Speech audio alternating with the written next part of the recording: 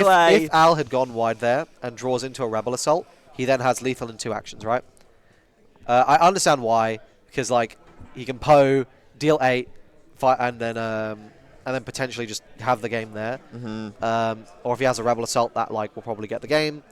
But yeah, that's really rough. I think the play from Al was to go wide. But who expects the second Waylay when you're literally ripping cards off the top of the deck? And I don't even think Dave plays that many Waylays. He plays 1 in the main. Yeah. Right? And then the second one So has he been drew. sided So he drew in. the sided Waylay, right? So I mean, you can't necessarily expect that. I think this is probably going to go to game 3. Yeah, it looks quite likely. Well, we wondered and we thought that this game wouldn't be going into the 7 resources. Like you said, we have now hit 7 resources for Al. And I mean, Al's dead on board right now, right?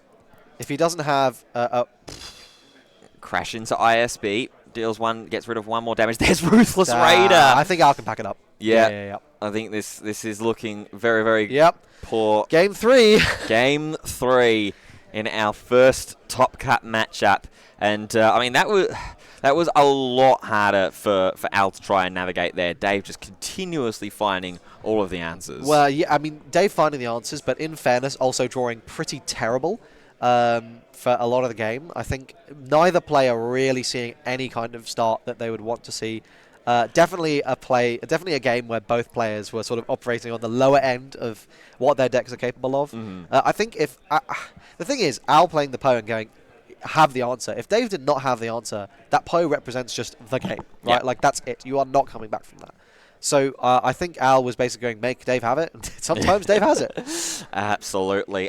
Space, thank you so much. Thank you for the Prime sub. Thank you so much for the Prime subscription. There were so many subscriptions yesterday. Prime subs, gifting subs as well. Finzor gifted 10 subs across the entire Swiss stream yesterday. So Finzor, if you're in the stream here as well today, big thank you to you for your generosity yesterday as well. And as with any stream as well, big appreciation. Hello there, Finzor. General Finzor. General Finzor, welcome as well. I hope that you are doing well in the chat this morning, as it looks like Al might have gone back into the sideboard there for this final game.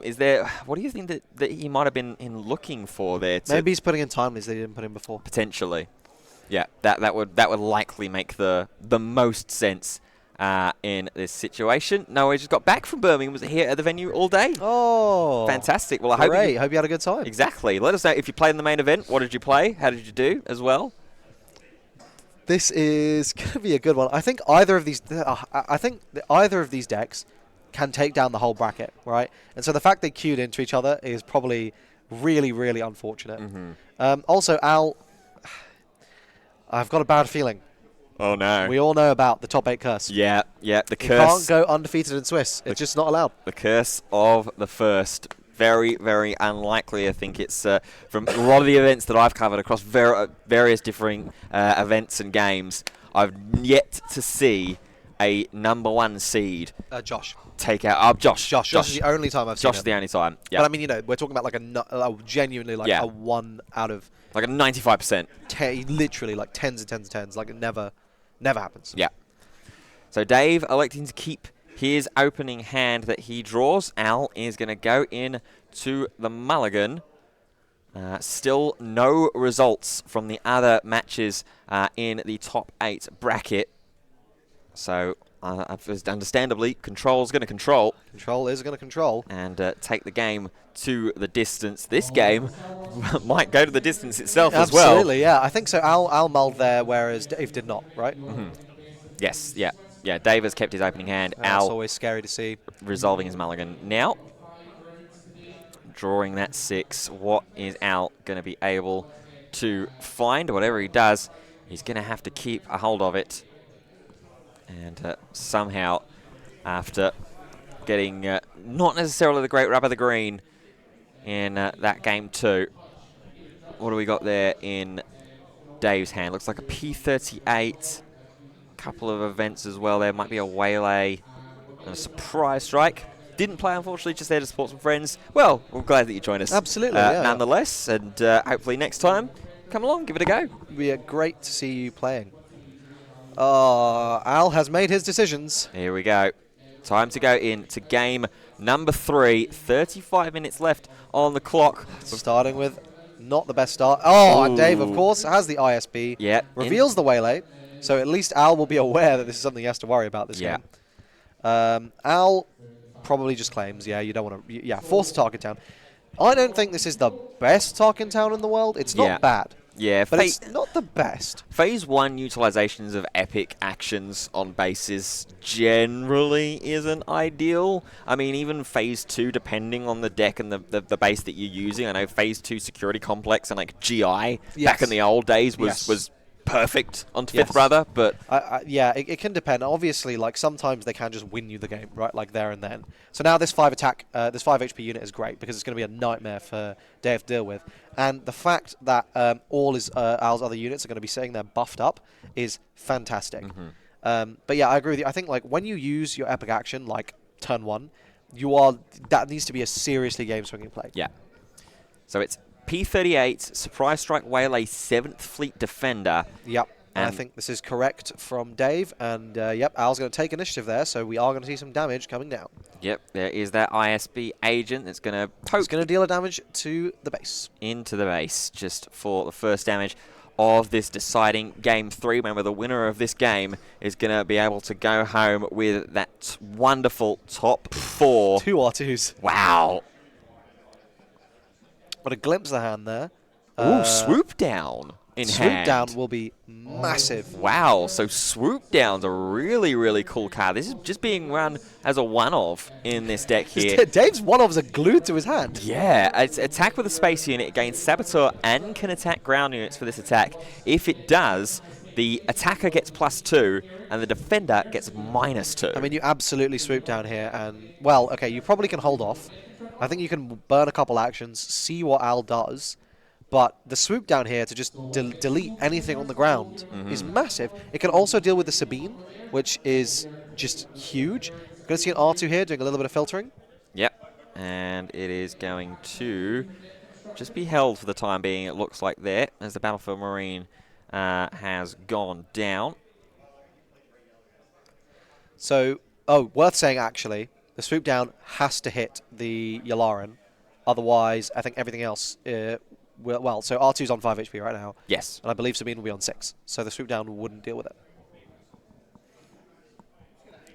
Yeah. So we are going to see the swoop down come here. It is going to remove the Yularen. Yeah. Al probably sitting there going, these are a lot of one-offs you're drawing, dude. Yeah. So just trying to figure out. So that is just as well for that attack, that boost. So this that 7th Fleet Defender is back to its base stats. Holding on to those 3 cards in hand. We're going to see a ping. I mean, yeah, Al's not keeping initiative after this turn. No. So I think he's happy to do that. Keep burning actions. Not sure what Al's got in his hand. Was that another Yularen?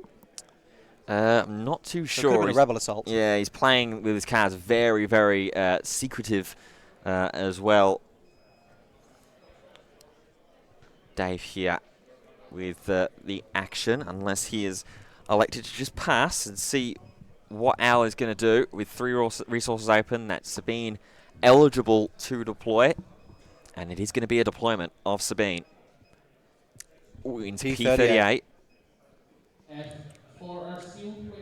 And then that Sabine is going to get rested down by Django Leader ability. Here comes Wing Leader now.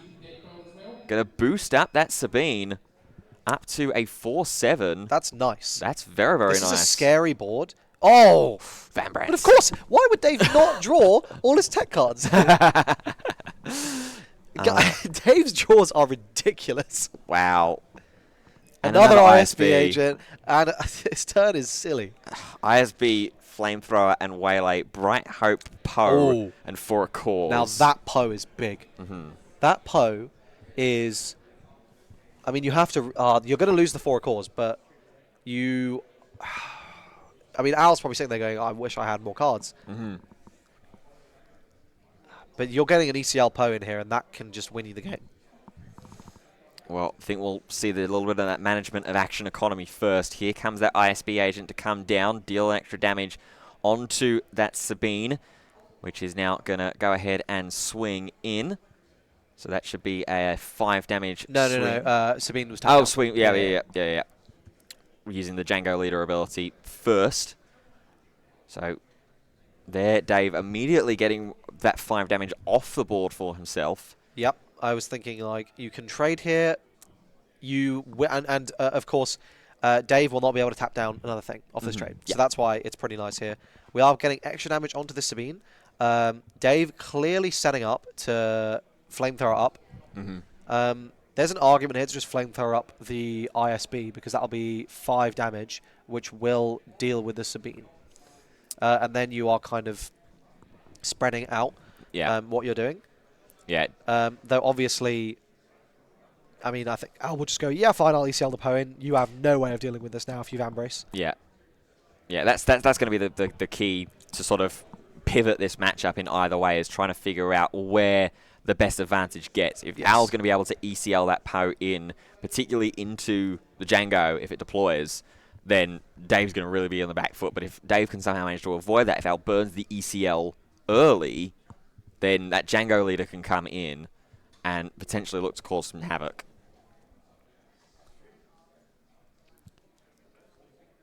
So Dave looks like he is just going to deal the extra damage. Bright Hope. We're going to Bright Hope here. And getting you these extra cards. Going to deploy. We're going to be able to play the R2 down again. Fine. We are going to lose this Sabine, but we're going to have a massive ECL Poen next with a lot of cards to discard. Yeah. This is really, really clever here. As here comes that flamethrower. On attack, we'll be able to deal that damage into Sabine. This is a board clear. I think, because Sabine is on 7, right? So you can swing into the R2 and deal the 3 damage to the Sabine. Oh, but he's going to swing base. Swinging base wants to get that pressure on, yeah. But that Fanbat's flamethrower damage is going to go into the boosted up Sabine leader with all the damage that was dealt onto it previously. That is going to be able to go down and back into the leader zone. Al had already claimed the initiative, so from there it's just going to be a pass. Second copy of Waylay and an Imperial Interceptor. I don't think, if Al is able to just get the ECL in, I don't think he's necessarily that scared about the Poe getting waylaid. He's like, okay, fine, whatever. I've gotten so much value out of this. He's going to discard at least 1 to deal 2 damage to the Django, and then ECL into the Django, and that's going to kill it. You could maybe discard an extra to remove the shield off of the 7th Fleet. I think that there's an argument for that. So Al with 6 resources available with the initiative. Just trying to think and figure out as well. I'm not sure how many. I think it's 4 cards that Al is working with. He's got a Wrecker. Is it Wrecker or is it? Yeah, it will be Wrecker. 6 resources. Here comes that ECL. Here comes Wrecker to come in. This is big. Wow.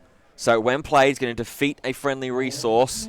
Going to deal the 6 damage into the Django. Then go ahead and ambush into the unit. Yeah, so it's 5. So Django will be down to 2 health. So he's it's 5, not 6. Yeah, it's 5, and then he's sitting there with this Wrecker that the only out Dave has is a Waylay. That's not great. Yeah. Wow, really nice there for Al to just immediately circumvent all the fears that we initially had, having to see that Poe getting waylaid again for the 3rd time in this best of 3 set.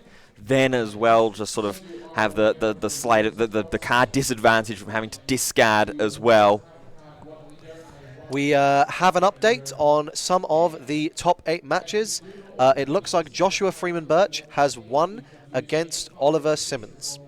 Wow, so there is Joshua Freeman Birch looking to defend his premier event title up into the top 4, it looks like, and I believe it looks like from the body language and the reaction I'm just seeing through the crowd as well, that Pierre might have made it through as well. We'll get official confirmation on the scorings as soon as we have it, as soon as it has updated.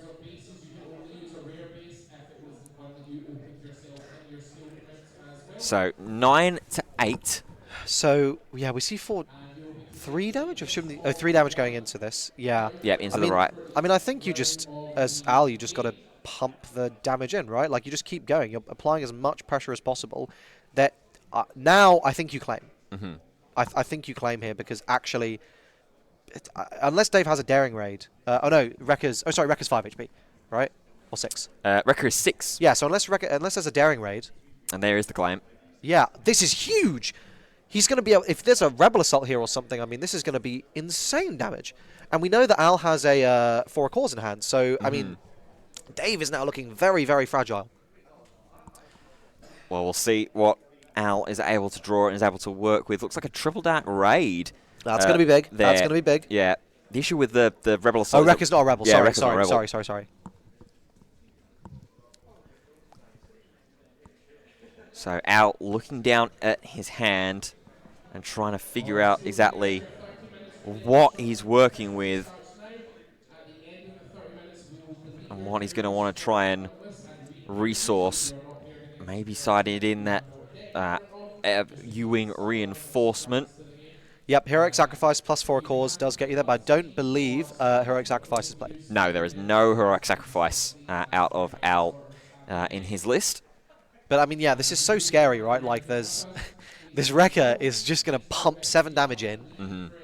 Al is currently facing down 7 damage himself, right? But that's a lot of actions. So Al's going to be able to swing 7, play out a board, claim, go into the next phase, probably 1 action, and then 4 cores gets him there. Yeah. And obviously, Dave has to answer this Rekka, right? Like, that is the #1 thing that has to happen. Yeah, well, understandably, the first action that Al will take in this phase is to slam that 7 Rekka damage into the base, putting Dave on 17. There's no great situation for Dave here. Like, arguably, he needs to put that ISB into the R2 just to try and stem the bleeding somewhat. He can TDR. I mean, he's going to want a TDR, right, to try and find a Ruthless Raider. That's going to deal with the Rekka, pump 2 extra damage into Al. I really want to know what Al's got in his hand right now. I mean, obviously, we knew there's the Poe. We know there's the 4 cores. I mean, a Fleet Lieutenant would be great, right? Yeah. So Al going to just attack the 1 with the R2. Going to have a little look and put immediately to the bottom top card on the deck. Here goes another 3 damage, this time with the 7th Fleet Defender. Yes, as chat has set out there, like if Dave sees the Ruthless Raider, he will win on his first action on the next turn. Okay. I mean, that being said, right, like if Al just draws 4 cores, like he also wins. So yeah. It's literally going to be like draws. And obviously if Al mills 4, sees 4 cores there, puts it back on top, Dave is probably like, okay, well, that's the game. Because Al will have initiative. Yeah. Al has the action yes. right now after that 3 damage from the 7th Fleet Defender. What is he going to elect to try and do with it? Obviously, both of the epic actions of the base is already burnt. Al, I have to say, probably getting the larger value out of the 2. So, yeah. There's 5 resources. This is going to be the Poe. Just going to play a Poe. But I mean, that also gets him there, right? Like, now Al just claims. There is 2 waylays, though, in hand. Yes, but then Dave is not pumping damage in. Yeah. Right? I think, like, the question is basically, we can get 1 damage in, we can push Al to 17. And that's what's going to happen. And then, I guess, if we double waylay, we do have lethal on board. Mm-hmm. So that's probably quite good. Actually, yes, that probably is the play. You just double waylay. I mean, you still lose to Fleet Lieutenant plus 4 cores. You'd lose to double 4 cores. So, I mean, honestly, it's pretty much just whatever Al draws, right? Like, he claims, double waylay. Yep. Pack up the board, and let's find out what Al draws. Yep, there goes both of the Rekka and the Poe Dameron back into hand. What does Al find?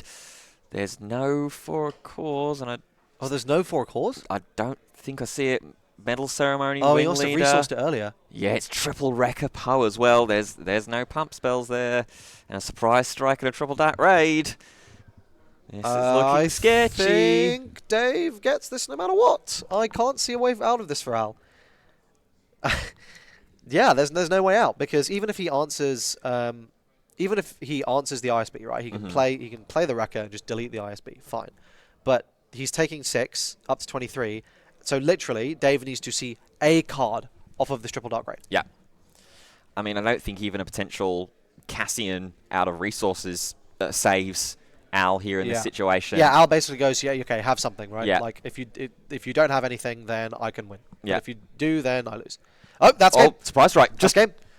Just surprise strike into the final Imperial Interceptor, put up to 23, and there's the handshake extended.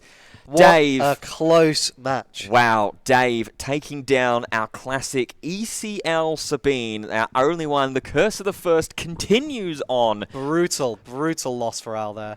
Such a close set. But a gripping three-game set there as well from both of our players, in a game that we expected potentially to only last about 15 to 20 minutes, with it being a heavy aggression matchup.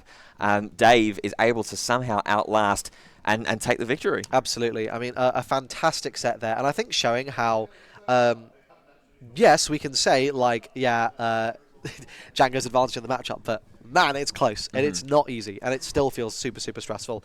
But a fantastic set. Great play from both players. I think ultimately, like, always coming down to basically just one action or the right answer. Dave, very, very skilled at during those waylays. I think... I suspect maybe it's best for us to go on to top 4, and we can do interviews with players after top 4 matches. But I don't know what you think, or we could do one now. Well, we can have a chat potentially with Dave if Dave is willing to come on down and have a little chat with either yourself or me. And we can talk about the matchup a little bit, because I imagine is the Lone X2 as well making it into the top 8. Yep. That would have been weighing on his mind a little bit. Absolutely. So we'll get you the updates and the full confirmed scores as soon as we have them as well from the other top 8 matches. We believe that it's Josh Freeman Birch that has won in his matchup against Oliver Simons. The other 2 matches haven't been quite confirmed yet, but I can see that all of the matches do look like they are finished in top 8. Yes. So we will be able to grab the updated scores in just a moment. But there's a Django that is going to go into top 4. I can't say I'm surprised. We knew this deck was incredibly strong, following on from the success of Boba Red. And then we saw there, I mean, arguably an easier time than Boba Red was having for the ability to just tap down boards constantly. I mean, that game 1 that Al had was fantastic play from him. Game 2 was hilarious. Just great low-end results from both players. Yeah. Duking it out, really, really close. But again, like, so close from all those matches. So we know so far that we have a Django Tarkin Town. Yep. And we have a Palpatine Yellow. Yes, Palpatine Yellow, which is Josh Freeman Birch's deck. So we're still we know that the Django Tarkin Town versus Palp Blue matchup has ended, as I can see the players wandering around. But not 100% sure how the result has gone. We will get that for you as soon as possible. I think I can see Dave coming over. Okay. So do you want to do this one, or shall I do this one? I think you go for it. Sure. Why not? As soon as he is with us here over in our little elevated platform that we've got here in the NCC as well. But he's just being brought over to us now. Yes. So in just a moment, you'll be able to hear from Dave, our 6-2 player, who has now advanced through into top 4 on Django Tarkin Town. And I'll hand over ready for him now. If you can go find out whilst we're doing this. Sure. Yes. All right, here he comes.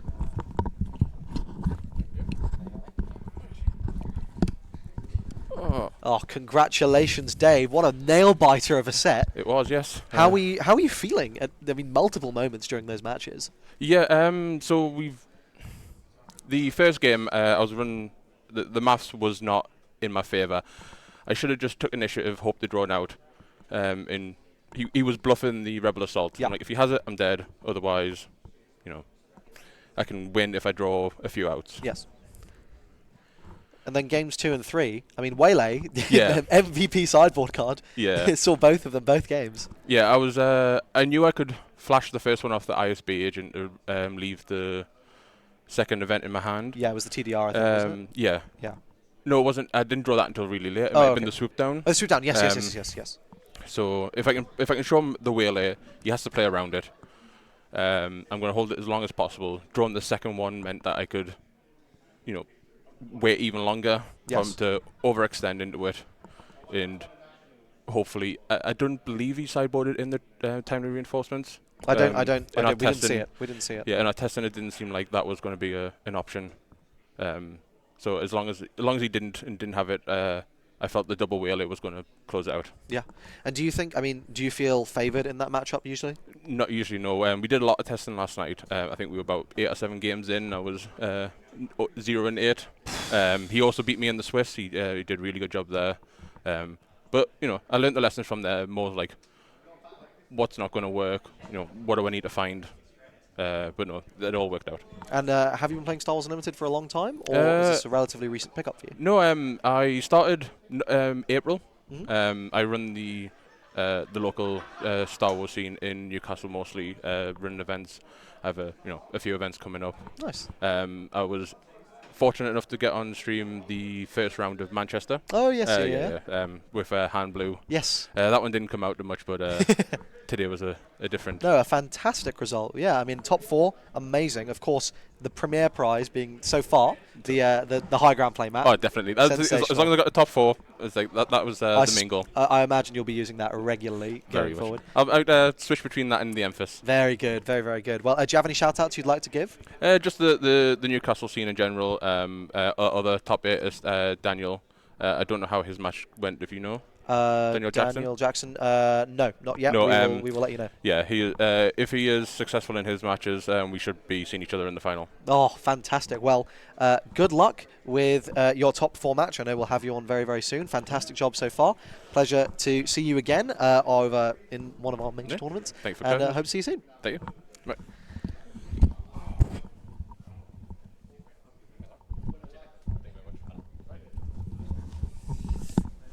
All right. Well, there you have it. I come bearing news and an update on our confirmed top 4 standings. So, of course, we have Dave. He is going to be up against Howard Williams on Palpatine Green. Then Pierre winning on Bosk Blue. He will be up against Joshua Freeman Birch's Palp Yellow. What an interesting top 4. And that will be the first game that we see. I think that makes sense. Both of our top 4 matches. Well, that is a set and a half. So, first we'll be watching Bosk Blue against Palp Green. Palp Yellow. Palp Yellow, sorry. Yep. And then after that, we'll be watching Django Tarkentown against Palp Blue. I think this is going to be a fantastic time, and you all better stick around. But for now, I think we're going to take a very, very short break, get set up for the first of those top 4 matchups. So don't go too far, because we're going to be back very, very soon. Until then, we'll see you soon.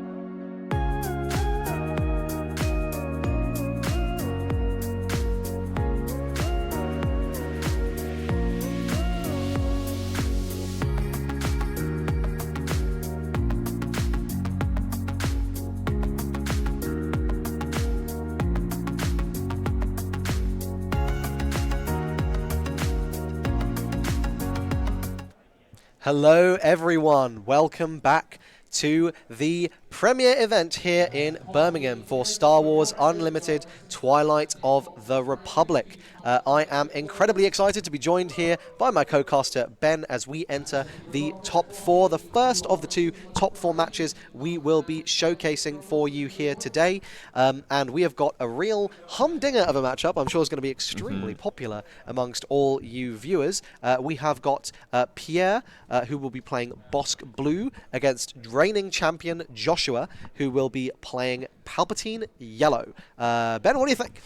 I mean, first off, I think this is just an incredible invention from Joshua Freeman Birch. Palpatine Yellow. He just can't make a bad meta call, can he? It's incredible. I mean, even going back to the early days of Star Wars Unlimited when he started utilizing original Han, that was, he piloted that so well through UK Games Expo. Then to come to the Shadows of the Galaxy premiere event with Boba 30 HP green, which was a great little decision there. And now bringing in, keeping the Cunning Command Villainy trio, but this time with the deck that he bested, the leader that he bested in the premiere event last time. And I think this makes a lot of sense, because if you want a late game control deck that goes over the top of every single other late game control deck, that is Palp Yellow.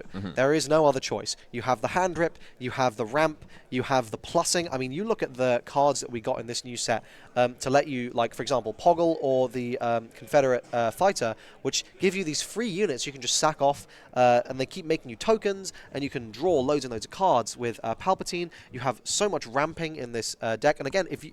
Like, I wouldn't be surprised to see Josh 3 or 4 resources ahead in some of these matchups. But equally, of course, there is the mill game plan, which Thork or Pierre is going to have available to him, which Josh does not have, which we could find ourselves in a sort of mill-off, depending on which route these players decide to go. I think this is actually going to be a really, really interesting matchup. Yeah, this certainly will be. I mean, we saw Pierre going along that mill route at the end of yesterday's Swiss pairings in that win and in, just getting those final cards out of Callum's deck. As we get ourselves ready to go into the matchup in top 4. This is, like I say, the first match of the top 4. The second we'll be also bringing to you. That is going to be Howard playing Palpatine Green on against Dave, who is Tarkin Town Django that we just saw beat Alessandro. Absolutely. And I think, the fact that... only one aggro deck is in this top, I don't think it's overly surprising. We saw a very sort of mid-rangey meta into the field and not very much control. And so I think, a great format to be taking these later game decks. And of course, both players had good matchups, played really well. I mean, it's absolutely suicide. Both players going X1, not undefeated, but, not like that matters. Incredible levels of play, and I think we are in for a real treat. I think the real treat I'm going to be in for, once we finish up here, is watching the collective meltdown on Star Wars Unlimited content creators' YouTube channels and blogs when they discover that Joshua is playing a 55 card deck. Yes. They're not going to like that. Yeah, Josh, definitely a master of doing the unconventional when it comes to the deck construction. As I mean, I'll look at some of the cards that are included here. I mean, like, he still kept the Cobb Vance. He loves that. Well, I think it makes a lot more sense in Palpatine, right? Because you can always guarantee that you are triggering that when defeated. And the way, like, the fact that in this particular matchup, that Cobb Vance is going to be insane because it's like essentially 2 extra copies of Bazine. It kind of like just gets you to those Bazines faster. Now, we don't see McClunkies here to be looping those Bazines. So that is an area in which this is weaker than that sort of Boba Green shell we saw last set. Yeah. But I definitely think, this green, yellow, black color selection is so strong. And I think we are in for a treat here. Looking at this opening hand, we see a resupply. We see an OB. I think Josh kept it. I think, yeah, we saw Vader in there as well, as it looks like Pierre is going to keep his hand as well. I just see a Super Laser Blast. There is the Emperor Palpatine. There's a takedown in there as well. Entrench that looks like it's going to be going into the resources. And we are straight away underway in our first top 4 matchup. The other top 4 match is not being played right now. We will be bringing that to you as well. That will be Django Tarkin Town against Palpatine Blue, as we are already into the next phase. Pierre immediately just claiming the initiative to start off this matchup as we see the Dr. Pershing in hand off the top of the deck. So in my experience with these kind of later game control mirrors and later game control matchups is you just, the number one thing you want to do is you kind of want to deny your opponent from like amassing a lot of cards. Because when they have a lot of cards, they have a lot of answers, and they have a lot of outs. And you also, I mean, typically I've been playing these in the blue shell, you can't mill the cards your opponent has in the hand.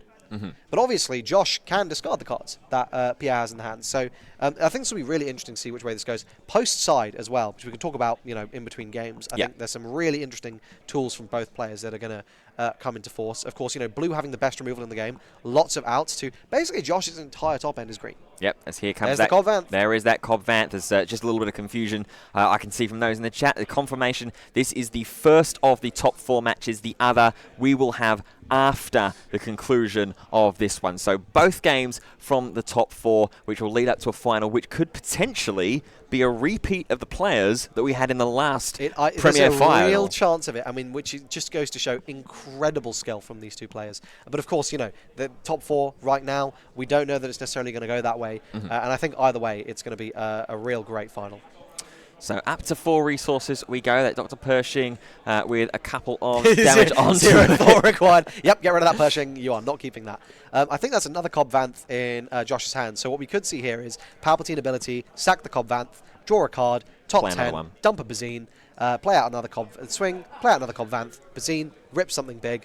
Death Mark. Death Market. Into, Death Market, and there comes... there's Super Late Stack. Oh, here we go. This is big. Immediately, Pierre is going to get that 1 damage onto the bountied Cobb Vanth, but this should probably be just a Palpatine leader ability. Get that ramp going with that Super Laser Technician. I think that is the play. That Death Mark's going to be interesting, though, for Pierre, especially if he's going to be able to get to activate that when Bosk is able to flip. He does deploy next phase. So Josh can deny that by bouncing the Salacious Crumb and just removing the Cobb Vanth himself. Okay. So if Josh is expecting that to happen, he definitely can stop it from happening. Yeah. And then he can also replay the Salacious Crumb. So just deciding here whether he wants to get rid of this this Super Laser Technician using this Palpatine ability. It is going to be that. Yeah, I mean, the logic here is what if Pierre slaps on another upgrade, right? And then in that case, I'd rather have gotten rid of my... he's deciding where to deal the damage. So he's dealing with both. Okay. So he's denying it. He's drawn the card off the Palpatine ability. Yep. And now he's resolving the Cobb Vanth. Yep, and then the Death Mark gets resolved as well with Pierre getting the there's a Cloud Rider, so bounty. There is going to be a hit. Oof, 2 OBs. Actually, to be fair, you're probably all right with that in this matchup. Yep. I mean, obviously, we're looking for the Bazine. Another laser tech. We don't get the Bazine, but that's fine. We get a unit. Yeah. And we're digging 10 cards closer to a Bazine. So Josh, with that Cloud Rider, is going to be able to get ready to be played off of that Cobb Vanth. And I think, he's just going to dome Pierre for 1. Yep. And play out that Cloud Rider. As here comes that Salacious Crumb just going ahead and dealing 1 damage in. Cloud Rider now hits the board. And there is the pass as Devastator. well. And another Death Mark. Now, so now Josh is, so he's a turn closer. He's going to be presenting bigger threats. And obviously, something we didn't even talk about is the fact that Palpatine is going to steal the first big thing that Pierre plays, right? I mean, you sit there and you just kind of menacingly threaten. Like, Pierre can't play down an Avenger. He can't play down any of his big threats because Palpatine's just going to steal them. You kind of need to bait out by playing something just juicy enough that Palp is like, okay, I can steal this, but not one of your massive game-winning pieces. Yeah, as we're going to see 3 get paid for here. Here is a merciless contest. 3 cost to remove a crumb. yeah. Oh, no, he wants the crumb. He wants the crumb. Well, we saw him in the last Premier event be very, very favourable about Salacious B Crumb, being able to loop it back with continuous base healing, particularly with the use of McClunky. Absolutely. But as we said, there's no McClunky in this list, at least not in the main deck. There isn't in the sideboard either. So at the moment, just wants the little boy on board. I think we just had a pass claim then. Yeah, we did. I mean, Josh is probably absolutely fine with this. He's now on 7 resources. And a Bazine. And he can start presenting some big boy threats if he wants to. We can go wide with this Vader. We can potentially pull out a Bazine and another Crumb.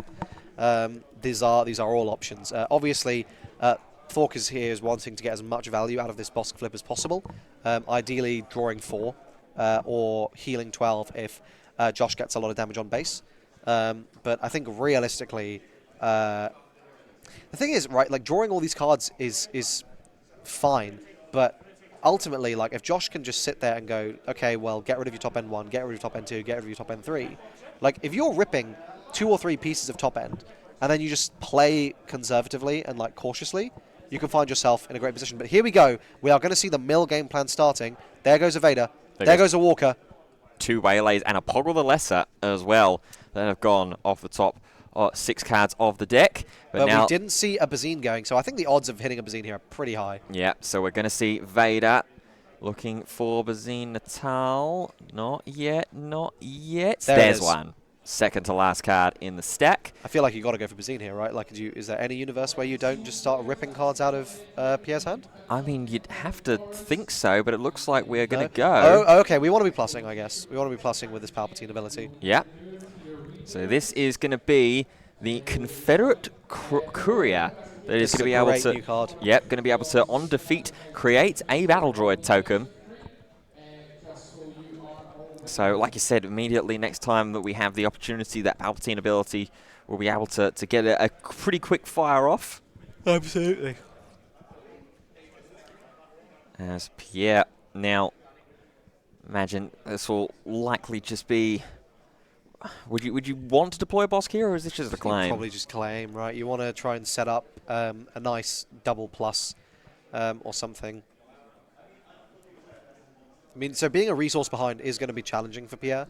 And again, especially when he's a resource behind and also his leader's nowhere near as effective in the matchup, and also Josh is going to steal the first big thing he plays. There is a timely. Ooh. And that's going to go into the resources, ready to smuggle. Perilous position. 10 resources play, we know what will be happening. Yeah. So timely in a 6-9 and draw 2. Pretty good. Pierre did find a Lieutenant Childson as well as the second card drawn for turn. That may be a juicy enough target for Josh to steal, but he probably won't. I think Josh will just exercise patience here. Well, here comes the Childson. We're going to reveal potentially all 4 cards here. 2 Avengers, a Takedown, Super Laser Blast. Reveals the Super Laser Blast, 2 Avengers, and a second Super Laser. A second Super Laser Blast. Yep. So now, I mean, obviously Josh being asked the question here, right? So I can't go too wide, but I need to go wide enough that this Super Laser Blast is irresistible. Mm-hmm. And we kind of know, like, okay, well, next turn there's probably going to be a Super Laser Blast. So, fine. As Josh here, you probably go like, okay, I'll just play like one thing, and I'm fine. Like, at that point, I'm fine getting blasted. Like, you're not really getting any value here.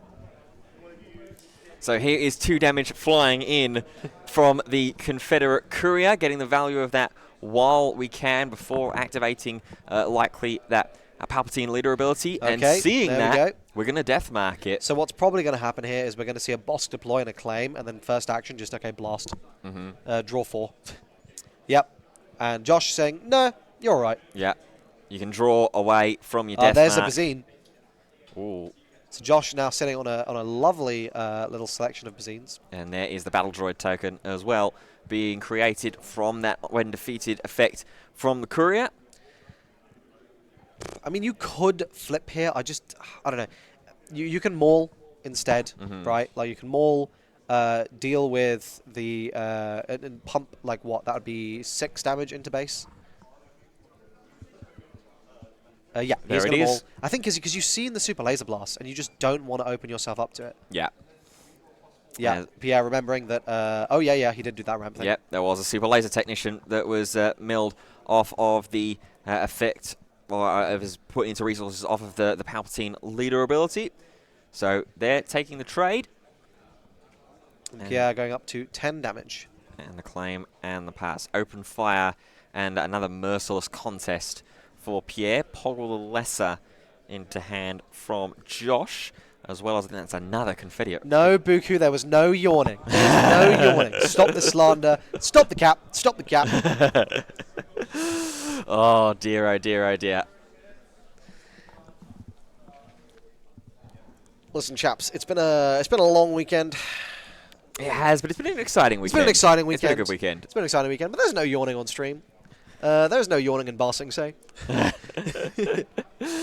So Pierre will have the first action here, however, and it will be a perilous position Okay. onto that Darth Vader, resting it I feel down. like I'm okay with this, right? If I'm Josh, I'm like, okay, I mean, I guess it is a bit annoying because you want to present these threats. I mean, Josh could here just... Now, the scary thing is, right, how many Super Laser Blasts does Pierre play? I think it's 2. It is all 3. It's all 3. So there is a really strong argument for Josh here to just go, okay, Bazine, rip. Yep. And now Pierre's going to be sitting there going, I don't have a great out to these anymore. Well, after that 1 damage fired in from the... And he is going to take down that Vader. yeah. I mean, yeah, so many cards falling out of Pierre's hand to deal with these, holding all this top end, which is just ripe for... Here we go. There's the first Bazine. Here we Let's go. have a little look. We can get an exact C. So Avenger, Power the Dark Side, Laser double. Blast. Okay, I mean, I think you've got to hit the Super Laser Blast here, right? Yeah, there goes one of them. We'll draw. Thoughts he's glitch question mark? It's It's a top target. Okay. That's probably the ideal draw for Pierre here. Just counting up exactly how many resources are left, and now Pierre is going to elect to deploy straight into the face Gorgeous. of an ambush overwhelming maul. Pierre probably sitting there going, oh, that sucks a little bit. Yeah. And this top target is now way worse. Yeah. All of a sudden, very, very quickly, things are able to change. As Pierre is just left to claim, there will be a pass. Resupply immediately going into the resources. We are way past that turn. Is that a restock, I think, that Pierre's drawn? That is a restock, yes, which I think you got to play in the main for these sort of control mirrors as a blue deck. Obviously, as Josh, he's like, okay, well, I mean, I'm not going to, I'm not winning the mill off anyway, so who cares? Although maybe he is by being 55 cards. Tactics, people, tactics. Absolutely. You can never be milled out if your opponent has way much more to get through. Absolutely. I think here, I mean, this is just a really, really tough situation for Pierre. I mean, he's got a blast, right? It is... Oh, no, he's going to Palpatine. Okay, Palpatine does deal with it. Yep. But equally, right, like, we're on 10, so we're going to get the timely, right? I think we get the timely, Walker, draw 2. Bazine first. Oh, okay. No, well, we just Bazine. This second Super Laser Blast is now gone. And again, like, super patient here, right, from Josh. He's going, okay, I mean, that first Avenger, I am taking it. We drew a perilous position, I believe. Or Vigilance. Well, here comes the top target onto a droid. battle droid. The most dangerous battle droid on the Geonosian field. Absolutely. And I mean, this will heal 5. Yeah. Because Pierre can just go, okay, ping it with Bosk. So I think this is a decision here from Josh. Do I want to do I want to claim? Do I want the initiative here? He can sack it off with Palpatine, or he can swing. He's going to deal a damage to Palp here, so setting up the Vader.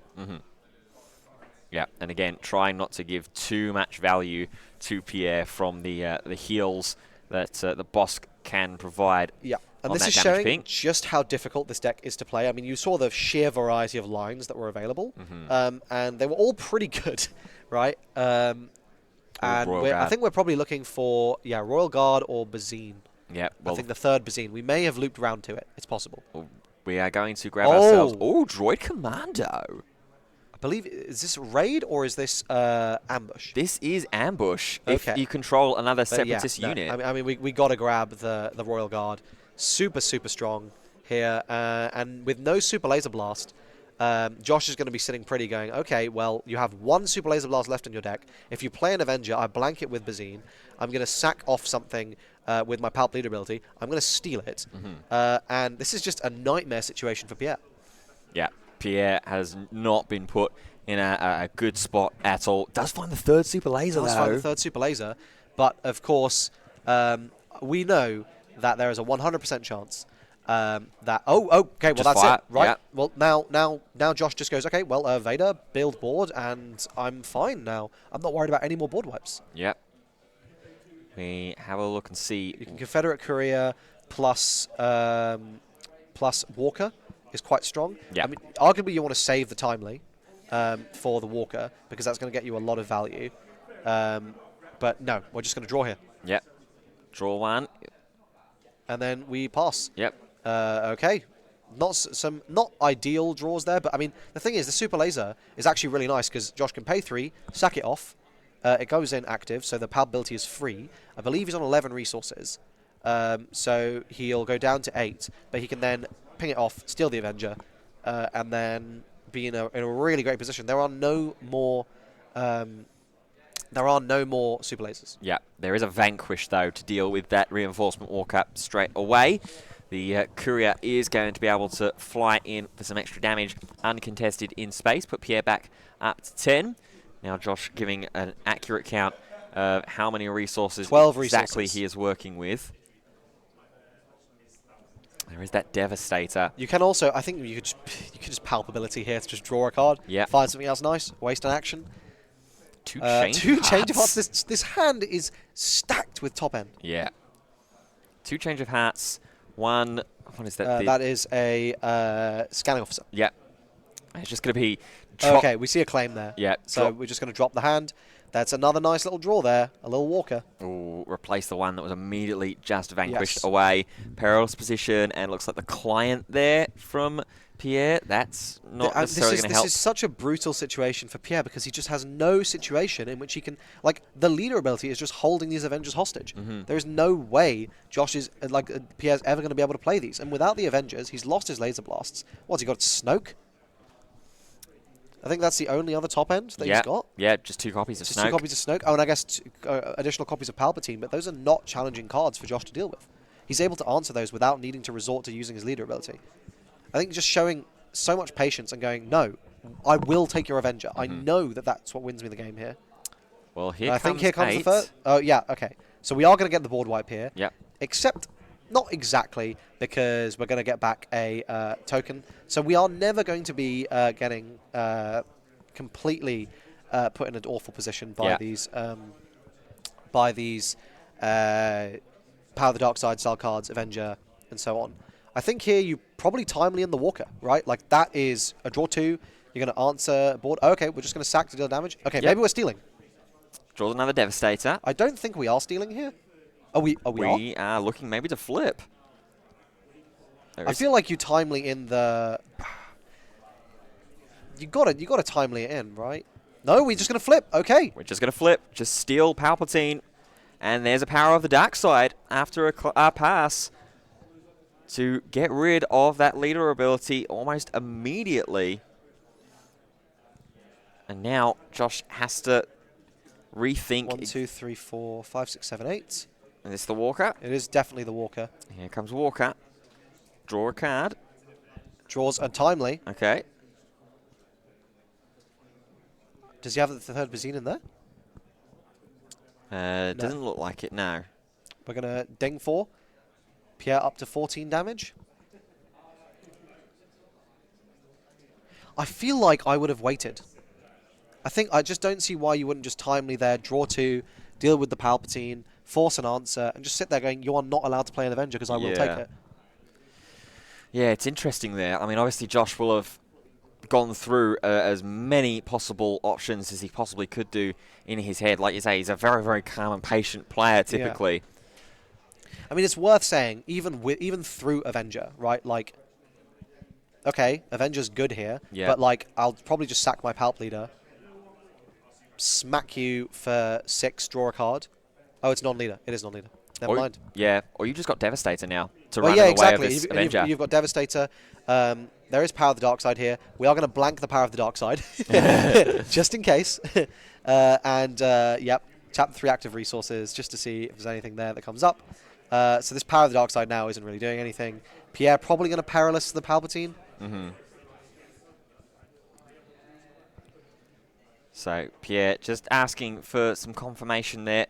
Looks like of some information. What Josh will have to slightly start worrying about now is potentially even the mill option with the amount of cards that he's seen. I think that Josh is ending the game potentially too quickly for the mill option to be viable for Pierre. I mean, 1 Devastator smack is over, right? We don't see a Vanquish in Pierre's hand. And if we could have a look at Pierre's deck list, actually, I mean, how many outs has Pierre already used? Okay, we've seen 2 Palpatines, we've seen 2 Avengers in the hand, but obviously and one's come onto the board. Yeah. But obviously, Avenger is not going to be able to deal with the Devastator. Yeah. The only things that will deal with the Devastator are the Fells, which we haven't seen. We've already seen 1 Vanquish, And the all blasts Super are Laser gone. Blasts are gone. Yeah. And then Trench will slow it down. Yeah. So that's obviously an option. And then here's the Devastator. Yeah. Just going to delete that Avenger. And we are just in a hugely advantageous situation for Pierre here. And we're going to be able to sack off this scanning officer to delete that Client. that client, and then draw a card. Yeah, really, really nice there from Josh. As you see there, the Palpatine I would say it getting is hull devastating. damage. It is devastating indeed, as there is the Bazine. There's the 3rd Bazine, and that's going to let us hit this Avenger, which obviously Pierre's not really going to want to play anyway. So we're going to use Bazine to peek at the hand. Like, is there anything we're scared about here? No? Maybe we let him have the Avenger, right? I mean, that'd be crazy if we're getting to a situation where we're happy to have a 9-cost capital ship in hand. Well, the thing is, right, like, we're staring at the situation where the Avenger is actually not doing anything. It's using up 8 resources. We get to look at the hand and go, okay, well, there's no scenario here where you actually get to answer my Devastator, in which case I'm going to bonk you for 10, straight up, like I'm hitting you for 10, and then we can deal with other stuff later. But like that 10 damage is going to get really, really close to closing out this game. Of course, Vigilance, Mill Heal will get Pierre out of the range of 2 Devastator swings sealing the game. But, you know, Pierre's in just a really, really tough situation right now. Yeah, I think we've only seen 1 Vigilance so far in this game, where there is a full 3 that Pierre plays in the list. So 2 are still somewhere. There's a Fel. Oh, there's a Fel. Big. That is big. But is there a second Devastator still in hand for Josh? I believe there is. I believe he had he drew the hyperspace one. Okay. We do have that Bazine Natal. So yeah, Josh checking. There are 8 resources open. We're just gonna hit you for 3. Yep. Go in there with the P38. Now here comes Power the dark side probably. Oh no, perilous position. Perilous. Now we Bazine. And there it is. Bazine Natal going to look at the 5 cards that are in hand. Sees double both Avenger. Avengers. Both Avengers are still there. Double Avenger, restock, takedown, and power of the dark side. I think there is a really compelling argument to not hit anything here. Because you can play out another unit, so you're keeping Power of the Dark Side blanked. You can hit for okay, he's going to hit the power. I just think I'd be worried here about potentially Pierre drawing into like a Vigilance or something, but like, I mean, yeah, I think in this situation, that power is now offline. We have full knowledge of the opponent's hand. I think you're going to swing with Palp here, sack this Bazine, draw another card, ping the shield off, maybe slam down a Devastator or something else small. We're going to tap 3 here for a little bit of an ambush guy. We're not going to use the ambush, I suspect. Yep. Or we won't be able to get the ambush because there's no Separatists. Yes, absolutely, yeah. No Separatists on board. 15 resources in total for Josh, which is see the claim. crazy. We're going to hit for 4. We're going to sack off this Bazine. Yep. We're going to ping the shield off. We're going to draw. I didn't quite see what that was. I think it was a no good. It was no good to be dead. Good. And then there is another Devastator there, which is very much an option. Yeah. I think. 1, 2, 3, 4. I think there's 10 there. I think there should be 10. Yeah.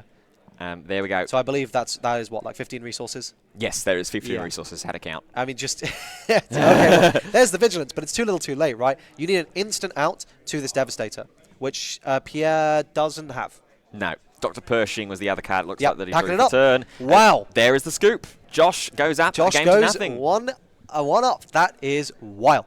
Wow. I mean, that was just Palpatine doing what Palpatine does best. And we've seen that throughout the entirety of Star Wars Unlimited so far. But in a different kind of variety and format. We're used to seeing Palpatine go more along the option of just, I'm just going to use these events to just outvalue you through the early to mid-game and then get to my big late-game threats and bombs. At that point, Josh just considerably throughout the entire game was just, okay, I'm going to play these units still that's going to get me value, combine that with my leader ability, and then here and there, there's going to be an event that's just going to be, you know, able to side me over. Absolutely. I mean, let's talk about sideboarding here, and I think I know what Josh is going to do. I think Josh is going to put 10 cards in and take none out.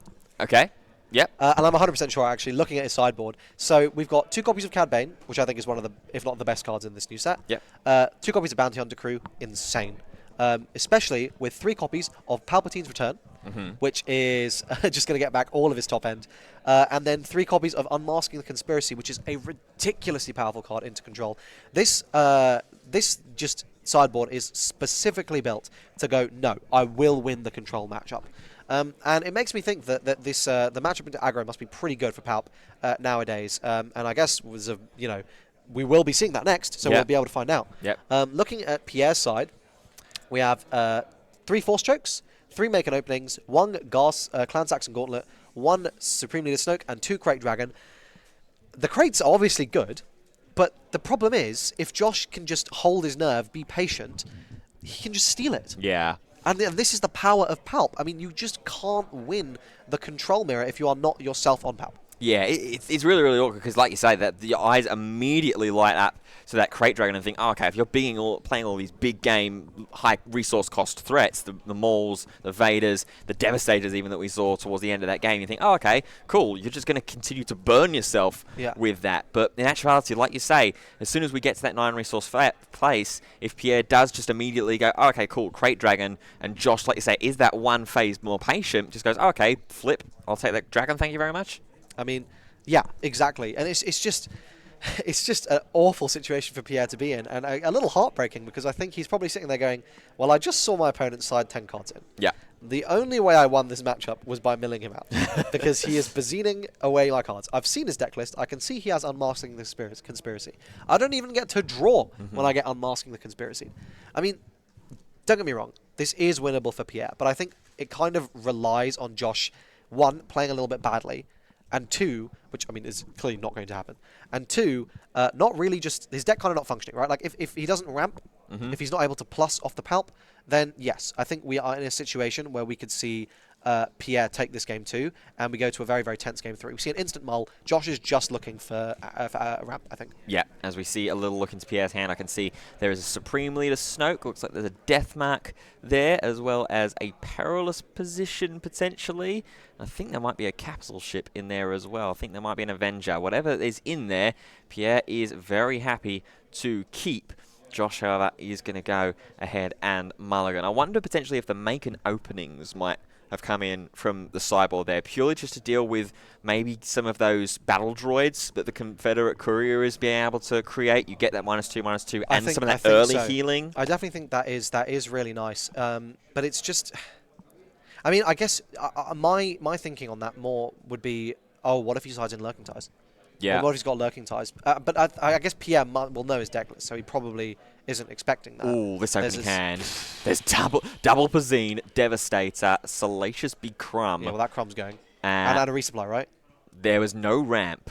That was the only thing that there's not in this this hand. Yeah, I don't see the card behind Devastator. I didn't see if it was... It is a Royal Guard. Oh, I see. Yeah, okay, well, let's have a look. Go on, Pierre, what do you got? Deathmark, Snoke, Client. Yeah, goodbye, Deathmark. And the Lieutenant Shelton. Absolutely the correct call there from Josh. You do not want Pierre getting that free value there. It's a draw Pershing. Skill. High skill gameplay. Wow. Dr. Pershing to be able to net some more of that card advantage as we go into phase 2. There is an open fire and a takedown Cobb Vanth off the top for Josh. So potentially an option here to find some of that ramp later on in the next phase. We are going to slam down that Cobb Vanth there. I mean, we know, right? Like, the Pershing's got a trigger here. We're going to smack a little bit of damage into it with Bazine. Then Pierre's going to play a card, and Josh gets to claim. So Pierre's kind of got to go, do I want to draw a card here, or do I want to play the client? And he wants to do both. So this Pershing's only going to get 1 draw. Yeah, as there is the draw to Power of the Dark Side that we find for Pierre. Josh is going to consider maybe the only option attacking in with that Bazine, or if we are just going to look to claim the initiative, it is going to be a claim out of Joshua Freeman Birch. And imagine here for Pierre, this will be potentially slamming down that client and then passing to phase number 3. There it is. I think one of the things, and I'm thinking forward, if Josh ends up playing the mirror in the finals, is having access to Change of Heart. To blank the opposing Palpatine's leader ability is kind of insane. Yeah. I feel like, I mean, what a metacle. It's such a good metacle from Josh here. I mean, I'd be really interested to test out this, to see that Django Red matchup. I think that would be really fascinating to see, and just see the matchup into Sabine, because traditionally those have been the decks that Palpatine has really, really struggled against, but evidently it can't be that bad. Well, the first action there, we see the Cobb Vanth attacking into the Dr. Pershing, and now we're going to go ahead and Pershing the ability. That final card drawn, there is an Avenger that we find. We are going to ping that shield off. With the Bazine Natal. This, yeah, I mean, Bazine's probably getting sacked off for a palpability imminently. We'll see what Pierre wants to do on this next action. Is one phase away from being able to deploy the Bosk leader. He is going to deny. Oh no, he is going to dome phase for 2. Yeah. As he is that Palpatine leader ability. I think we need to update the damage on the. The oh no, he bountied. I see. Okay, here's our Chilton. It's going to be a big boy. Yep, back up to that 6/6 Sentinel, it looks like here, revealing the... Avenger. Perilous position takedown. Yep, as here comes that Confederate courier, ready to create some battle droids as soon as it as well gets sent away for the Palpatine leader effect. I'd imagine Pierre is going to go ahead and claim. And then here comes the pass. Overwhelming Barrage. And Timely, which is going to go into the resources. Deathmark as one of the cards for Pierre. Funnily enough, I don't think this Barrage is actually too bad here.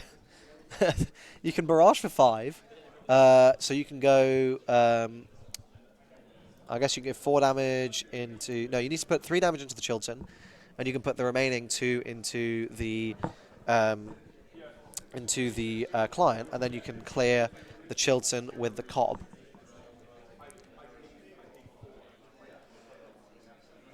So Pierre will have the first action. Oh, I see. So Josh managed to dodge the aggro decks. To be fair, that's not overly surprising, seeing as they represented maybe 15% of the tournament. So I think, like, you know, this was a great event to take a deck like this too, with a lot of aggro just like not really being there. But yeah, I suspect. Like, I think that's a good observation there from chat. Thank you. So Chilton goes in and attack base for 6. Get that early damage while we can. Josh trying to consider, maybe is this the time to fire off that Overwhelming Barrage on the 5 resources? May well be. Does have the no good to be dead as well. Potentially wanting to wait for when that Bosk, or if that Bosk does immediately just flip on this phase. Looks like there was a pass as the client goes ahead and bounties up.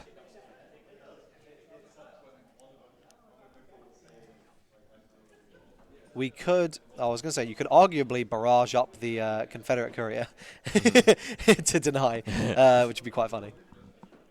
But no, we are just going to sink 2 damage in, which Pierre has not put onto his base, I don't think, but he should be on 2.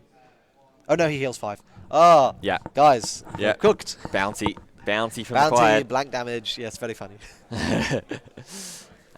So yeah, there's the barrage. Here is that Overwhelming Barrage, which is going to push some damage into that Chilton. I think you should have done 4 and 1, because if you hit the oh, that's going to kill it immediately.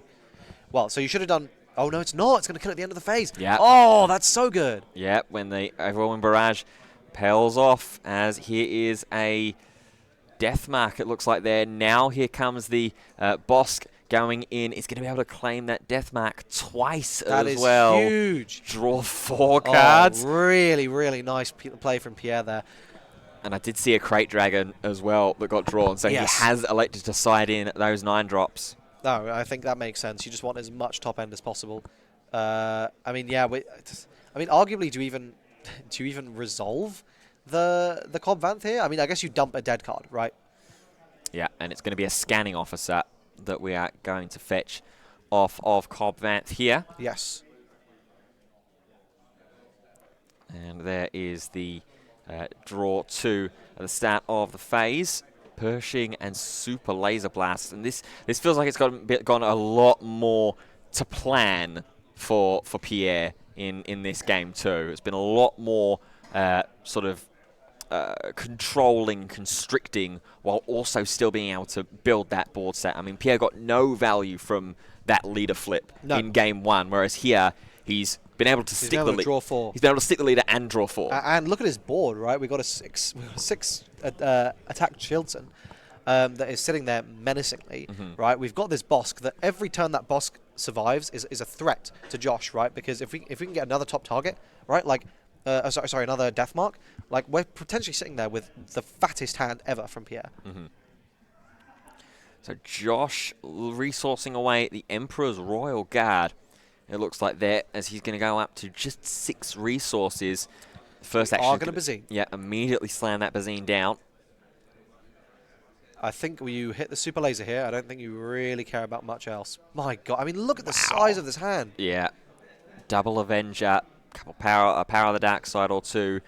The takedown, fell the dragon, super laser blast, vigilance, and that crate dragon. We are going to grab the he's dragon. going to grab the crate. It's very interesting. Well, I suppose in this situation he's thinking, okay, because I've not found that ramp, I'm not one step closer, one step ahead of being able to deploy that leader. So if Pierre wants to just immediately slam that crate dragon down, right now I've not got the immediate answer to it as the similar curve. Yes. Yeah. No, that makes a lot of sense.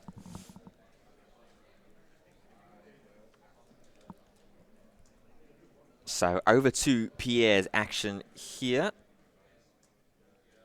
And it looks like just been a pass. Yeah, we're going to sack that to just deal with it. We need to just deal with this Chilton. Just get out. Yeah.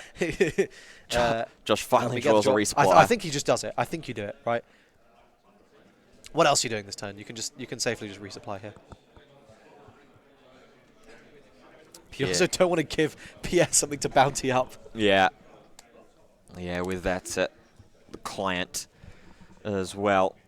Which looks like we're just going to see Pierre charge that Bosk in. There is the resupply. Instant resupply. Just instantly. Josh going up to 16 damage. Yeah, this is looking a little bit scary now for Josh in this game 2. Client is now himself going to get him for a little bit of damage. Going up to 18. I mean, this is like...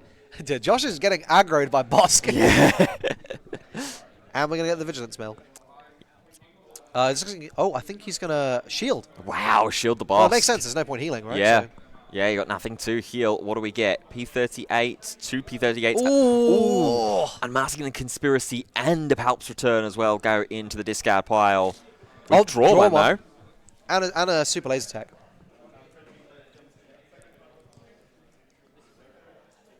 So yeah, I think there's no good to be done. It's not really doing you much good. Yeah. So 7 resources here. We'll go up to the 8 if we play the laser tech and immediately pop it with palpability. No, we ramped, so we're on 8. Oh yes, we played resupply last time, so we are already on. We're already on 8. There's an argument to do that because then you can go up to 9 and then you can devastate next turn. Yes. Yeah. I mean, the problem is you can. Yeah. This is the situation we're in because we're like, I have to control board here. Yeah. So immediate flip at the start of this phase for Josh, stealing that client away. Now here, if Pierre goes, okay, Avenger, Josh goes, okay, claim spell? No, I don't think he can. I think he can play out a board. He's gonna. Oh, we're gonna see a takedown. Takedown to run into the client and then potentially look to try and set up power the dark side. Potentially, yep. I think Josh, hopefully, he's going to play out the super laser tech, presumably. You've got to in this situation. I mean, you have to. It sets up your Devastator for next turn. Yeah, especially with the knowledge already from the Bazine earlier on that there is the power of the dark side as an option. Pretty quickly telegraphed there from Pierre. That was what he was trying to look to do. Yep. And Josh says, "Okay, no, we've got the little weenie unit to be able to sacrifice." Josh going up to 22. Thank you very much, EROXer, for a prime sub. Yeah, appreciate the support as has been throughout the weekend. I hope that those of you tuning in are enjoying the broadcast, and those of you joining us seeing the top 4 matchup. This is not going to be the only matchup from the top 4 stage that we will be bringing you. We will have the other side of the bracket, Howard versus Dave, Palp Blue. We're smuggling in a Bazine. Ooh. Very, very nice there. Palp Blue on Django Tarkintown is the other top 4 matchup that we'll be bringing you at the conclusion of this game here. But here is this Bazine from the Smuggle Resolving. I think at this point, you might have to... I think you have to hit the laser blast, but that fell is probably looking really tempting. Yeah, this is... Yeah, you have to hit the laser blast. And ideally, you want to get a way to just deal with the fell. Josh is probably sitting there going, oh, I really wish I hadn't hit that Unmasking the Conspiracy now. Mm-hmm. There's another client drawn for Pierre. Going to play that down immediately as a shielded unit that will also be able to give some bounties just in case Josh does find some aggression suddenly out of nowhere. With that leader boss still on the board, can get that double bounty claim. I don't know whether you hit boss. I think you probably hit boss leader because you can sack the super laser tech to ping off the shield and then deal 4 damage to it. And so you can definitely get it out next turn. Because, I mean, you are facing down like concerningly close to lethal right now. Yeah, yeah. 8 points of damage away from forcing this to the game 3.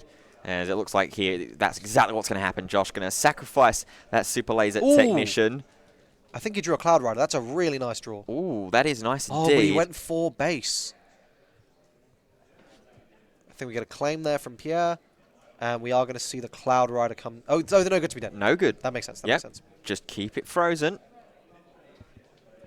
Pierre double-checking that Josh was not cheating, which he wasn't. Yeah, just counting the amount of resources that Josh is up to now, probably trying to figure out, okay, is that Devastator now online for Palp's Josh? Plus Unmasking the Conspiracy. Unfortunately, I don't think we can Unmasking the Conspiracy this turn. I mean, well, if you're trying to set up the Devastator, right? Like, I mean, and that's sort of the question you're asking. I mean, maybe you do Unmasking the Conspiracy because you know you're just going to lose the Devastator immediately, first action, next phase. Yeah. Cloud Rider, they're going to go into the resources as we get ourselves ready in for this next phase. Bazine and the leader ready, and I think here is just to check of the discard pile, just to try and see if there is anything for this Palp's return potentially to pull back, but I don't think there is. I don't think we've seen any moles or any Vaders so far. We've not certainly seen Mill. 2 base, we're up to 24. Josh is getting really close to dead right now. Yeah, well, I mean, what can you do here? I mean, you've got the Bazine and the Palp in hand. You've got that reinforcement walker. So the difficulty you have here, right, is I think Josh just put his hand on top of his resources. Oh, maybe not. No. Sorry, to his right hand side. You see it in the camera. I was like, there. what? The difficulty you're having here, right, is you can clear this boss, you swing the Palp into it, sack the Bazine, and ping it, and then you get to draw. But then you're now vulnerable to... I guess you're not vulnerable to Avenger, but you're vulnerable to Power of the Dark Side. So we are just going to see the one swing from Bazine first. I guess just probably going to see what is Pierre trying to do on this turn. Because we have a timely... We have an option here to heal 6, right? Timely Walker answers... Basically, you can answer board if you do that, what's currently there, as well as healing 6 or drawing 1, healing 3. So Pierre still just sitting quite nicely on 4 damage on base at the moment. Here goes a full... Here's the Avenger. Oh, no. No, Here's the Palpatine. Which will, answer that Bazine. Yeah. But being tapped out here, I think now Josh can sit there and go, okay, what is the best way to play this? I think if he still has the Timely in hand, he can Unmasking the Conspiracy, plus Timely, plus Walker.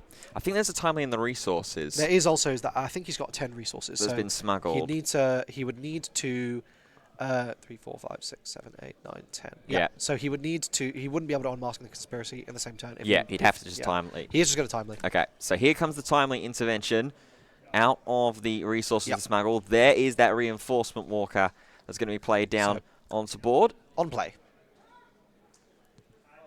Just a confirmation and a check there of all 10 resources. There are indeed.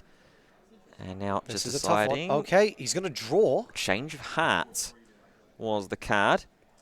And then here is the ambush in to the Palpatine, which is going to, again, activate the ability. So we don't care about this Maul. We need to heal out of getting domed by Avenger and losing range. And now, there's an argument here to sack this Walker off to just answer the boss. I mean, I think there's a really good argument because it just dies immediately next turn anyway. And this way you can deal with the boss. You're not quite as threatened. And Avenger can't deal with your leader. The nice thing about having that Maul in the discard pile now as well is it does work onto the Palpatine's return that's in hand. We can just immediately play that out and try and deal with another unit on board using that ambush and overwhelm. Here comes the swing from the Palp we are just leader. going to pump 4 damage in. Yeah.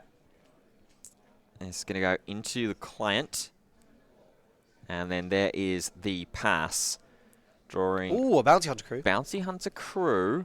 So Bounty Hunter crew, both of them. Well, Bounty Hunter crew is really nice because from 12 resources onwards, which is something you have to think about when you're playing this kind of deck, you can go Bounty Hunter crew, get back Palp's return, play out like Vader or Maul. And you can suddenly have this huge board, get a lot of interaction that way, and it's really powerful when a lot of the time in these control matchups, all you're trying to do is just build a wide enough board that you don't get blown out by an Avenger. And you make it impossible for them to play it because you go, okay, cool, claim out your Avenger. Obviously, usually you're healthy enough as well in that situation that you can take one hit. Josh is not, but yeah, I think this is a scary situation for Pierre. I understand why he didn't deal with the Bosk, because you kind of go, all right, well, Bosk swing into he needs to first action deal with this reinforcement walker. Otherwise, Josh is going to get another card draw or another heal 3, and obviously healing 9 off of 1 card is really good, or healing 6 and drawing 1. Yeah, absolutely. So Josh is going to have the first action of this phase, I believe, as well. So just trying to consider what we're going to want to try and how we're going to want to try and order this as well, especially for, like you say, Chris, trying to get around as bad of a position that we could be put in by an Avenger. Yes. Hitting that board over in the space arena. I think. I hope this doesn't go to game 3.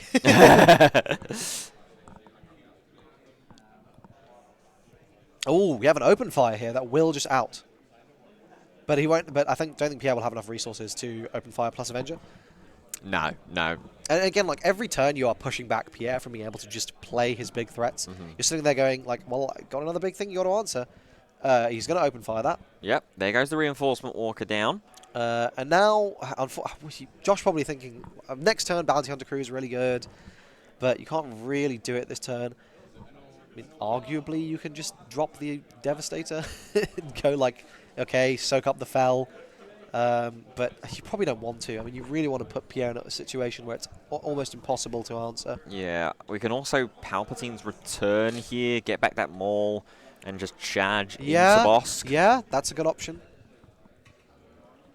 You can Unmasking the Conspiracy as well and just rip out whatever you're worried about. I think you need to answer this Bosk, this action, though, because it's presenting a lot of damage.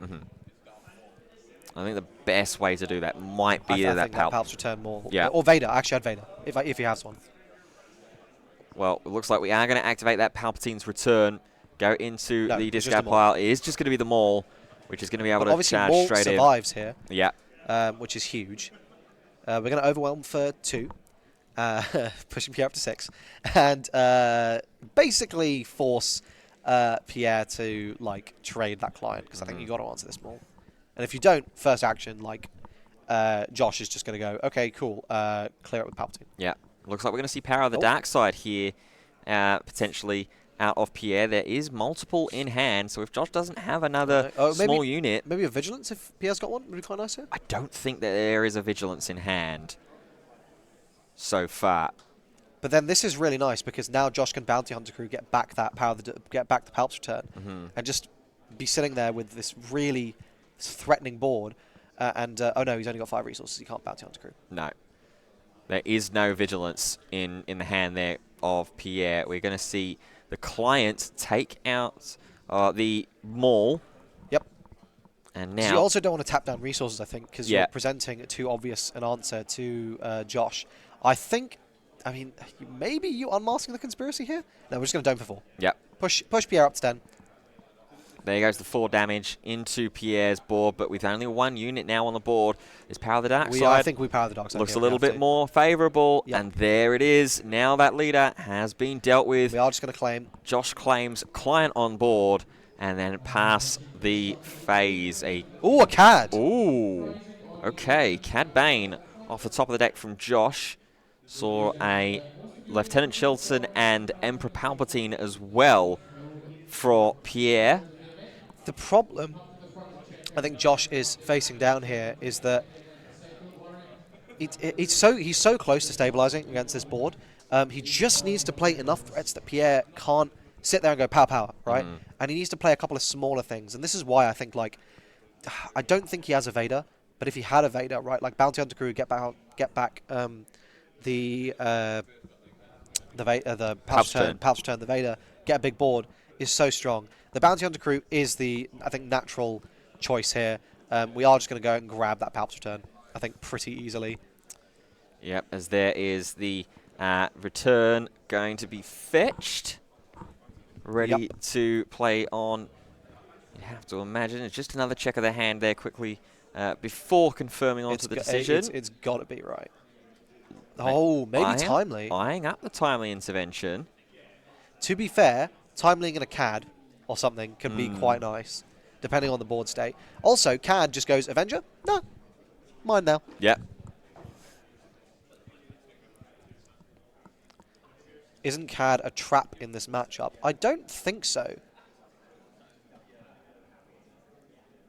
It's like, I mean, it's a tough one, right? Because obviously you get the cards very temporarily. You're playing a lot of resources, but you also are drawing cards when your opponent gets them back, and so it kind of feels bad to just answer the CAD because it's like, well, I'm going to get my card back anyway. But 2, like, you're also plussing. You just put it's just another big thing your opponent has to answer. So I don't think it's a trap.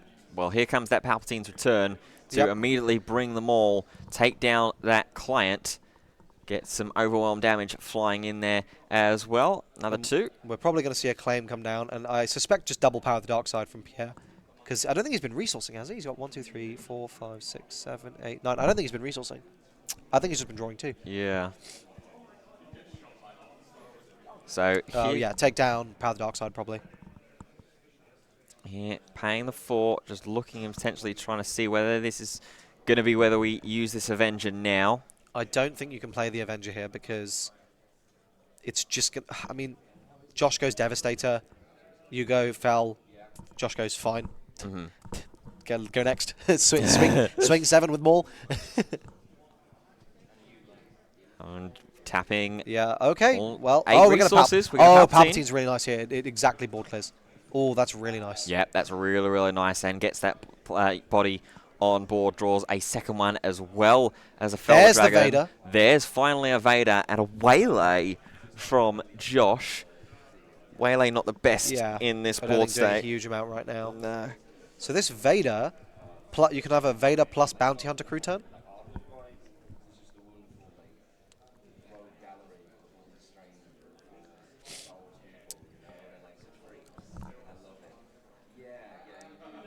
I mean, we need to answer this Palp because we aren't 23.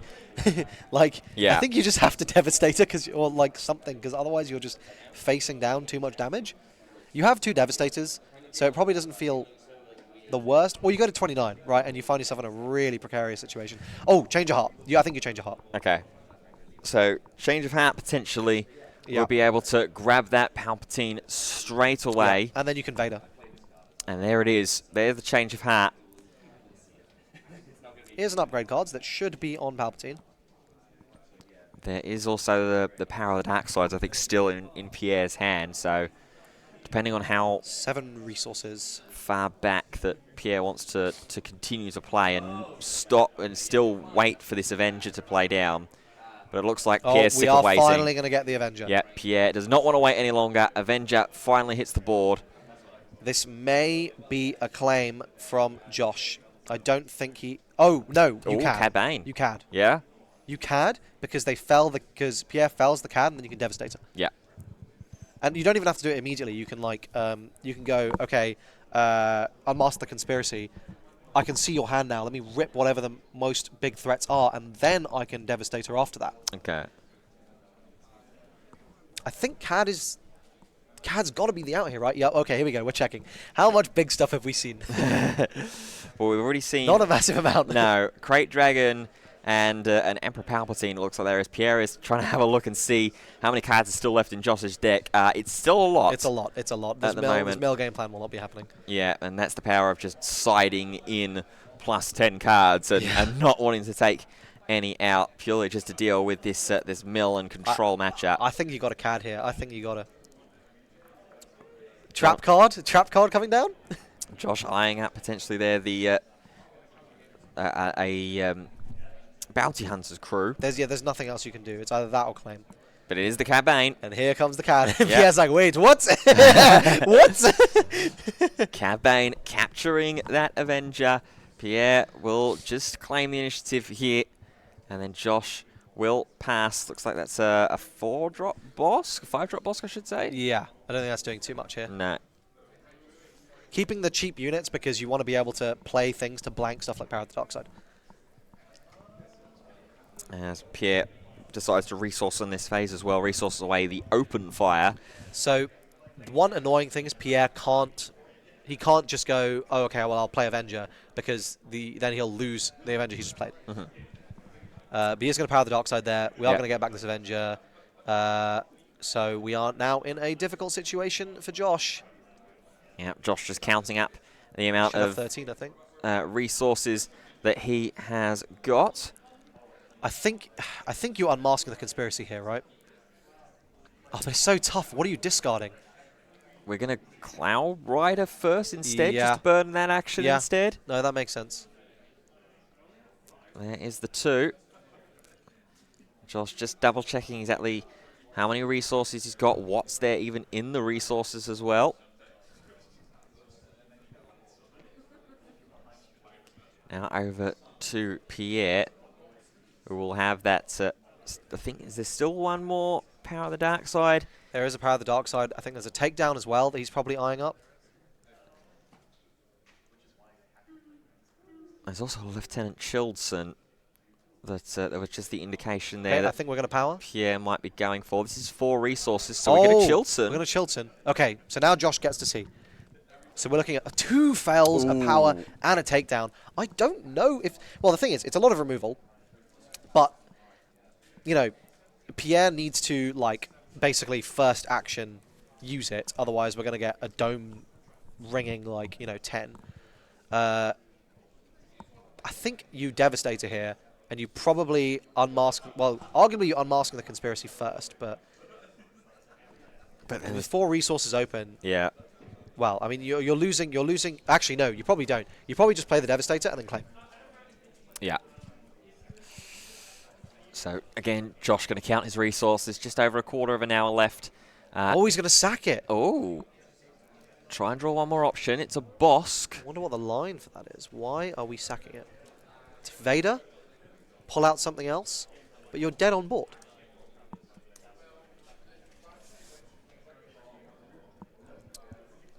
Again, just He's count. got 11 resources. Okay, Oh, so he's 14. 11 resources, so there is still the option to unmask the conspiracy and Devastator in this phase.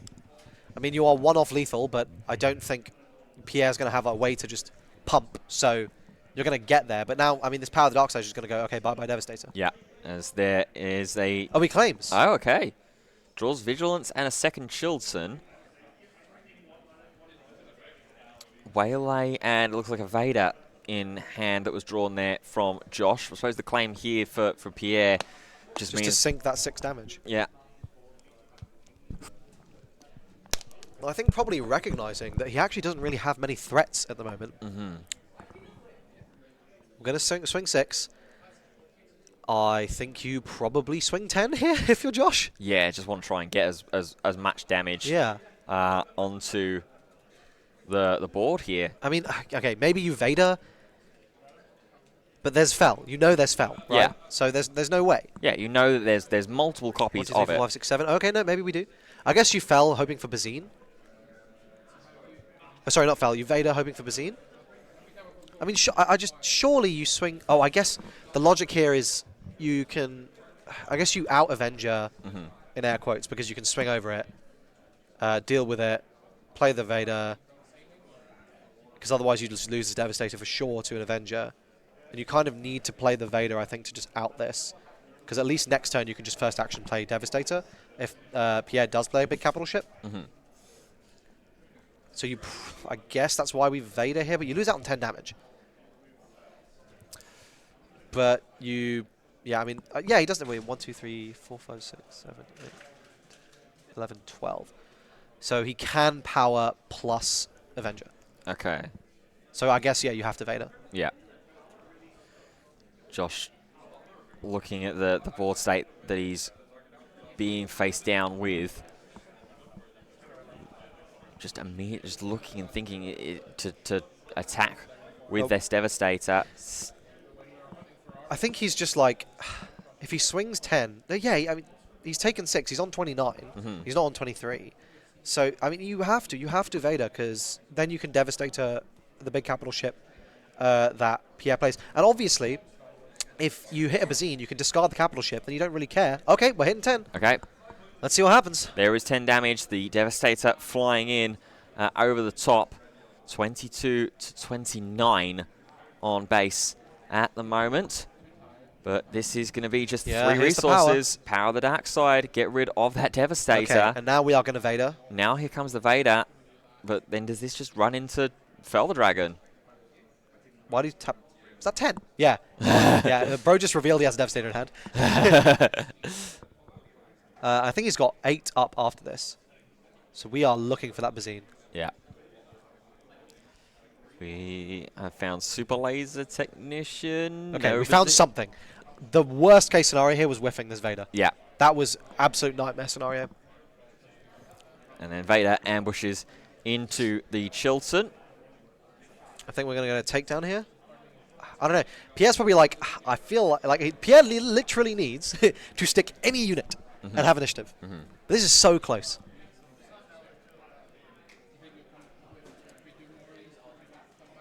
There's also a Palpatine. Oh, this is going to be trouble. This is going to be trouble. But the thing is, it's on the ground, and I think there are more than enough resources here for Josh to go into his hand and interact. I mean, how many resources is that now? It's 9, I think. 1, 2, 3, 4, 5, 6, 7. 7 for another Vader. Wow. Now, are we going to find a Bazine this time? We do see there was a Poggle the Lesser. No Bazine, but we do have an Emperor's Royal Guard. Oh, and a Confederate. That's huge. This is going to let us sack off that Confederate fighter and deal with this Palpatine. Yeah. And get ourselves a battle droid as well on the ground arena. So many cards and no Bazines means Josh is about to draw a load of them. Yeah, it's always the way. I think we got a claim here from Thork. Yep. So we are going to defeat that, draw, make a token, and we got 1 resource left for unmasking the conspiracy. Do it. Go on, Josh, do it. It is. Yes! Unmasking the conspiracy. So unmasking the conspiracy. So we discard a card from our hand. If we do, look at the opponent's hand and Chilton. Discard it. Get rid of Pierre that Sentinel. has no threats, and I mean, this is getting nail-bitingly close, but he hasn't drawn a threat. Oh, draws Vigilance. He can heal, but it doesn't matter. Because Josh is now presenting the threats. He's got a Bounty Hunter crew. He can use the Bounty Hunter crew to pull out a Palpatine's return. Oh, this is going to be very, very close here as we're coming down. He's got a Waylay as well. Wow. Coming down towards these final moments of regulation time. So I think, yeah, you're going to Bounty Hunter crew to get out the Vader. The Vader is going to probably pull a Bazine by now, and maybe a Crumb too. Well, there goes the Vigilance. We're going to mill 6 and get rid of the Vader. Ooh. Hits more. I don't think he hit a Bazine, though. No, still Where no are these Bazine. Still no Bazine. Josh probably sitting there going, my kingdom for a Bazine. And now Pierre trying to save my kingdom for some mill damage as well. It's not happening. When you're against a 65-card deck, 3 Vigilance mills basically gets you to where you are at the start of a normal game. Here comes the little battle droid that Yeah, could. the little battle droid that could. Pushing Thorg up to 23. Firing in one more He's damage. got to top target it. Top target. I mean, but the thing is, it's stalling, right? Like, I mean, Josh is now going to go, okay, Bounty Hunter crew. I think he has one, right? Oh, he doesn't? No. He can't Devastator because you know. Yeah, you got to sack this, let him heal and draw. Timely intervention. No great targets there for that. Unless is there Bazines in resources, potentially? Potentially, yeah. There's got to be.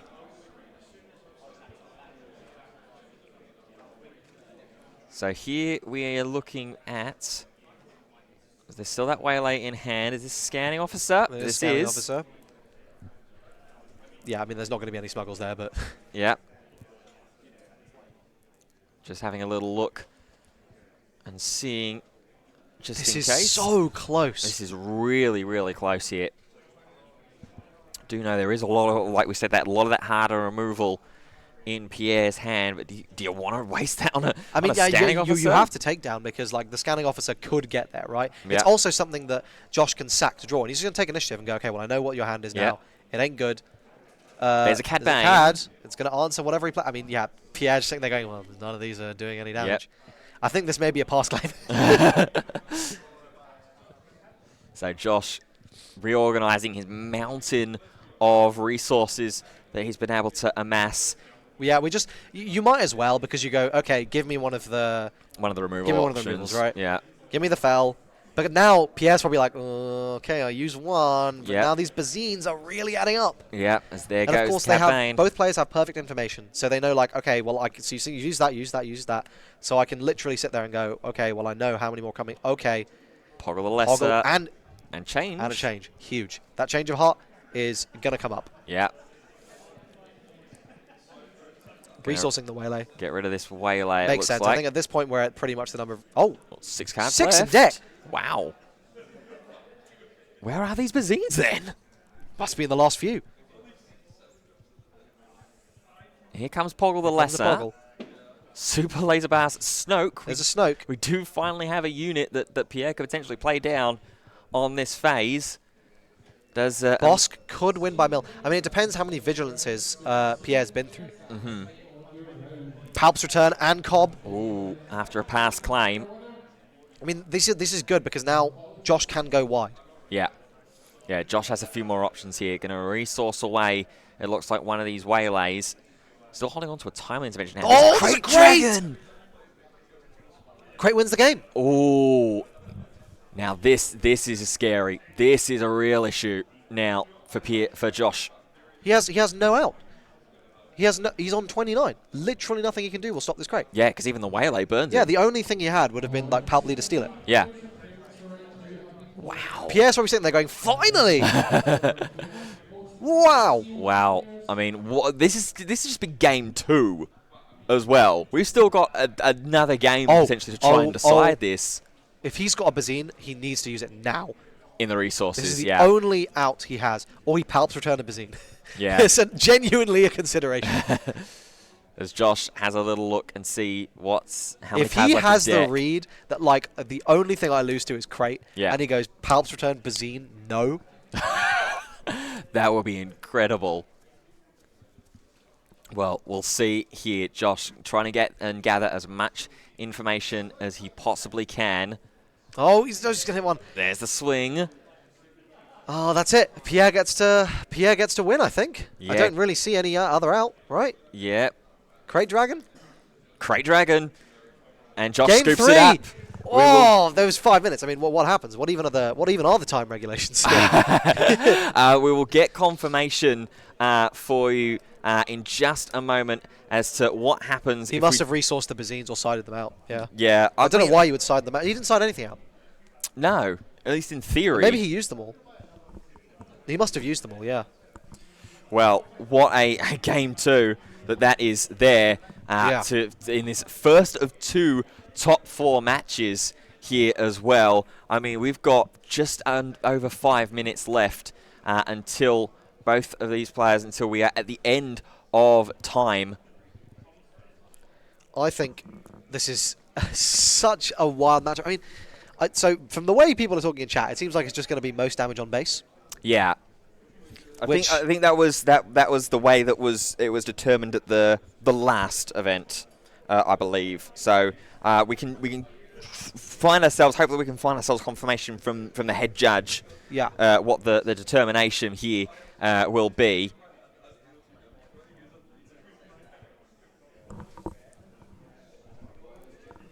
But it looks like we are going to do some more sideboarding beforehand, before we get ourselves into this final game.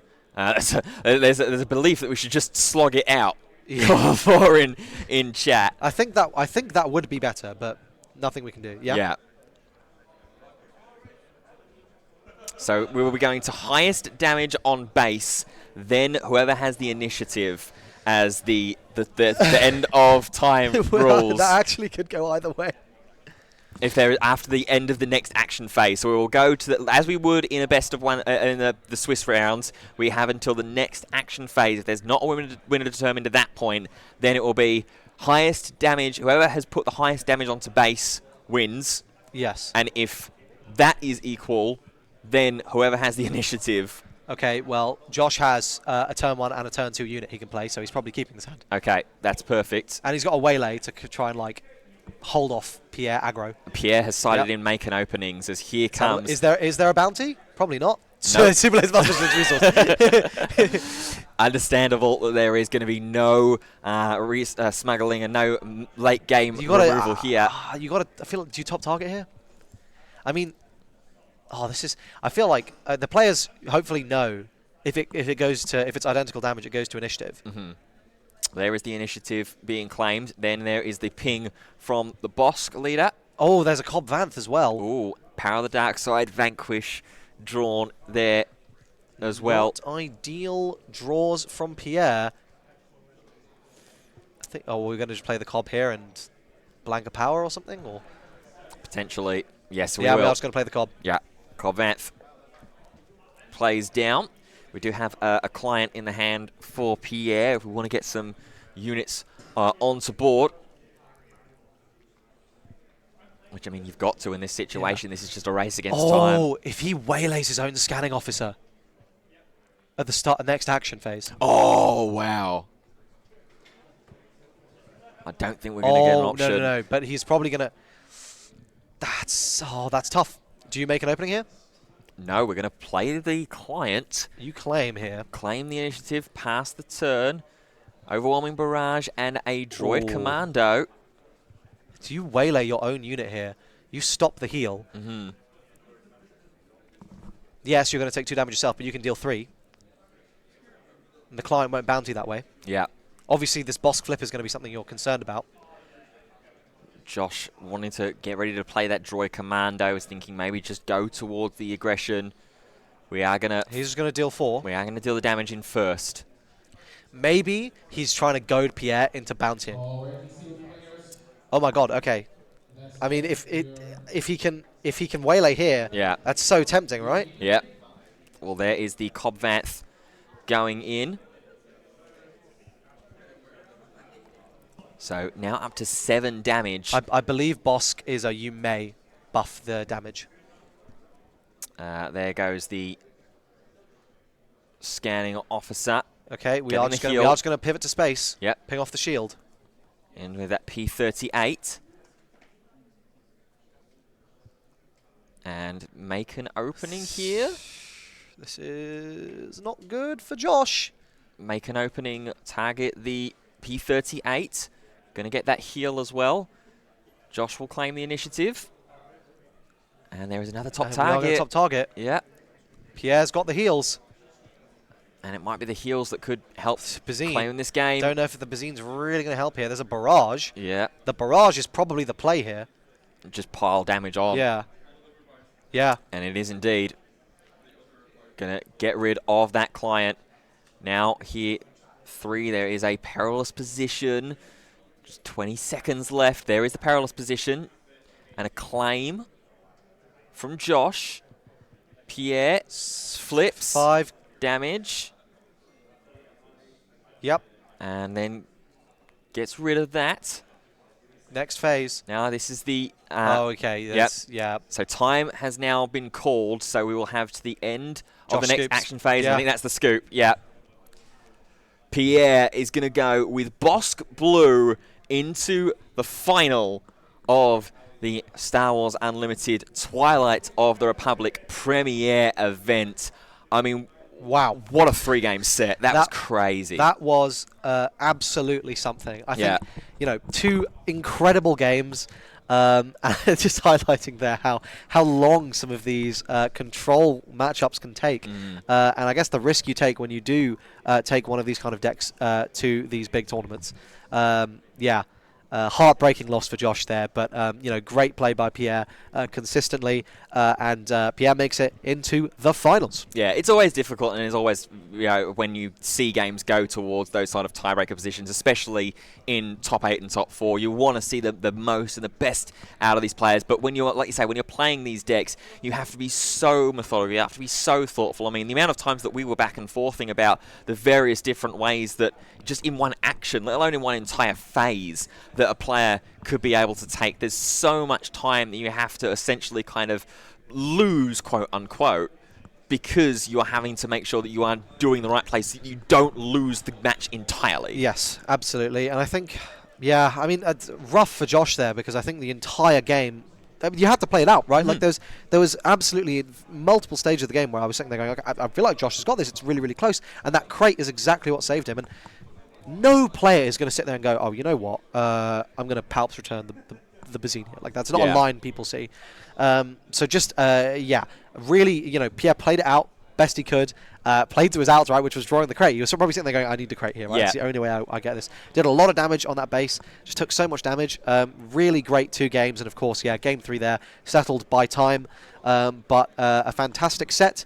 And we will be looking forward to seeing Pierre going to the finals. Yeah, well, hopefully we'll be able to hear from Pierre in just a moment as well. Stay tuned as well with us. We'll have the other top 4 matchup. That is going to be Howard Williams on Palp Blue against Dave, who is on Django Fett Tarkintown as well there. So Josh Freeman Birch, our reigning Premier Event champion from Shadows of the Galaxy, has fallen at the top 4 stage. But top 4 certainly pretty good. That is a very respectable. Pretty good. Yeah, very, very respectable finish there as well. But I mean, it's so interesting as well with how the format has continued to evolve and develop, with these control decks still being so prominent and so strong. Absolutely. And I think, as we said before, these were excellent meta calls into a really mid-ranged focused meta. Aggro being maybe 15% of the field, mid-range probably closer to like 50 to 60. So just a really, really great meta call from both of these players. I think I can see Pierre heading up. Is that in my head? I thought... Yep, there he is. So he'll be here very, very shortly, and Ben can give us a little post-match interview. After this, we will be going, obviously, to our next top 4 match, where we will be seeing some aggro into some control. Django Tarkintown versus Palp Blue, which I am very, very excited to watch. But I believe here comes Pierre. I can't see him. He was just there. Where is he? Yeah, I think he's gone off to celebrate. Is he coming up? I think he's gone off to celebrate a little bit with his couple of his... Okay, maybe we can have a post-match interview later then. Yeah. What we'll do is we'll cut to a break now and get ourselves ready and set up for the second top 4 match. I think I can already see it's getting itself set up right now. So we're going to have ourselves a quick break, but don't go too far, because the second side of the top 4 bracket, Django Red against Palpatine Blue, is coming up just after this. See you very soon.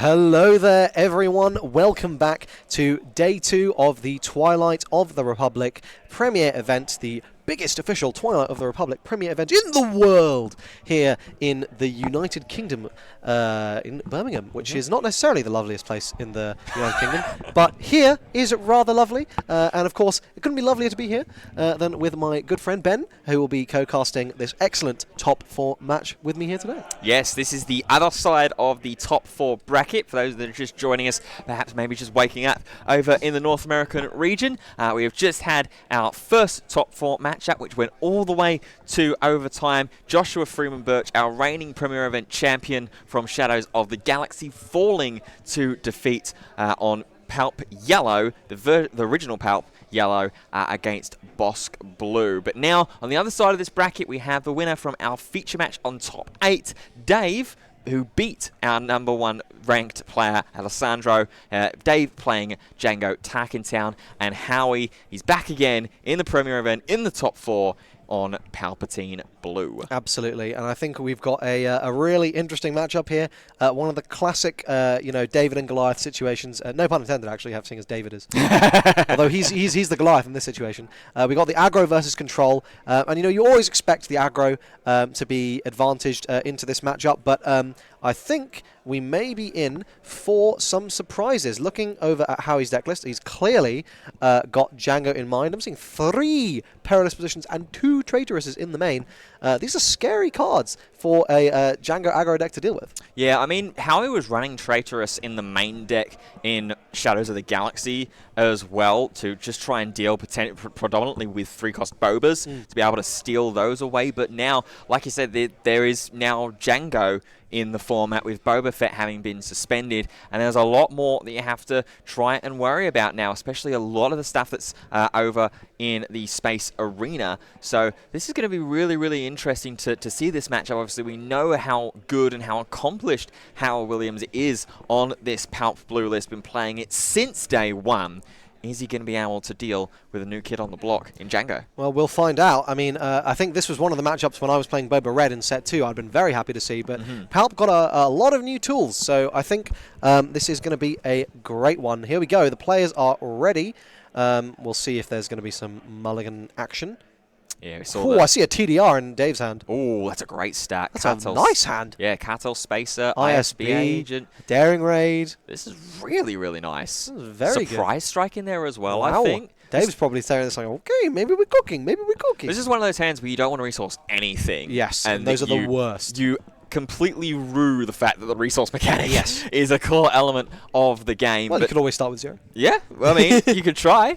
As Dave has finally made those decisions, and understandably looks like kept the Triple Dark Raid, Cartel Spacer, ISB Agent, and as well a final card, which I can't quite see with how quickly he is flicking the cards between his hands. Howie on the other side has taken a little bit more consideration into his mulligan. He does have some ramp there. He's got double Royal Guard, the client. We are going to see a mull from Howie. There is the mulligan.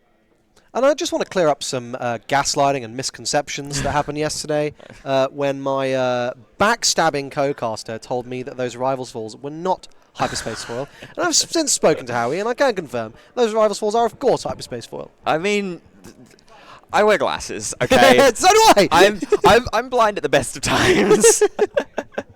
So I formally and humbly apologise to both Howard and yourself for saying that there was no Hyperspace Foil Rivals Falls in the deck. Yes.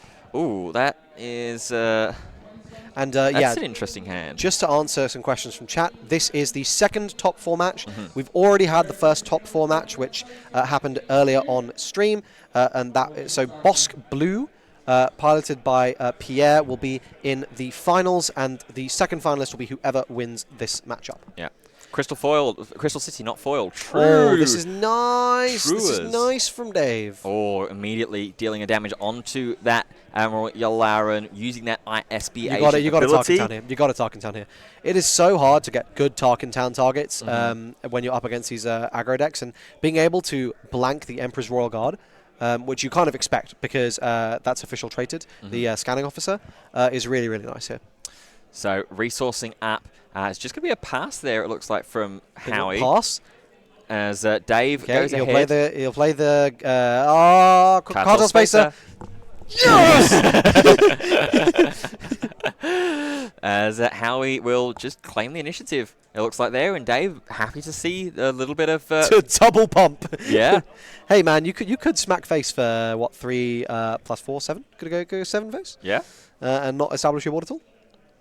As we see nice perilous position, Pog. Yeah. Kappa, sorry. Perilous position drawn into hand. Double. Looks like Super Laser Technician there as well. Oh my gosh, this hand is ridiculous. Yeah, surprise strike, double, triple dark ray breaking in, and the Fet's Fire Sprayed. It looks like there you can see the Supreme Leader Snoke Super Laser Blast. Perilous position. That's not hyperfoil. That's not hyperfoil. That's true. But isn't it the OP one, or is it the main set? No, that is OG. Well, I have a hyperfoil one I can hook him up with. Ooh, that's a lie. I don't know why I lied about that. Oh, okay. Howie's gone. Okay, I need to ramp. Yep. And Dave is probably sitting there going, perchance some tomfoolery can take place here. Yep. Let's triple dark raid. It's triple dark raid time, as Howie recognises that it's time to play the game and start Let's ramping go up gambling. a little bit more. Looking for that Ruthless Raider. No Ruthless. Oh, but the tie advance is great here. Oh, looking tight. No, the tie. You Oh, go tie for tie advance. because you make your ISB agent a 3/5. Yeah, really nice option there. If Dave wants to take it, he's got a card in hand. Was looking up that lurking TIE fighter. I think you've got to go for the tie advance here because you can also play it again next turn and make this ISB massive. Yeah, I think the other option here might be a TIE silencer, just at the back of the pack there, but it does Is look like an option. I just think like, okay, fine, you get to swing 4 with it, but also, okay. Goes for the lurking TIE advance. I mean, I feel like Howie very blatantly has a perilous position here, but I mean, obviously he's not going to use it this turn, but next turn.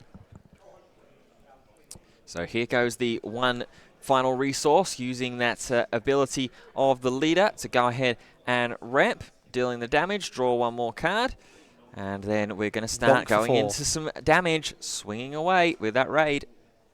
Howie claims, and Dave turns everything sideways. That Cartel Spacer and the ISB agent up to the 8. And onto the next phase. Oh, Dave has learned how to ready his cards properly. Remarkable development. The character development is crazy. Unbelievable. These are the storylines we watch professional wrestling. Professional card playing for. A second Super Laser Technician comes down here onto the board for Howie, so immediately just trying to ramp aggressively before Dave can get too far ahead with the damage that he is putting down. Looks like we're going to replay that lurking tie. I feel like you want to turn some cards sideways here, Dave. Well, first he's going to flesh out the board. Palpatine ability, grab ourselves an extra resource. Okay, so this is not surviving. We're going to get a little perilous position here. So yeah, let's throw a little surprise strike in there. Let's get a little bit of damage in. Yeah, get some value on those damage units while we can onto the Cartel Spacer. So that's up to 13 damage. Nice 5 damage swing. Howie will be pushed to 17 this turn, but he will be going into his deploy next turn. With 3 resources still active, here we is are the going to Perilous.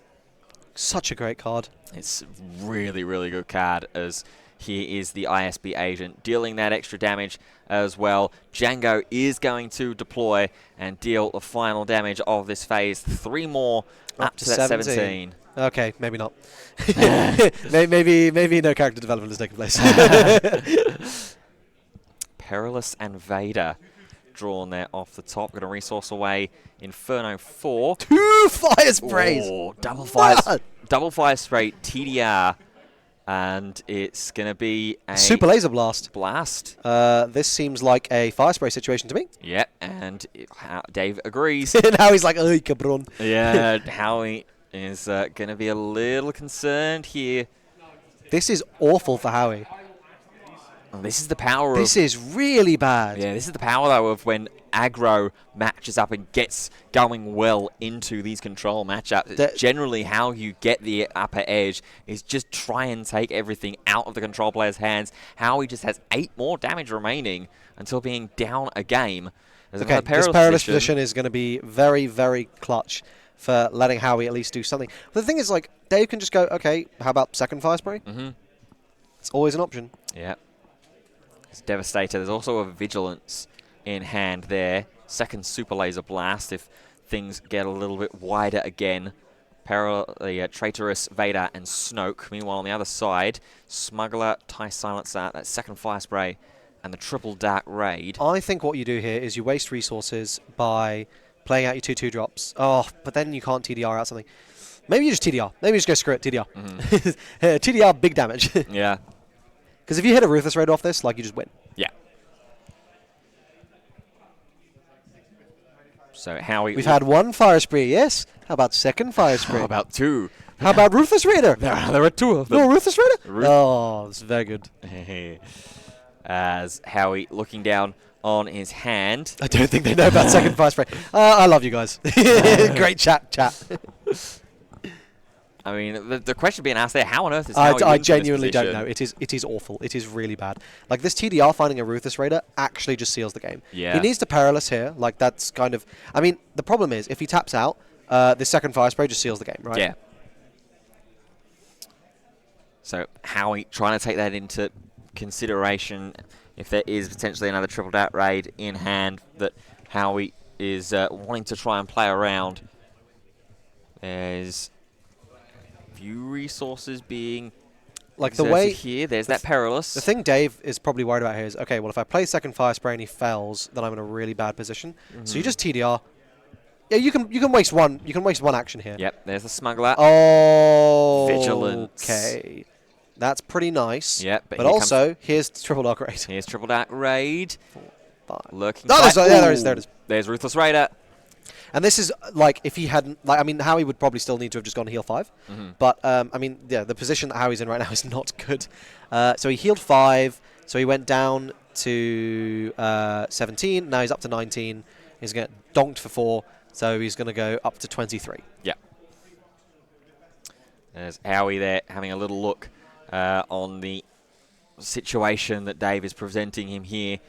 Asking 2 cards left in hand. And it's going to be a Claim the Initiative. We'll activate and attack in with that Ruthless Raider. Bounce back to hand. And now you are going to very, very happily just slam down this Ruthless Raider because you know, like, that's basically representing lethal.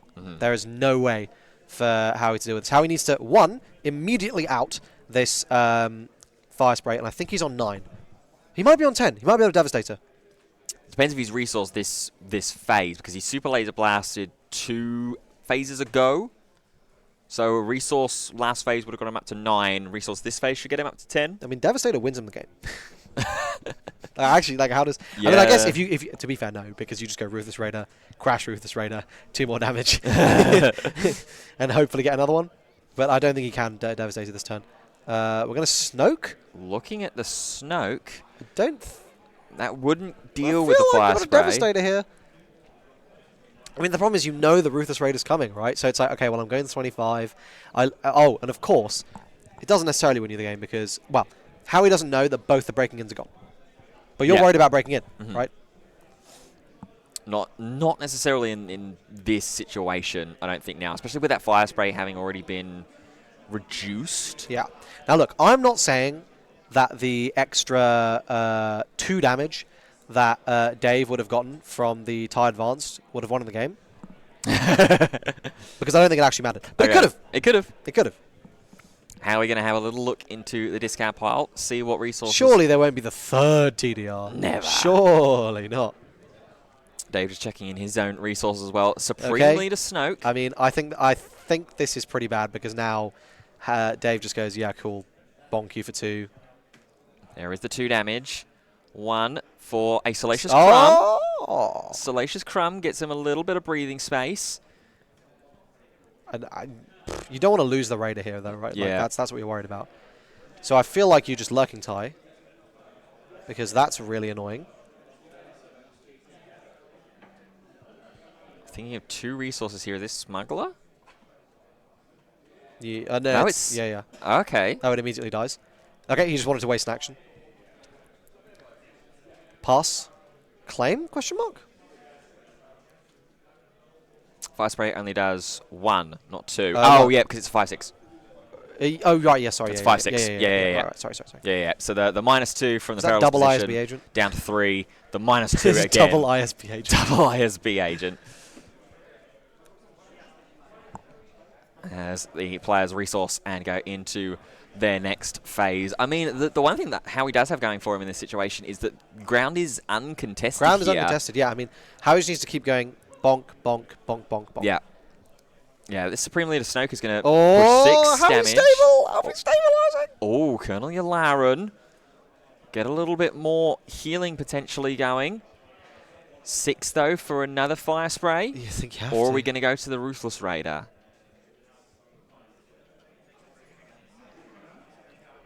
Ruthless Raider. 2 damage. 2 damage onto the Salacious Crumb. And exhaust it with the leader. 25. So, got to find 5 damage from somewhere with... Well, Howie can take the Ruthless Raider, right? Like, he can ping it with Palp. Mm-hmm. He's going to sack off probably the Crumb. The Crumb, yeah. Yeah. Ping the Raider. Yeah.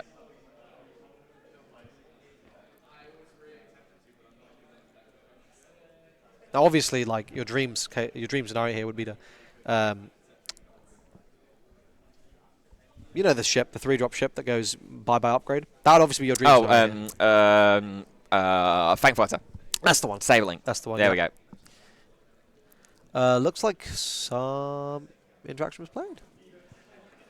Yeah, it was, looks like Agent. Ooh. There's a Darth Vader. I think Howie's going stable. This is very, very stable. And now Howie's going to be able to get a little bit of a search going as well. Finds Inferno 4. Guys, turns out Snoke is not a bad card. Who could have seen this coming? Yeah. Oh, Inferno 4 and a Salacious Crumb. Look at the stabilization. As well. Yularen the GOAT. Yeah, going to get heals off of the Yularen because a command card entered. And then the heal as well from the Salacious Crumb. I mean, this is...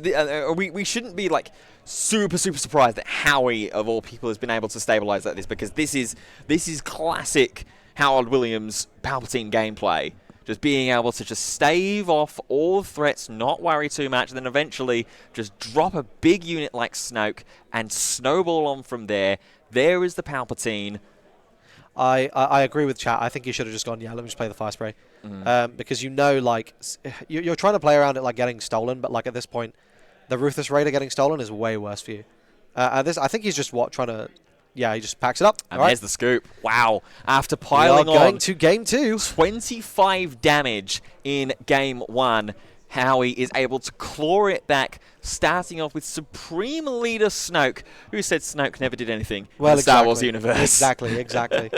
Let's have a quick look into the sideboard for both of these players. Starting off with Dave, we've had a look already in the top 8 feature match, but let's refresh those that are just joining us. Here is 2 Bazine Natals, 1 Disabling Fang Fighter. Would have loved to have seen those if they were in the main deck. Unfortunately not for Dave, so I could see one of those getting sided in. An extra Van Brandt's Flamethrower, Waylay, 2 TIE Advanced, 1 Interceptor, and 2 Cad Bane. I think Cad's mainly for the mirror. But yeah, I think the Advanced was the pick. I think you put in those Advanced, you take out the Interceptor you've got in there currently. You don't really care about the Waylay. You probably put in the Bazines. I suspect in this matchup you will care about the Bazines. I don't think you care too much about the Van Brace Flamethrower, so you can probably take that out. And you definitely put in the Disabling Fang. That's my read. And then on to Howie's sideboard, we've got one copy of Restock, 3 Devotion, 3 Make an Opening, a Rival's Fall, and 2 copies of Clone. I think that's pretty neat. I don't know... I mean, you're not putting in the clones. But I like the idea of the clones. To double Snoke is just fun. Well, like, go, okay, well, you got a Vader, I want a Vader. Oh, you got them all? I want them all. So I like that idea. I think the Make an Openings are coming in, and the Devotions are 100% coming in. Yeah, absolutely. As both players will continue to sideboard. Reminder, the winner of this matchup will be playing up against Pierre on his Bosk Blue deck. That will be coming up after this final match, after this match here.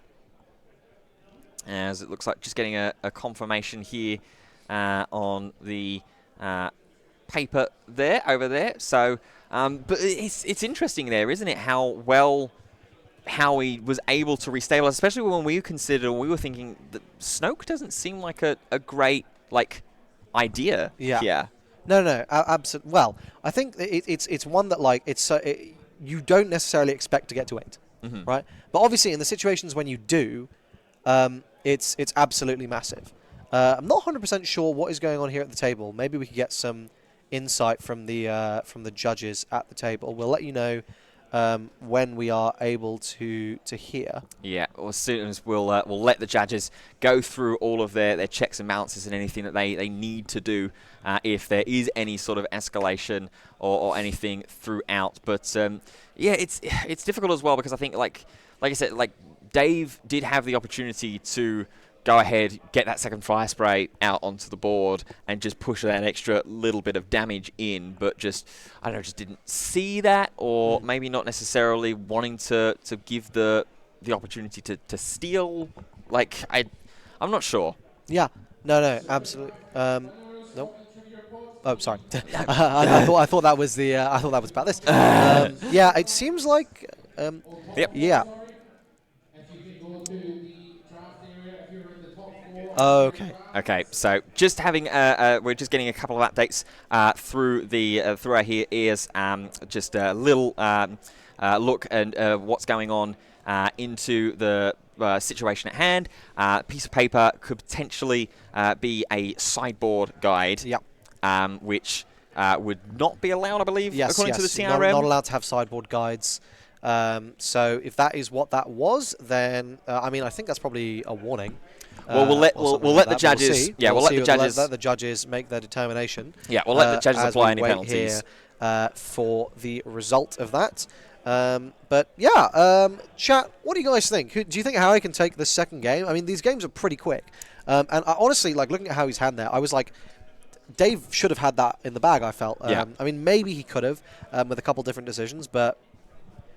Really, really close, and that Yularen was able to start healing Howie so much damage over the course of that basically 2 turns. Yeah, that when it came out was crazy. That Yularen was really, really nice, especially in combination with that Vader play that he utilised, getting the Salacious Be Crumb onto the board as well, getting double heals off of both Yularen and the Salacious Crumb massive. abilities. So really, really nice. There, but yeah, like you say, I mean, Dave was essentially just one surprise strike or something away from trying to get some extra damage in and just being able to do enough as well to close out that game. So definitely very, very close, and I don't think that there will be too much to split beside both of these 2 players. Loria, thank you so much for the Prime sub as well there. Really, really appreciate thank you very much. The generosity, as well as the entire generosity throughout the weekend in terms of Prime subscriptions and things like that. It's been really, really cool to see. Yes, our regularly scheduled shout out to Finzor. Yes, yeah. Thank you very much for the 10 Prime subs, 10 gift subs you gave to the chat, plus of course your own. And thank you to everyone who does throw us a subscription. It is very much appreciated. Yes, as well as everybody that is tuned in throughout the entire weekend as well. Hopefully you have enjoyed these weekend's action, and it is still yet to finish here. We'll have obviously the conclusion of this top 4 matchup once this situation has been resolved. Currently there is a little bit of an investigation and a conversation going on with some of the judging team and with one of the players there on the board, and then as soon as we get through that situation, we will get ourselves back into the second top 4 match here on this other side of the bracket, and then forwards into the final. Absolutely, and as soon as we hear exactly what the situation is, and hopefully the gameplay can... Oh my God. He's done it again.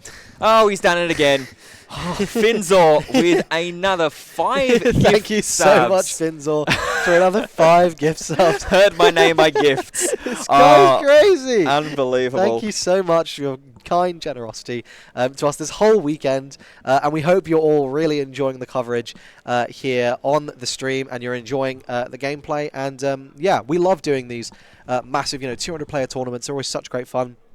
You get to see all those great players, see old friends. I think that's the most fun part about doing this whole card game thing, really, right? Oh, yeah, absolutely. I think that, obviously being within the Star Wars franchise and the Star Wars world as well, there's just so many iconic characters, iconic moments that you're able to share with your opponents, with the community, with your testing groups and stuff like that as well. And then, like you say, the communal aspect, I mean, you can see it in here even for those that are tuning in. Yes. The communal aspect, interacting, being able to have a little bit of a laugh, having a little bit of a joke and things like that as well. It's really, really great to see. From a completely objective standpoint as well, I really hope that this game has some longevity and goes far. Absolutely. And I think it's only going to get better. I cannot wait to see what we're dealing with set 4. Yeah. And we set 5. Of course, Galactics. I'm looking forward to. I've already got my ticket. My flight. Tickets are not on sale yet, but I've already got my flight booked for that. So I'm very, very excited. Of course, we still got this weekend to get through. And see exactly how this early meta is shaking out. I mean, certainly looking at this top 4. 3 hard, very late game / hard control style decks is a very interesting meta to be seeing, and seems like one ripe for aggro to kind of come back in and really put in a shift. One Django Tarkentown in this sort of top 4 is really quite interesting, though, I think. And as we were discussing yesterday, no Anakins, only one Sabine. I mean, the Sabine Yellow, of course, losing in the top 8 as well. So both Sabines going out in that top 8 stage. Maybe one Sabine will win in the UK. Maybe it'll happen. Yeah. And I think this is something, we were discussing about this before the event even kicked off. When we were trying to figure out, okay, what do we think that the top 8 are going to look like from Friday evening? And we both brought up the point of, Control is really, really popular in the UK and in the European region. So it's not surprising to see so many Control decks continuing to do well. Maybe it is a little bit surprising that in the wake of SCG Con and a lot of people immediately going on to Anakin, which was the most represented deck at the start of yesterday in the Swiss round. I think it was 28. 28 Anakin decks. More, the second most played was 22, and then I think third after that was like 12. Yeah. So we were like, there was the second most played was Django, but after that it was sort of going off a cliff. And I mean, Anakin really underperforming relative to, I think, maybe what people were expecting. No one's saying it's necessarily a bad deck, of course, or that the players playing it were bad. But I mean, you look at how the meta has ended up shaping out, and the players who are, obviously Howie a die-hard Palp player, but players who made good meta reads, taking the sort of the boss blues, the Palps, doing really, really well. How do you think the results of this tournament? I mean, obviously we know the top 8, and we can see at least 3 of the top 4. Not the full top 4, but we have a rough idea of the finals. It's going to have at least one big Control deck. How do you think this is going to affect the meta moving forward? It's really, really interesting. Just to provide an update as well for those that may be just joining in and why you're seeing us as opposed to our top 4 second half feature match. There's still currently an ongoing conversation and discussion revolving around a situation over on the table. So we'll let the judges go to work, and once we have a full confirmed decision, we will get back to you as soon as possible. But it's really interesting. It's that nice sort of yin and yang balance, right? If you're going to have this really dominant Control major event meta, it tends to trickle down. Players like to look at those major events. You see it in other games and looking at big regional championships or national championships and stuff like that. Undoubtedly, when the sectors and the galactics eventually come out, those are going to cause massive waves across deck building and deck selection for smaller trickle-down events like this. When this is the highest event ceiling that you have to go to, that's when things start to trickle down in towards sort of your local game stores and things like that, and you start to see more Control. The other side of that, like we've been saying all weekend, the way to counter Control is just to rush and just to go aggressive. So maybe this is going to be a nice balancing act here, obviously, with Boba Fett leader set 1 being suspended. We're going to be able to get to see a few more aggression decks and aggressive style decks coming back into the format. I mean, we've talked about primarily Sabine and Anakin as being the 2 contenders, Django as well as an arguable third, but maybe more in that mid-range category. Are we going to see a resurgence and return to Leia? Are we going to see Bo-Katan maybe come along as well with its ability to attack the Mandalorians? There's still so many options here that, and I think I said this at the start of day 1, that suspension of leaders that were extremely dominant is able to create, and then a brand new set as well, allowing to breed that innovation. I think it's a really nice, exciting time to just be a player in general. Completely agree, and I think one of the things that are going to be most interesting is the sort of the mental exercise you have to put in, like basically the week before the tournament, right? Which is, okay, well, what won last weekend? Because that is actually going to be really inform what you should probably be expecting to come that weekend and what you should be expecting to counter. Because obviously there's always going to be sort of a large proportion of players who are just have this sort of diehard deck, right? They've got the one they just really like playing. And maybe we're going to see more of that kind of thing at like planetary qualifier level events and lower. But at these major events, people are probably taking picks for the given format. Yeah, absolutely. I mean, we can see the kind of different decks. Sure thing. I mean, we can talk about SCGCon itself as well, and say about the different decks that we saw on the. So it's like on the 15th, we've seen what 2 Tarkin Town Django's, a Palp Yellow, Tarkin Blue as well. Tarkin Blue, which got nowhere near the top 16, the top 32. Han 2 ECL, which got a sort of in towards that top 32 stage. Quinlan Voss, which had a great showing on stream in day 1, as well as Kira as well. So really a very variation in playing to that yin and yang. You've got half of those hard control decks, your Palpatines, your Tarkins, your Kiras, and then half with those aggression-based decks, the Hans, your Anakins, and your Quinlans. No idea what you just said, but what I do have for you all is an update on the situation over on the table. So it looks like Dave had a sideboard guide with him, and that is not permitted under the TRM. So what the judges have done, it's not permitted. So what the judges have done is they have issued a maximum possible penalty, and because Dave looked at the guide before anyone was able to sort of see it, they will not be allowing Dave to sideboard. Moving forward, as that is unfair. But we will be able to go back to the table, and we will be able to crack on with the remainder of this best of 3. So if we go over there, our players are now setting up. Wow. Okay. So there is the final decision. At least we still get to see the conclusion of this matchup as well. But not being able to sideboard is going to be really, really impactful, especially when we were saying about how that disabling Fang Fighter might have been really, really key. I think there were some nice bits in. I mean, in particular, the Bazine.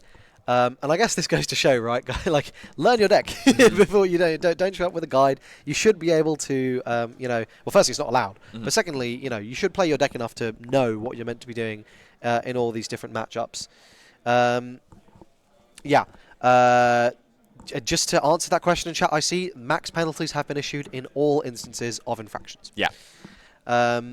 So we will be continuing with this game. As far as I understand, to answer another question, is that I do not believe Dave will be allowed to side in Game 3 because he has potentially seen the sideboard guide. So there will be no siding. Dave will basically just need to win the next 2 in a row. Yep. And Howie needs to just take one of these post-side, which obviously if we look at Howie's post-side, I mean, this is, 3 devotions, 3 make-an openings. I think he's going to be feeling pretty good. Yeah, I think the devotions especially, we saw that do really, really nicely for the premiere event last format. That was a really, really nice inclusion as a card I really enjoy as well.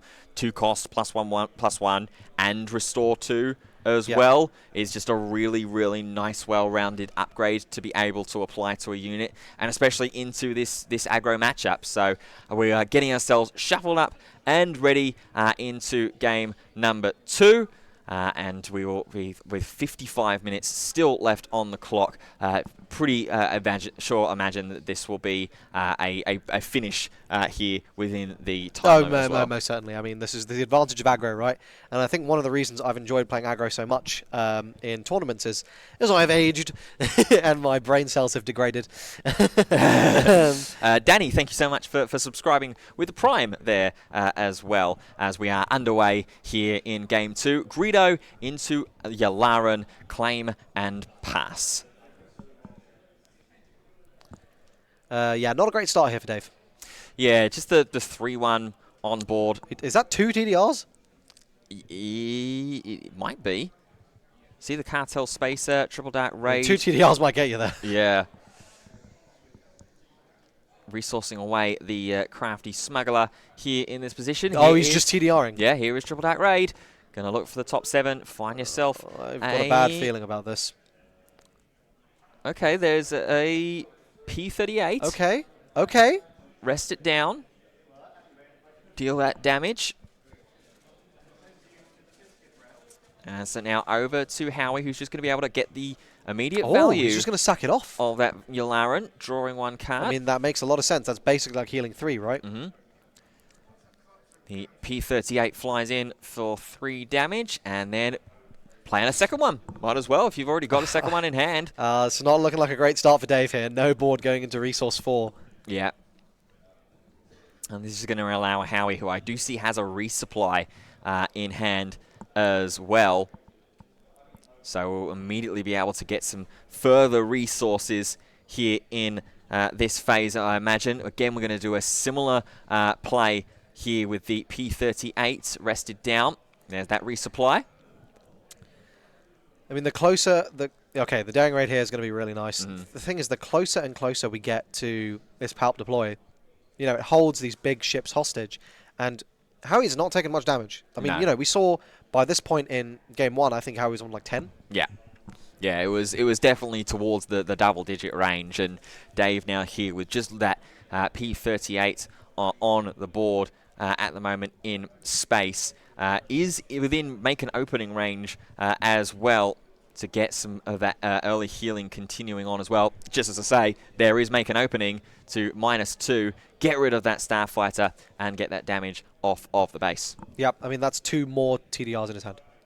Wow. We will be raiding, I think. And just he's thinking about it. Yeah, he's just deciding what else could be an option here. He's deploying. Oh, into power. Well, that's probably better, honestly. I think I'd rather lose the Django than like a Ruthless Raider. Yeah. I mean, your best hit here is a Ruthless Raider, right? Finds Fire Spray's not bad. Finds a tank as well. I think you definitely want the Fire Spray. You can't play the tank. Heavy Persuader tank. Oh, you can actually. Yes, you can. You can. Yep. But you definitely want the Fire Spray. Yeah, you need... Dome for 5. You need more resources. Get Fire Spray back in hand. But this is not good. I mean, Dave having only done 5 damage. We're going into resource 6. Howie going into 7. Mm-hmm. And also, if Dave Fire Sprays this turn, all Howie needs to do is put 1 damage onto it. Yeah. And take initiative. And then just goes, okay, cool, yeah, I'll take that Fire Spray now. So Howie, looks like just a pass there from him as we start off with an ISB agent. Of course, nothing on board to get ready to reveal an event and deal damage on. Another pass of Howie. Yeah. So TDR! Let's go gambling! We're going to Triple Dark Raid once again. We're looking for that Ruthless Raider. Are we going to find it? I think we did.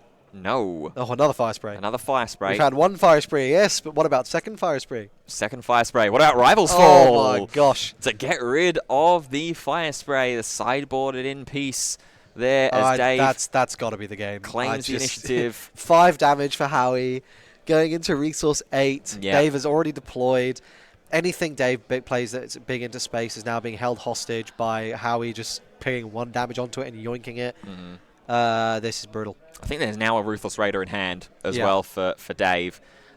So for what it's worth. I mean, at this point in the game, you don't want them, right? Yeah. Because Howie stealing a Ruthless Raider is absolutely backbreaking. Yeah. Too little, too late here, potentially, to draw that Ruthless Raider. Again, looks like Howie is just going to pass, waiting to play off of what Dave will want to respond with. Is it going to be the 3rd TDR? I think that's a surprise strike in hand as well. Yeah, well, there's the Fire Spray. There is a Fire Spray. Second Super Laser Blast. Oh, wow. Super Laser Blast. Valid. Super valid. Completely reset the board, reset the state as we go into the next phase. Again, 2 resources for a Kylo's TIE Silencer. I think that there's a Supreme Leader Snoke now in hand for Howie as well. I see Vigilance to just completely heal all the damage that has been done. And that's what we're going to do, heal the damage as well as get rid of that silencer. Here comes the Ruthless Raider. All Howie needs is a 1-drop. or something, right? To just suddenly yoink this raider. Or 2-drop. Sorry, he had 3 resources. Yeah. Do you have a 2-drop in hand? I don't think so. I see an event. I You see can also just claim perilous a perilous. position. You can just claim a perilous, right? That's fine. Yeah. Yeah, I don't see a 2-drop. Yep. So it's just going to be claim the initiative, and Dave will pass. Yeah, that minor period of character development where Dave knew to get ready after sorting everything out has gone. So into the next phase, we'll be seeing Howie make an action. It is going to be a super laser technician that is going to potentially get another little bit of ramp going on. And of course, like you said, it is that one extra unit ready for the Palpatine deploy. Ooh! Second one, though. Okay. Hold on a minute. Okay. Second one makes things a little bit more interesting. Howie may be wishing that he had that super laser blast back. Probably. We are going to perilous here. Yeah, perilous into the... I mean, listen. This Palp is going to get a devotion on it. Good luck. Right, you got to tap down Palp every single turn. Yeah. 12 HP at that point. He takes initiative. We're going to deploy the Palp. Yep. We're going to slap We're it going on. to devotion. Yeah, we you know what? We don't care. Yeah. We're just going to start smacking you for 6. Is Yeah. devotion +2/+2? No, it's +1/+1. Sorry. Right, devotion +1/+1. So it's 11 health now. Yeah. It's 511. Yeah, 511. So Dave is dead in 4 turns. Yeah. And Howie is restoring 2 every turn. At bare minimum, obviously, right? Like, we don't know what else is going to happen. Yeah.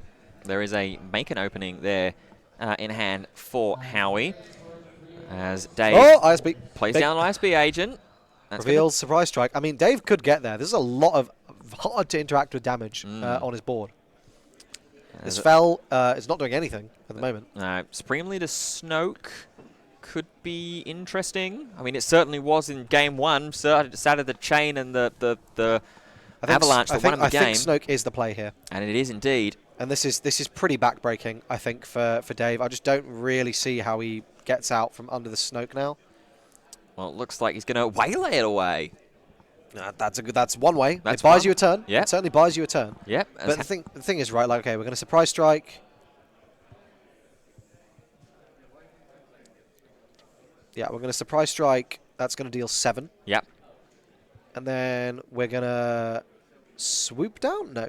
We're Nope. just going to dome for 2 more. Yep. So that's going to be 9. Ooh, so no good. Howie does get put to 12, and he's going to no good the Palp. So, I mean, no good is very, very nice. Yeah. I mean, stalling off this. He draws a fire spray. Ooh. I mean, yeah, if Dave keeps seeing the ships, he will get there. Yeah, there could be a way that Dave gets back into this game, just as Howie did in Game 1. Howie staring down Snoke, Devotion, a Vigilance, make an opening. And he's probably really worried about going Snoke again here. Yeah, just in case there's a second one. We do okay, Snoke. Second Snoke. I mean, I feel like if you're Dave here, you're just going to go, well, I'll just turn my card sideways, I think. Yeah.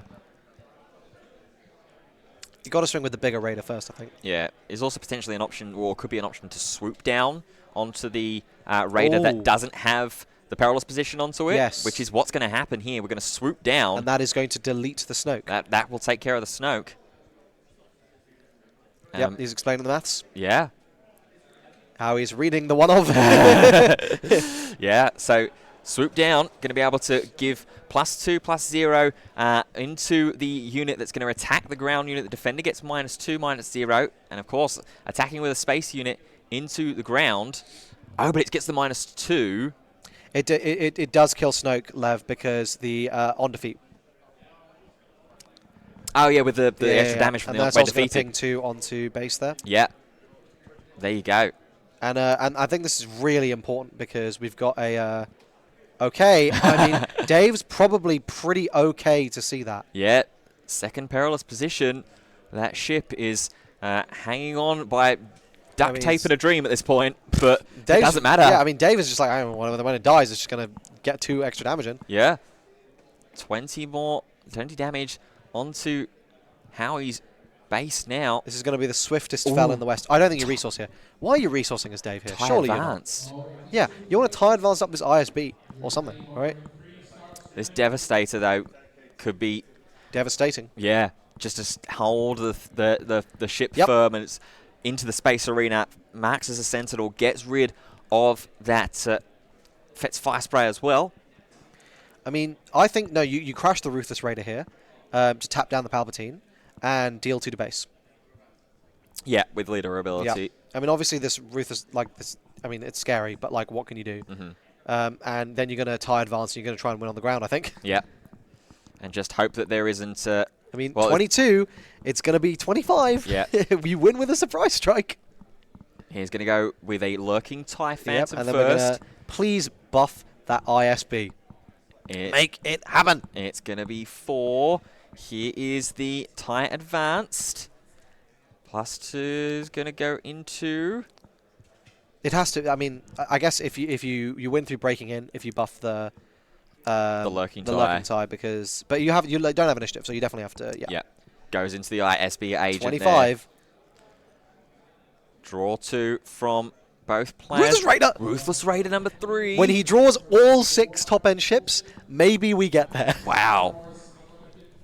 Don't see the surprise strike in hand. Greedo. Raider TIE Silencer as the 3 cards in hand at the moment for Dave, whose leader deploy has already been utilized. How he's sitting there reading. Oh, I hope he doesn't have another one of these. Yeah, just double checking how late. That's a card that used to be strafing gunship. So it gives Saboteur. Oh, that's the other thing, right? Saboteur would break through there. So that's probably what he's worried about. Yeah. So there is the Palpatine leader going through and taking care of the ISB agent. Going to get the restore as well. We are going to Sentinel there on the lurking TIE fighter. You definitely Ruthless here and just tap it down. Yeah.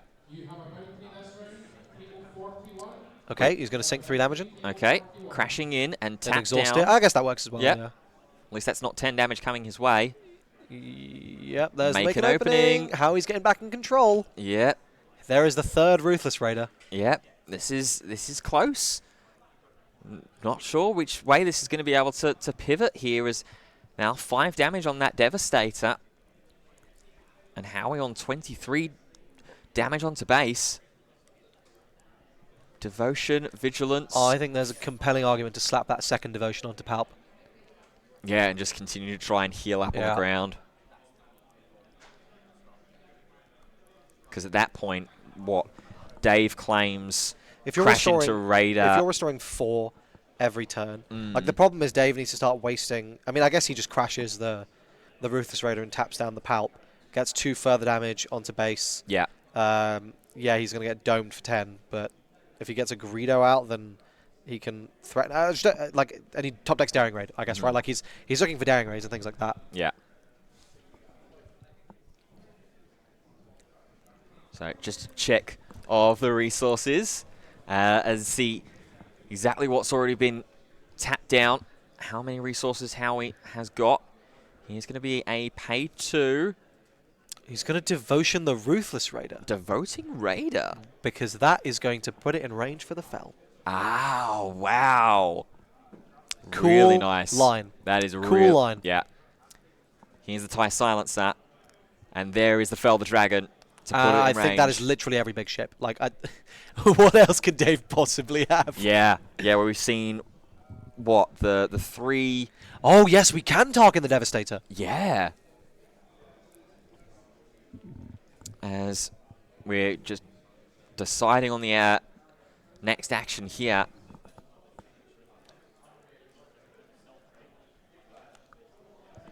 Target down the Devastator. How are we going? Oh, yes, a fine move. Yeah. A fine move. Yeah, there is the Tarkin sound. And then there's to make an opening. Yeah. Oh, heal some more. Down 22. I'm pretty sure Dave has now been through every single top end ship. I think so. Yeah. Howie's just drawn Vader you play it out, but I mean, there's nothing. You don't get that. Double Cartel Spacer and Greedo. Insanely close, though. I mean, like, the amount of pressure that Dave put on to Howie. Had such a commanding start here. But Howie is he's going to take it. I just don't see any way that Dave doesn't get there. I mean, especially if we slap down like another Devastator or something.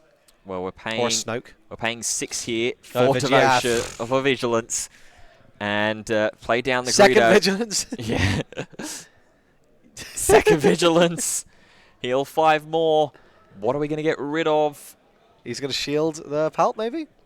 No, No. he's going to defeat, yeah. Yep. And draw 2 more. There's the breaking in that would have won him the game. Wow. Breaking in and 7th Fleet Defender. We're going to crash Greedo into the Emperor Palpatine, try and flip and see if there's any more damage that we can pile on, but not to be. Heal up. Now, 7th Fleet Defender, after Howie has restored back down all the way to 9 damage on base. Dave up to 15. And this is where we Snoke.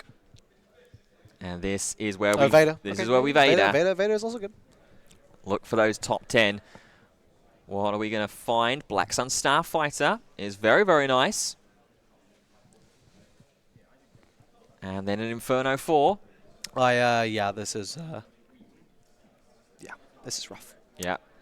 It's got a Super Laser Blast in hand as well, just as a final contingency And plan. there we go. Howie is going to be our second-time finalist. Wow. Wow. What a set.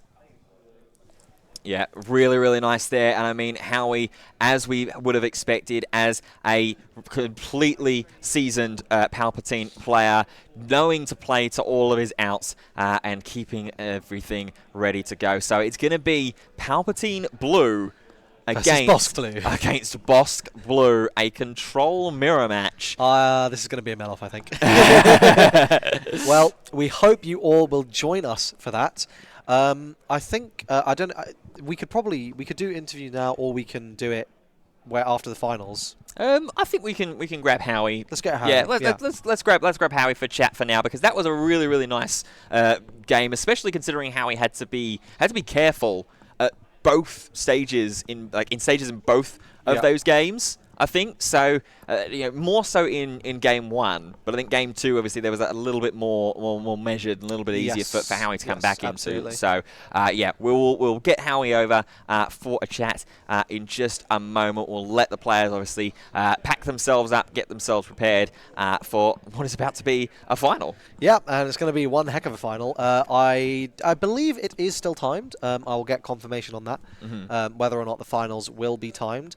If it's untimed, I think we may be here for quite a while. I don't know, maybe not. We'll see. Yeah, I'm excited to see. I mean, because if we look at Howie's list, I believe. I mean, game 1 is probably decided based on the restocks, right? And Howie does not main restock. That is in the sideboard. There is one copy. Yeah, I mean, and Thork's going to know that going into the game, so he's probably just going to go hyper mill strat. Although, to be fair, it is Palp. Yeah. So stealing the big stuff is obviously still available. Yeah. Games 2 and games 3, I think, are definitely going to be, once that restock comes in. Howie does main the 3 Vigilances. He mains the ramp as well. So he's going to be able to get to those top-end tools faster. It could go either way. I want Howie to win, not because I'm biased, but because my man has been playing Palp since day 1. There he is. There's the chap. Here he comes. I'm going to leave you off here.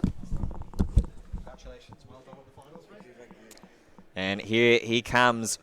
Howie, for the second Premier event in a row, you're in a final with Palpatine. How do you feel first off, mate?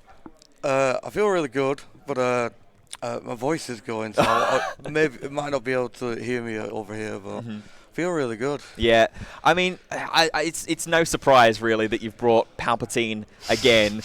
How do you see Palp? Has it changed at all from set 2 to now with Twilight of the Republic, or is it still a very similar strategy that you're employing? It's still a similar strategy, but I learned a week ago that Django Red was a thing, and it was playing all space units.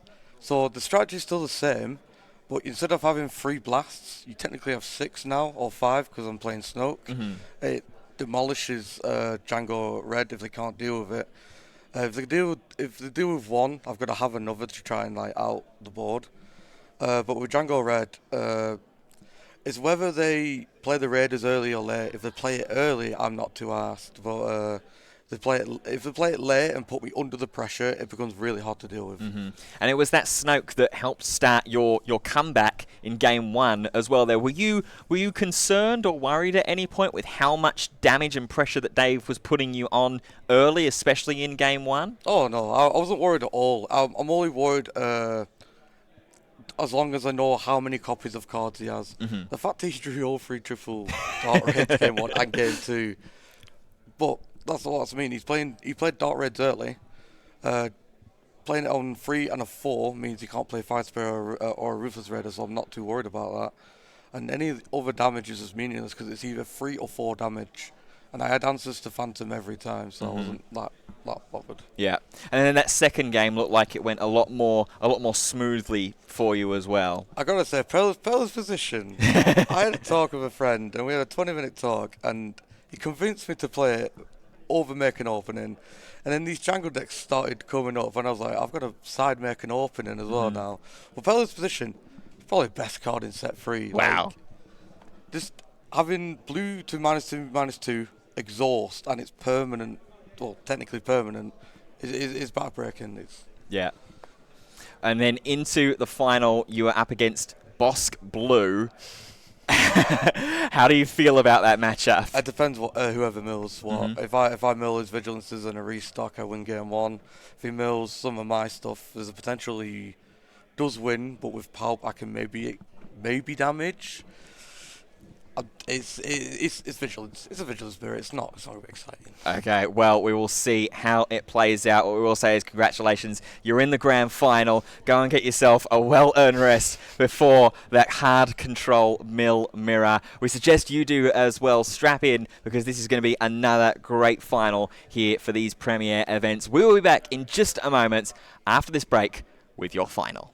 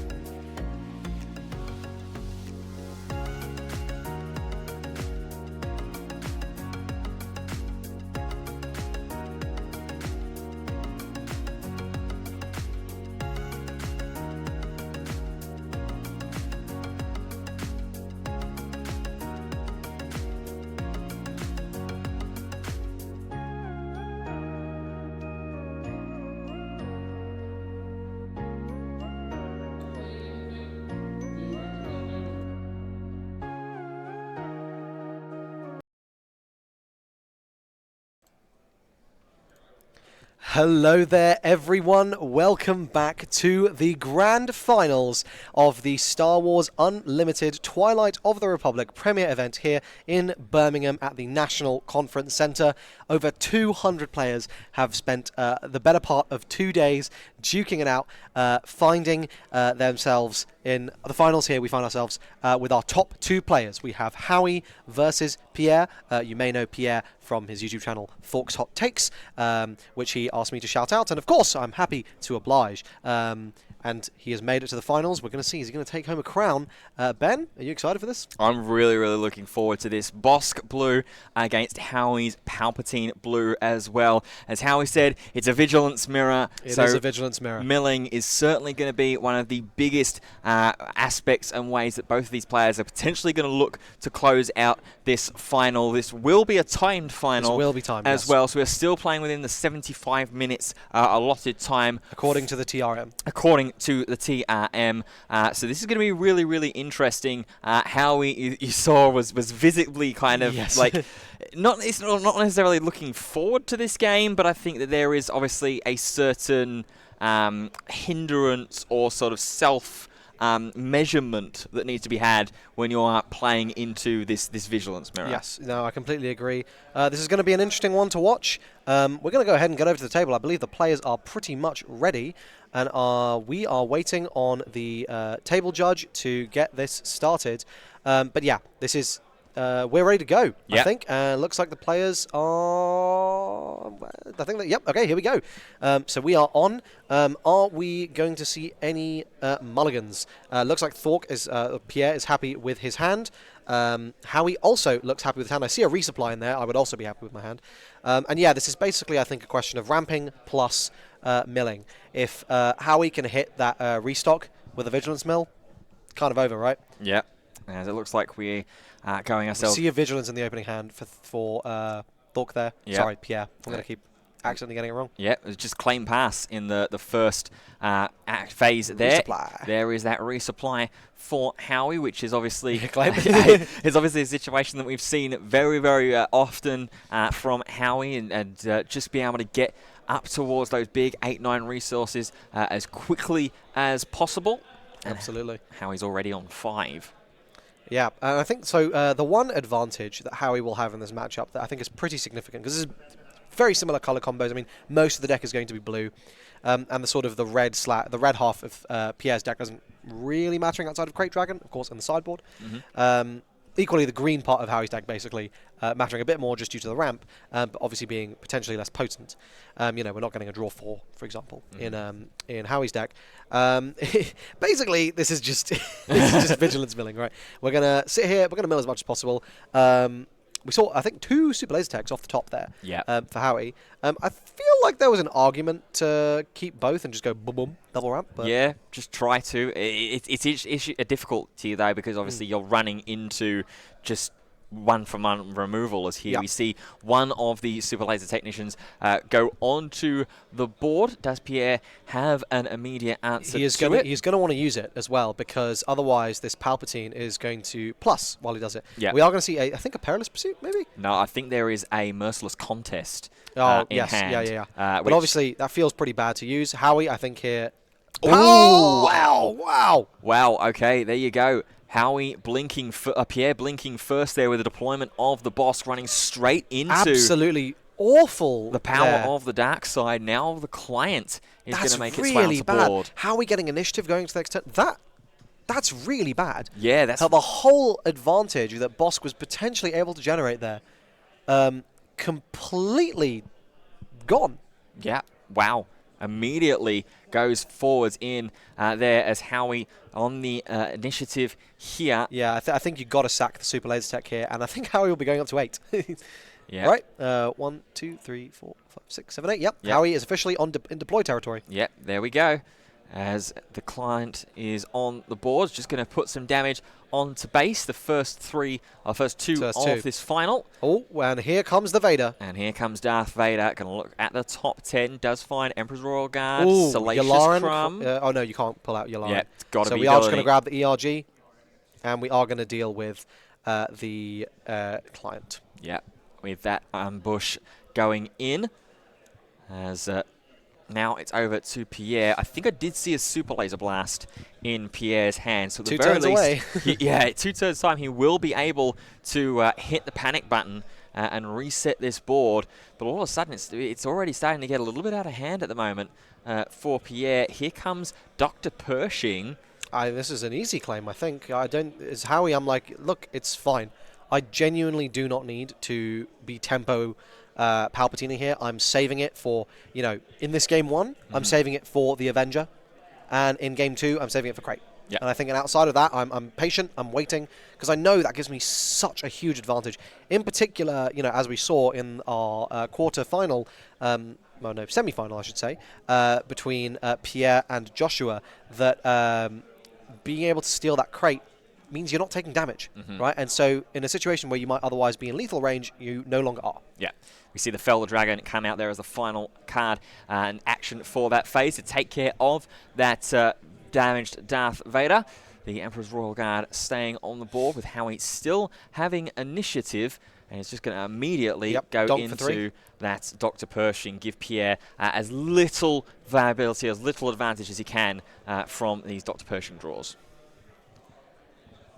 Now, you could Snoke here, which would delete the Pershing, but we are just going to start off with a little bit of... Ooh.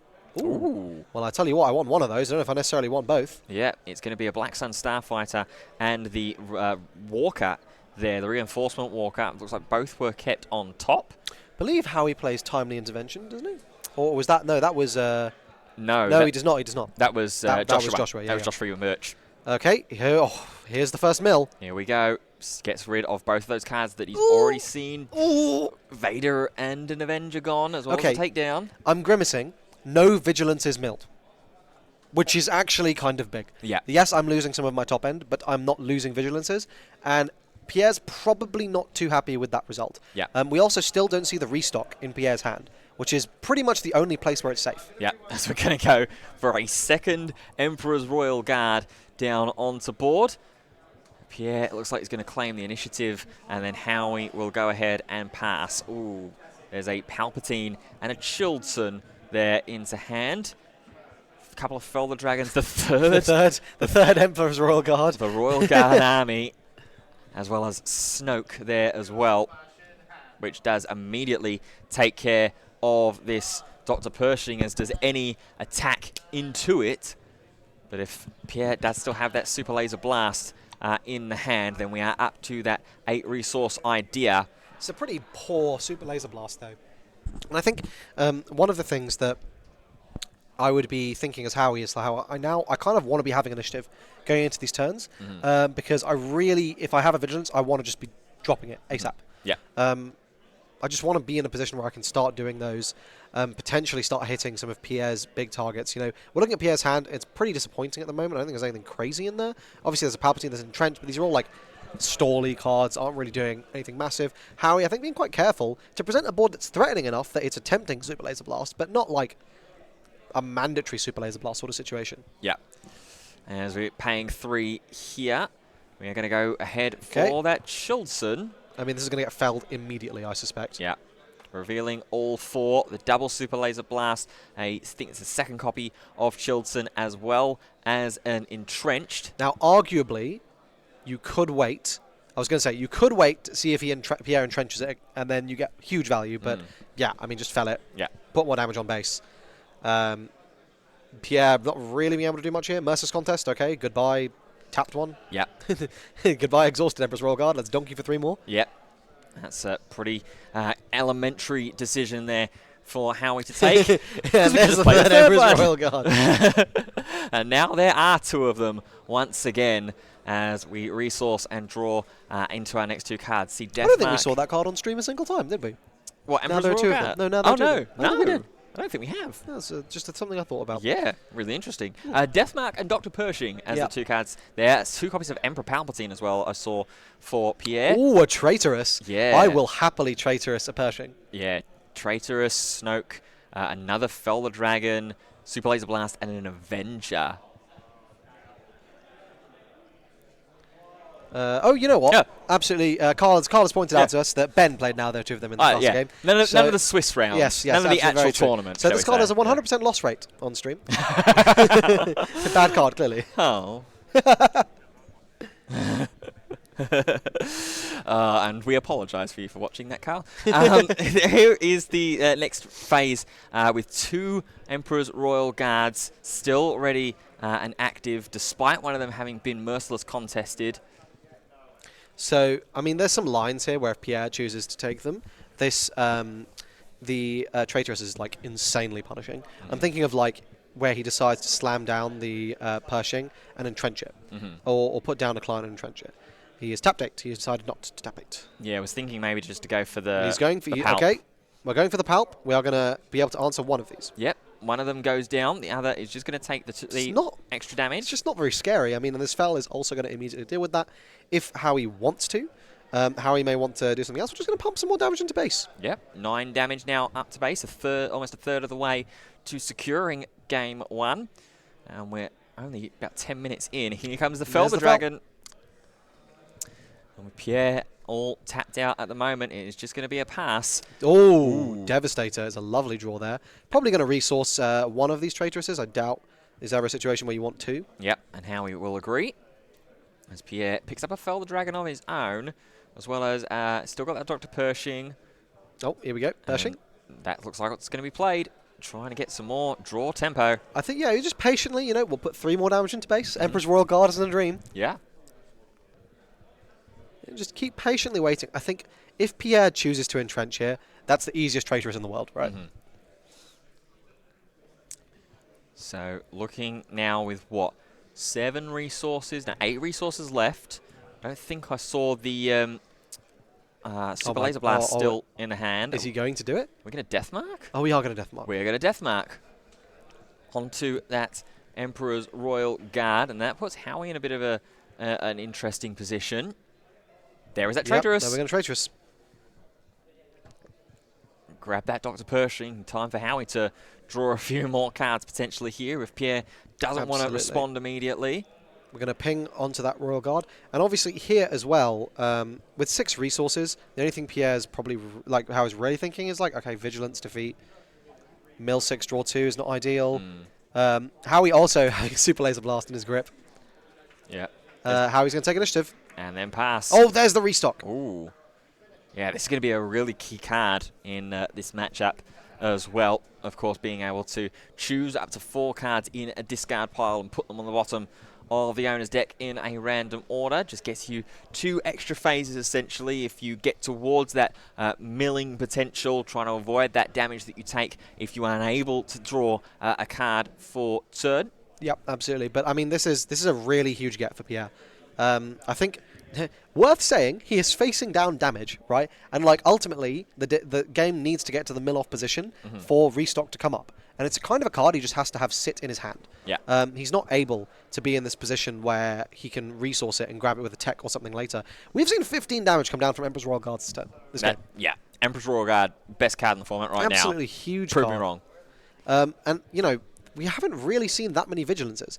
We're going to see another ping from Pierre. Yeah, just the 1 Vigilance so far. I mean, it's going to defeat it over a few turns. I think now Howie's going to go, yep, I will draw a card here, thank you. Yep.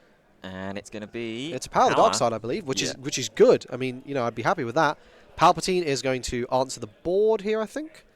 3. Oh, no, it's going to take it to 1 off, right? Oh, no, it's 2. Yeah. Yep. Just going to get it. We're going to get a draw 2 here for Pierre. I think that was a Vigilance, wasn't it? I don't think so. Oh, no, it was making... Yeah, there was Perilous Position or something else. Yeah.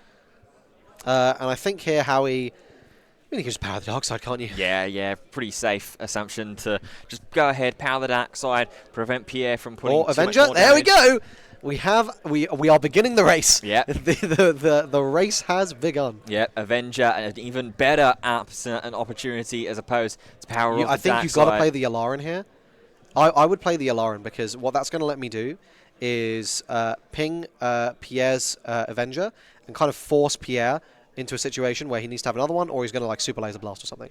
And I'm pretty happy with that. Well, it's going to be a pass. Well, that's going to pass. That's fine. Double resupply. Yeah, that's a pretty easy resources at the start of the turn and the start of the refresh phase for Howie. All right, so here we are going to come on to our first of many, many Avengers. And there it is. Boom. Avenger the Avenger. I think here, now you will probably be looking at a steal. Yeah. Well, Howie will just count out exactly how many resources he's Oh, no, we're working with devastating. first. We're I mean, that works. Yeah, we're going to devastate first. As Pierre will, with 2 resources left, we are forcing claim. the race here, right? Like we're going, okay, I have a ship, now you have a ship. And we're making Super Laser Blast here kind of an awkward card. Okay, now we have the Yalaran set up.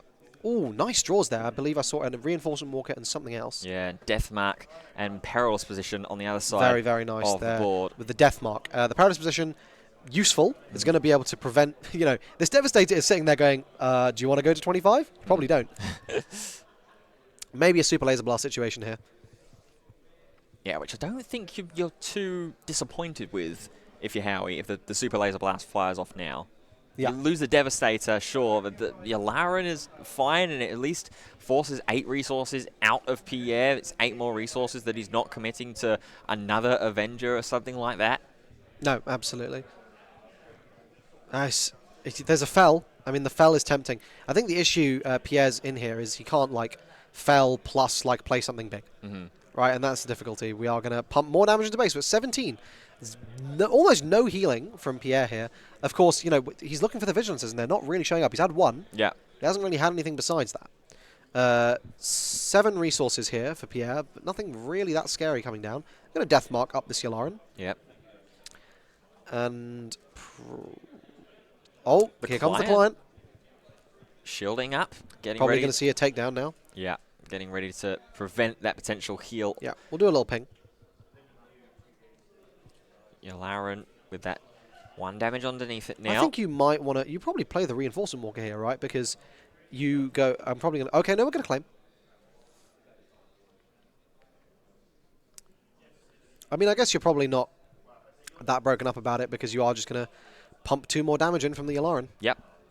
That's probably how he's looking to try and... Oh, there's our Vigilance. Now Howie finds a Vigilance. There is that second restock that goes. Still no second copy for Pierre. If Howie hits 1 or 2 Vigilances off the top here, Pierre's in a bad situation. Yeah, yeah. Because not that I think there's it just 2 Vigilances in hand for Howie. Oh wow! Because this completely rules out the possibility of Pierre taking this to a mill off. Yeah. Right. Howie's just going to try and kill before then. Yeah. Pierre being pushed up to 19 now. So now we'll see that extra 1 damage go on from Bosk ability. 1 away now for the Yalaran to get that death mark. Going to pay 8. Here comes the Reinforcement Walker. He's just drawing. Yep. We don't need to check. We have 5 resources remaining. Okay, so we're not going to be able to Vigilance on this phase. Pierre does still have that restock in hand as well. There's a Vanquish. Now paying 3. 1, 2, 3. There is a Laser Super Laser Tech, which is going to let us heal, and Palp is going to probably be sitting there and enjoy a potential draw. I suspect... Okay, yeah, next turn, we can probably start seeing some Vigilances. There's still no more Vigilances for Pierre. And he's just in this very awkward situation, right? Howie's done such a great job of not giving Pierre a great Super Laser Blast. Yeah. Keeps on... It's enough damage, right? It's getting him there. A little bit here, a little bit there. We're going to get a draw 2. There's a Super Laser Blast and a client. Again, probably not what Pierre wants to be seeing. No, still no Vigilance. And we're going to pump 2 more damage in. Pierre up to 21. These little 2 damage ticks have just continuously been adding up throughout the game. And it seems like Howie, when he initially said that it was in the interview at the end of his top 4 matchup that it's going to be whoever sees more Vigilances, it's more that he's just been keeping up this damage tempo at the moment. And Pierre just hasn't been able to keep up with mitigating that damage. Obviously not seeing multiple copies of the Vigilance. Absolutely. So 4 resources being set aside here. And you've got a hand full of, I think it's all 3 copies of Laser all Blast. 3 Super Laser Blasts. But I mean, they're not doing anything really, right? We're sitting here with just playing these these little things, just making life a little bit awkward. Counting out some resources. I was thinking, do we Snoke here? It's an option. It's big, but it's not insane. It's 6 damage, though, right? Yeah. That's a lot of damage. And it kind of will demand a response. We are going to Snoke here. Yeah. And that's what I say, demanding a response. I think this is the sort of time we are forcing Pierre's hand that's hovering over the panic button already to just sort of press it once at the very least, because 6 damage to be able to take 8 as well if the Super Laser Technician is going to live, if Howie doesn't want to use the leader ability to ping it away. Saw 3 getting tapped there. Just trying to count out exactly how many he's got left after whatever he's looking to play. There is, I think, another Avenger there in hand as well for Pierre. Yeah, but it's just not a great time to play it. I think we're just going to see the power of the dark side here. Yep. Which we're going to sack this, and I think Howie's just going to Vigilance. We've got a good opportunity here. Let's lock it in. Yep. Boom, there boom. goes the Vigilance. Get rid Defeat and mill 6. of that client because of the -2 that's granted What by have we got? Snoke. Oh! There's one. Oh! There's both of them. Well, Oh my... Well, Pierre's not happy.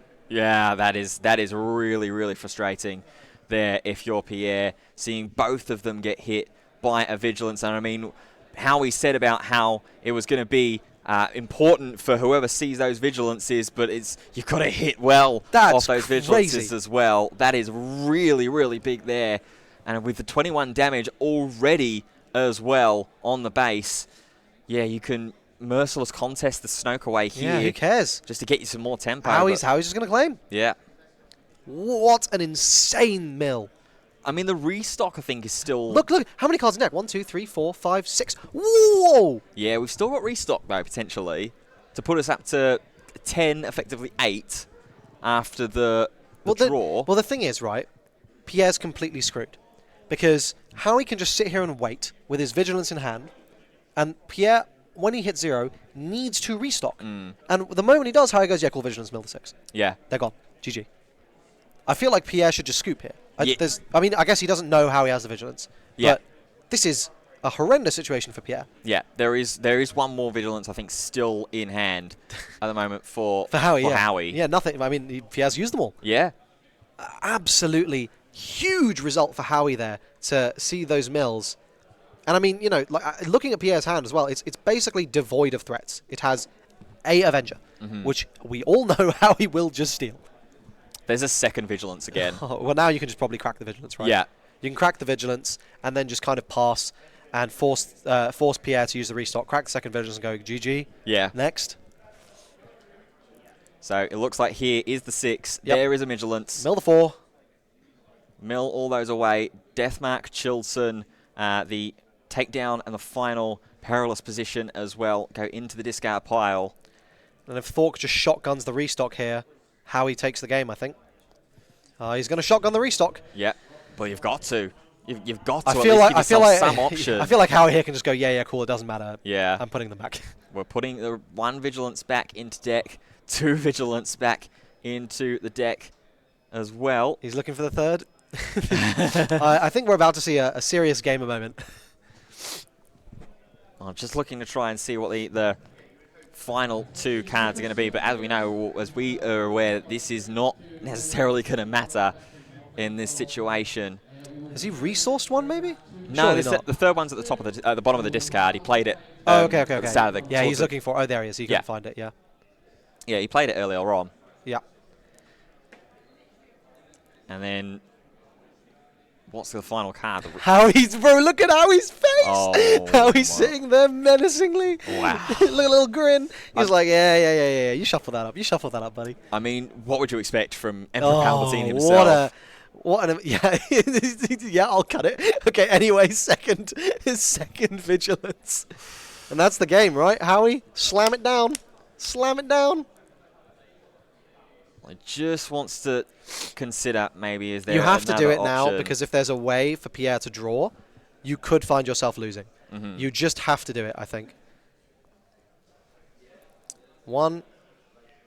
Okay, he's going to Okay, Crumb. we're going to Salacious be Crumb. I mean, okay, we know Pierre doesn't have a way to draw. I feel like you just Vigilance here, but maybe Howie also wants to use as much time as possible. We'll see, potentially. I think that was a pass. Okay, he's going to sack it to draw. Yeah, we're going to ping. We basically want Pierre to claim, right? Like that's the goal. Mm-hmm.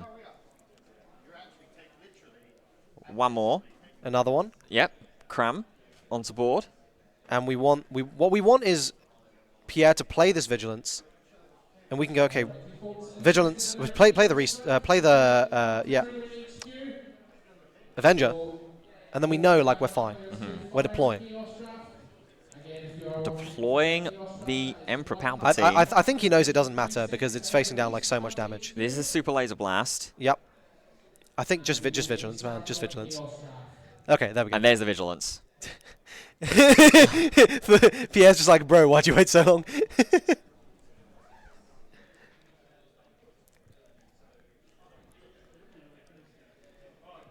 So 4 cards. Yep, we all know what those are. Yep, gonna go He away. wouldn't have drawn the restock. For what it's worth. I don't think there's any point in playing this game out, but we'll see if Pierre wants to. You can see that claiming the initiative there as well. Going to take the damage from the inability to draw. And this game will likely be over on the first game. Starting off there, Howie, at the moment. I think, I mean, yeah, I agree with, I think, some of chat. Like, Howie knows that he plays 2 restocks, right? Yeah. So you're waiting. You're like, is he going to use the second one? Yeah. Because then you need to go on the next turn. So I don't think it was BM. I think Howie was actually just like, I need to just like do this. But also Pierre was just going to be dead on base. Mm-hmm. You play a couple of units out. I mean, like Pierre has no out. Yep. Well, so Pierre scoops it up, and there is going to be the win for game 1 there for Howie after continuous little 2 damage pips as well as a massive vigilant swing, being able to mill through the deck. Crazy mill. I mean, you know, Howie obviously played extremely well, but I don't think he would dispute the determination that, hey, during both vigilances, milling 2 of Pierre's and then having it at exactly the moment when you can remove all hope of Pierre winning the game is insane. Yeah. So strong. A great, you know, sometimes the high rolls come, right? Yeah. And you got to play into those situations. So great play from Howie to win game 1 there. Yeah. Let's have a look into the sideboard and see if there's going to be any more options here for both of these players. The restock. First off, for Howie, there is a restock there. 3 devotions, 3 making openings of Rivals Fall, and the 2 clones. Restock, obviously, coming in. Absolutely. I wonder if you play the clone here, with your game plan being, I'm going to steal Pierre's crate, and then I'm going to clone it. Yeah. I wonder, right? Like I think that is an option. I would be very curious to see if that's something Howie's thinking about. Yeah. But definitely you're bringing in the restock. I don't know if you're necessarily bringing anything else in, but you're bringing in the restock. Yeah, there's nothing like making openings don't really feel like they do too much here. Devotions, not really. You're not really worrying about the restore and the heal here. Rivals Fall, maybe just as another hard removal option, but it felt like Howie dealt with pretty much most of what Pierre put down onto board there, so I think it's likely that it's going to be the restock and maybe those clones, as you said there, Krish, for the potential Crate Dragon steal. Yeah. Speaking of Crate Dragons, they are in the sideboard for Pierre, as well as one more copy of Supreme Leader Snoke, the Clan Saxon Gauntlet, 3 make-it openings, and 3 Force Chokes. You're definitely bringing in the crates. I feel like you probably bring in the Snoke just for another threat, but ultimately, I don't think it really matters. Does Howie main deck Palpatine's Return? Howie does not. No, so that'd be a card that would probably be great in these matchups, but ultimately, this is just a Vigilance mill-off, right? And Howie just, through sheer force of will, and being like, I will not lose another one of these finals. I will mill your Vigilances. Yeah, well, Howie is just 1 game away now from winning this premier event and also getting himself the trip to the Galactic Championships in Las Vegas. That's what these players have on the line here for Pierre. I mean, it's difficult to really say or to know what, if anything, Pierre, like, completely did wrong. There was the one moment with the insta deploy Bosk that got Power of the Dark Side that was not. It's not like the worst situation in the world, but there's the educated read that you could make. Yeah, I mean, I think like obviously, I think probably what happened there is Pierre just tunneled, right? He sees how he's clearly setting up a line and goes, okay, well, I can get some value here if I deploy this, and then I can upgrade, and then I can draw a load. So like I'll start with deploying, and I think just fully blanked and maybe was still in the headspace of like, oh, I'm up against Palpatine yellow. So when like Howie goes Power of the Dark Side, you could see, I think, confusion there when Pierre was like, oh no, Yeah. bit of a mistake there. I think outside of that though, and I don't know to what extent that was massively influential. He might. The thing is, those vigilances were 2 cards, right? Maybe if he'd drawn 2 extra, he would have seen them. Yeah. And the whole game could have gone differently. So, but we'll never know, obviously. And ultimately, the deck is random, right? Like, Howie absolutely high rolled by hitting both those vigilances. I think both players just played really well, and that's just the way the cards fall. Absolutely, as the players get themselves ready and prepared for game number 2. Still plenty of time left on the clock here as well, just over 45 minutes.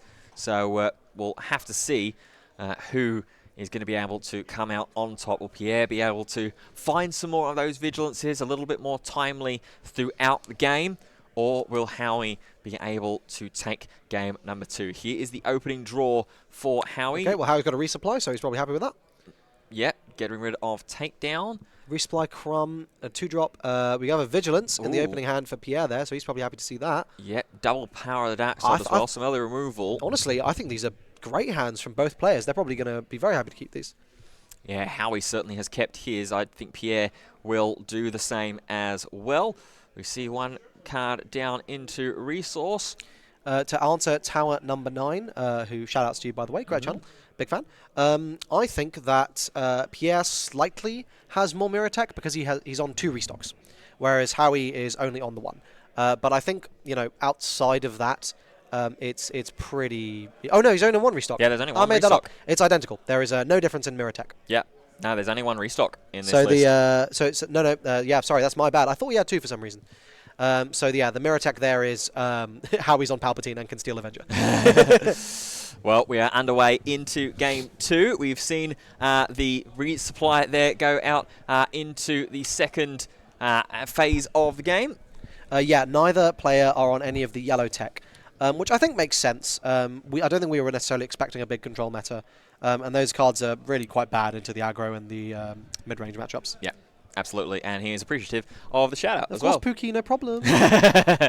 Good on you, mate. Good to have you with us here as well. Consistently as well. I saw Tower popping up in the chat pretty frequently yesterday as well. Nice, love it. Love to see it. The Star Wars Unlimited community across the regions coming together to watch this final as well. Here is a Colonel Yularen, as Pierre is going to put a death we're mark gonna see the death mark onto that. We're going to see the super laser tech. There is the laser technician, getting himself ready to be put to a better cause. How he's about to be on 6-7 resources next turn. This is he's getting real close to that deploy range. Not that it matters. Oh my god. Okay. Okay, Pierre has 2 vigilances. Okay, this is a lot better for Pierre here on this game. Has some removal options as well. Howie has 1. Howie has 1 that he's picked up, it looks like, this phase. Devotion as well, which has come in from the side deck there. That's interesting. I think this is entirely going to come down to those vigilance mills. If either player gets their restock hit, like, they arguably just go next. I think if it's... Well, Pierre can't. They probably don't, because Pierre can't, and Howie... I mean, Howie's got the palp, so he can try and just aggro it out, right? But it's very, very tempting. Yeah. Oh, whoa. Wow, the Super Laser Technician going in for some damage. Wants to make his presence felt before he gets sent into the resources. That's actually a good question. I don't know if Howie sideboarded out or he just put 10 cards in. Yeah. I think he sideboarded out.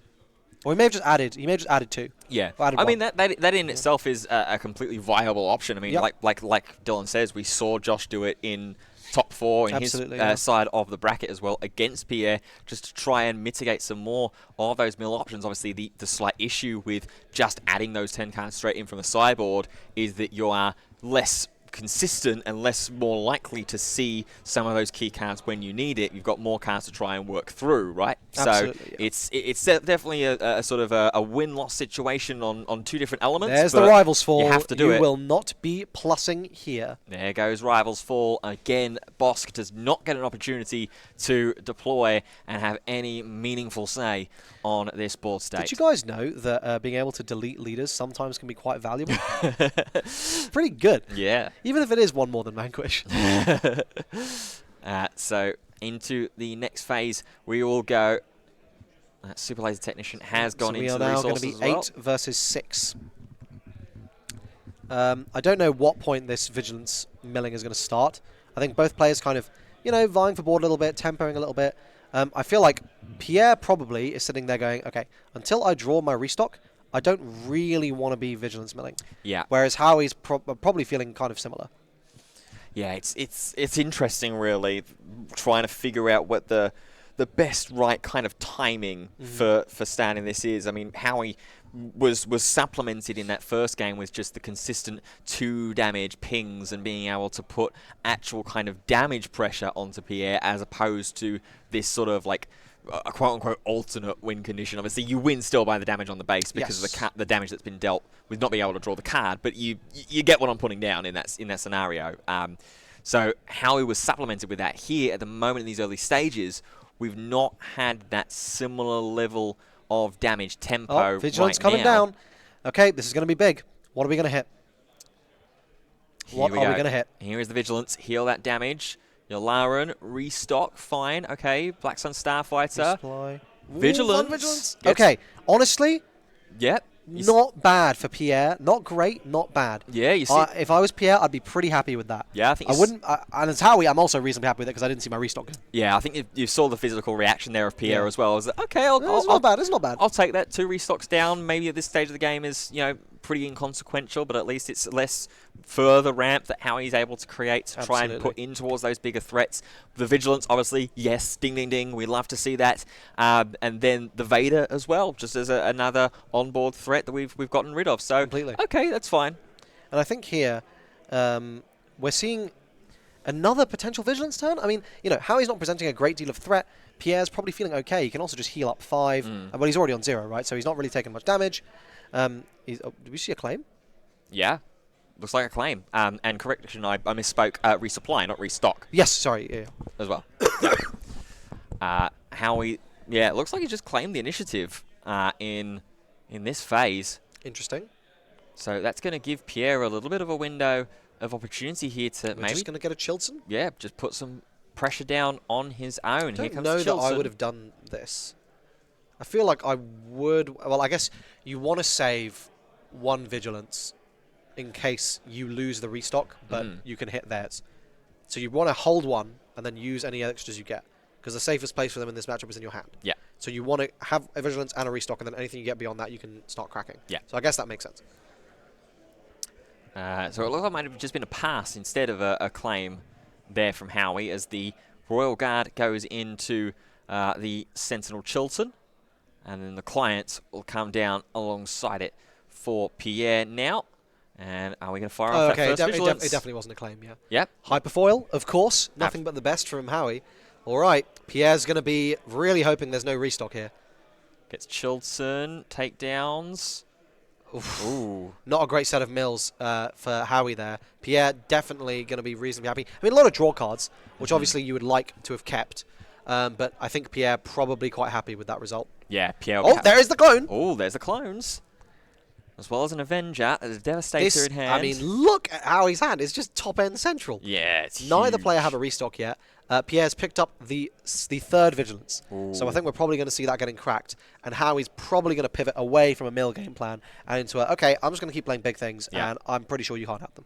Yeah, but the issue is that you don't want to start trying to go 1 for 1, especially with these control-based decks. Yes, and I think as Lev said in the chat, no, actually, I think the way Howie will want to use clone is to steal the crate, hope Pierre doesn't have a one, like on the turn that it's played, and then clone it. And then Pierre is suddenly in the situation when he's taking, 1 billion damage for doing anything. Well, we'll see the stat of this action is going to be, or thought was going to be the reinforcement walker for a second there, but no, it's Pierre's first action. So here we go. There's the walker. Yep. We're going to draw a card. Ooh, Power of the Dark Side is Power of not the Dark bad. Side. For those of you just tuning in as well who want to see exactly the cards that Howie and Pierre are both working with, the deck lists as well as the bracket, the way that both of these players have got to this grand final stage are up on Limitless. We're going to get a claim. Probably going to get a fell or something here from Pierre. Yeah, Yep, fell the we're gonna dragon. fell that. And we're going to move on to the next phase. Both players. Oh, there's the restock. Ooh. Okay, huge for Pierre. Pierre is now winning the mill off. So Howie, I mean, Howie's not going to know, though, right? So Howie's going to still be playing into this sort of mill plan and just hoping that Pierre does not have the restock. Again, you know, if you save the restock, one of the vigilances for the right time and you can just hit the whole pile out from underneath your opponent, then that's different. I think here, though, looking at Howie's hand, he's just going to be wanting to pivot to just big stuff anyway. Yeah, it looks like there's that Avenger that's pulled out to the front of the hand. You can see how they're setting aside his resources. There is the Avenger. We're starting.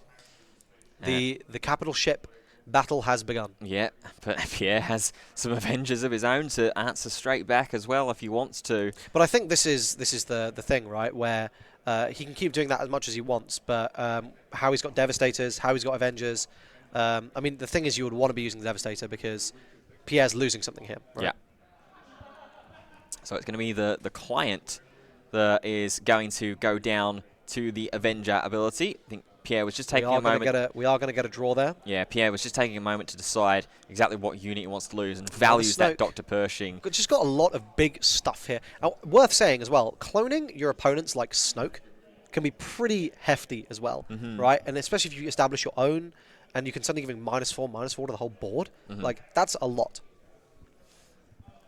So how are we now going to have a little look through Pierre's discard pile, see what resources are already gone. Was he going to deploy? He's thinking about I feel like you've got to wait. You've got to wait. You know the crate is the big way you lose this, right? Yeah, you see the He's gone for it. You saw the exertion on his face. This is just going to be a laser blast. So in game 2, neither player has been able to get any advantage from their leader deployments. I mean, we're still waiting for a restock here from Howie. Yeah. But, I mean, Pierre's not really started the mill off. I guess both players, we need to see what their deck counts are to see where we are currently at. I'm sure we probably could figure it out, but I don't know. How many turns has it been? How many extra draws? I think Pierre is probably at a similar amount of deck. Okay, yeah, we're just going to see the Snoke come down. Yep. Supreme Leader Snoke makes its way onto board. We do have a way to immediately answer that. Here's the Avenger. With an Avenger. And here's the Power of the Dark Side. Yeah. And we'll go next day. Yeah. Next phase. And there we go. Oh, still no restock. No. We do have a Traitorous and the Inferno 4 that we both got drawn there from the start of this next phase. We've got in Pierre's hand. A couple of more Avengers, it looks like. Chilled Sun. Obviously, there should still be one more Vigilance in there, I think. Right, Pierre's first action. I think he's probably going to crack a... Oh, he passes, I guess. Yeah. We're going to... Oh, Ooh. Interesting. Filtering for the restock here. Now, arguably, you leave them on top to kind of bait Pierre. Yeah. But you also really don't want them. So, if you put them to the bottom, your odds are better. He's leaving them there. Yep. You bait him successfully. Yep. There is the Vigilance. Get rid of that Inferno 4. Well, let's see. Okay. He Doesn't get a dodges. He restock. dodges the first... the restock is not gone. Oh, okay. I mean... the defeated. I think maybe you just claim here, right? Because the odds of the restock coming up are getting higher and higher and higher, right? I mean, I guess you don't necessarily have to claim because you can establish a really big threat that Pierre's going to have to immediately answer. Yeah. As we see there, we're just getting the epic action marker onto the Palpatine with it having already been deployed. And now again, Howie's just going to have a little look through the discard pile. Sees a couple of the Vigilances gone. A couple of Chilson's gone as well.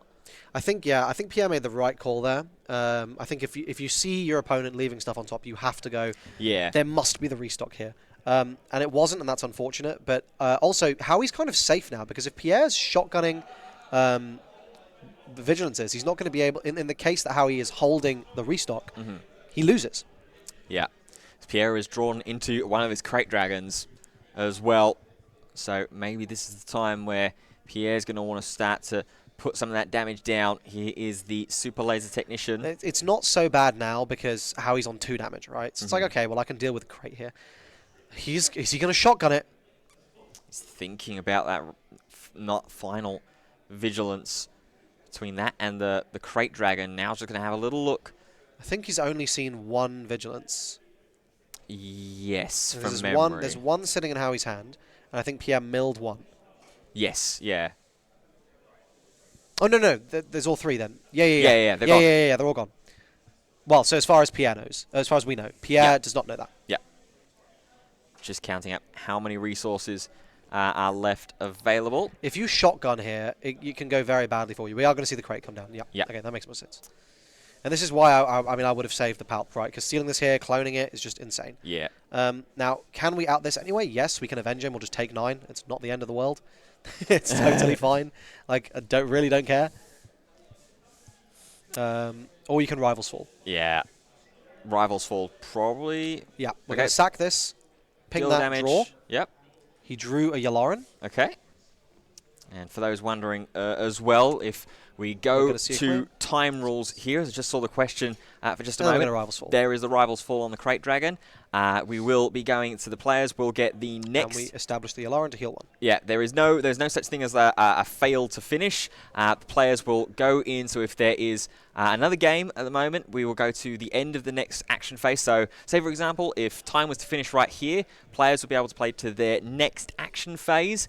If the scores was to stay like this, Howie would be your winner as a 1-0 victor. If Pierre manages to claim this game too, then it would go down to tiebreakers, which is whoever has more damage, who's ever put more damage onto the opponent's space wins. Client removed, client. And then if that is equal, then it will be the whoever has initiative, according Howie to is TRM. just not seeing this restock. I don't know how many cards are left in his deck.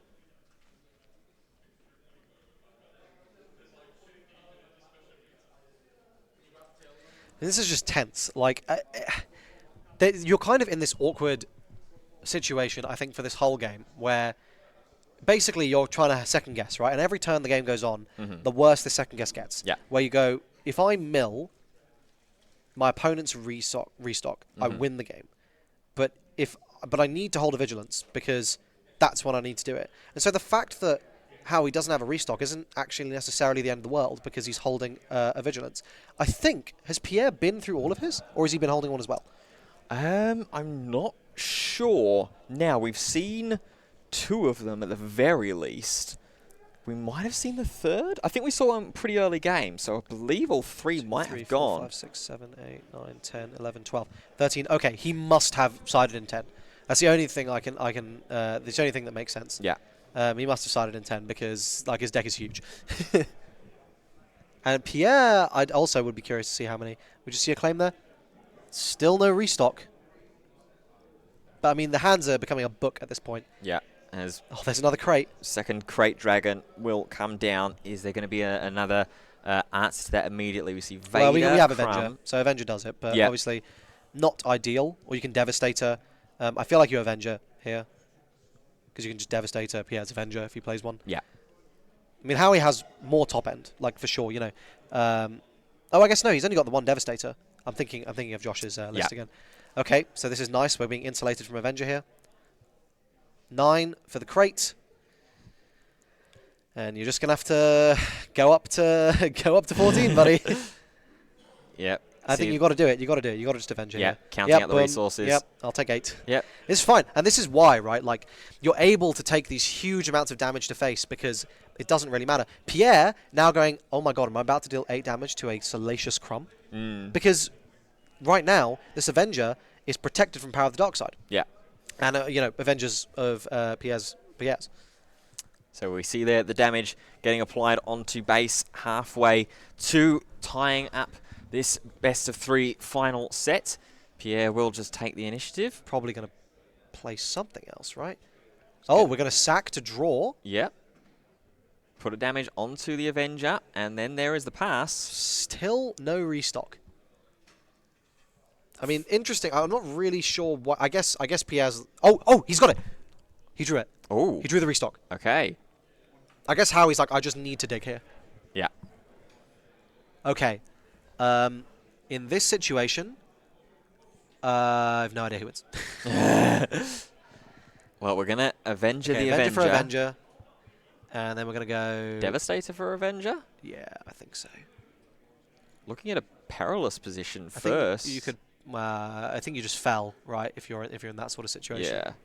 Howie can now probably count up all the top end Pierre's been through, which is probably quite a considerable amount.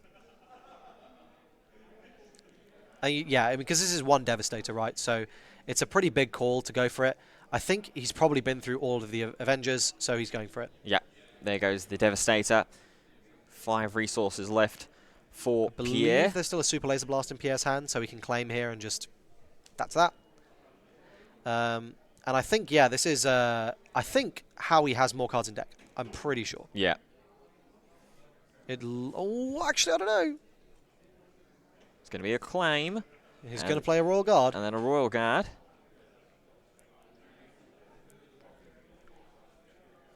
This really very well may go to game 3. Yeah, this is close here between both these players. Pierre looking like he's... I mean, look at the size of both players' decks left. Are we playing the Vigilance here? Oh no, we're Super Laser Blasting. Yeah, Yep. yeah. Laser You Blast. have to do that. So nice from Pierre there. I think, is that his second or third? Second? He's definitely used second. I don't know if he resourced one of them. I mean, the thing is, Pierre's got this hugely terrifying hand, and how he needs to be building like these wide boards to be able to counter it. Like, Pierre feels in such a good position here. I mean, like, I definitely think, like, there is a really strong possibility of game 3 here. Yeah, as Pierre's going to have a look and see exactly how many cards are left in Howie's deck. We're going to see Darth Vader look at the final 4 just to see what is left in there.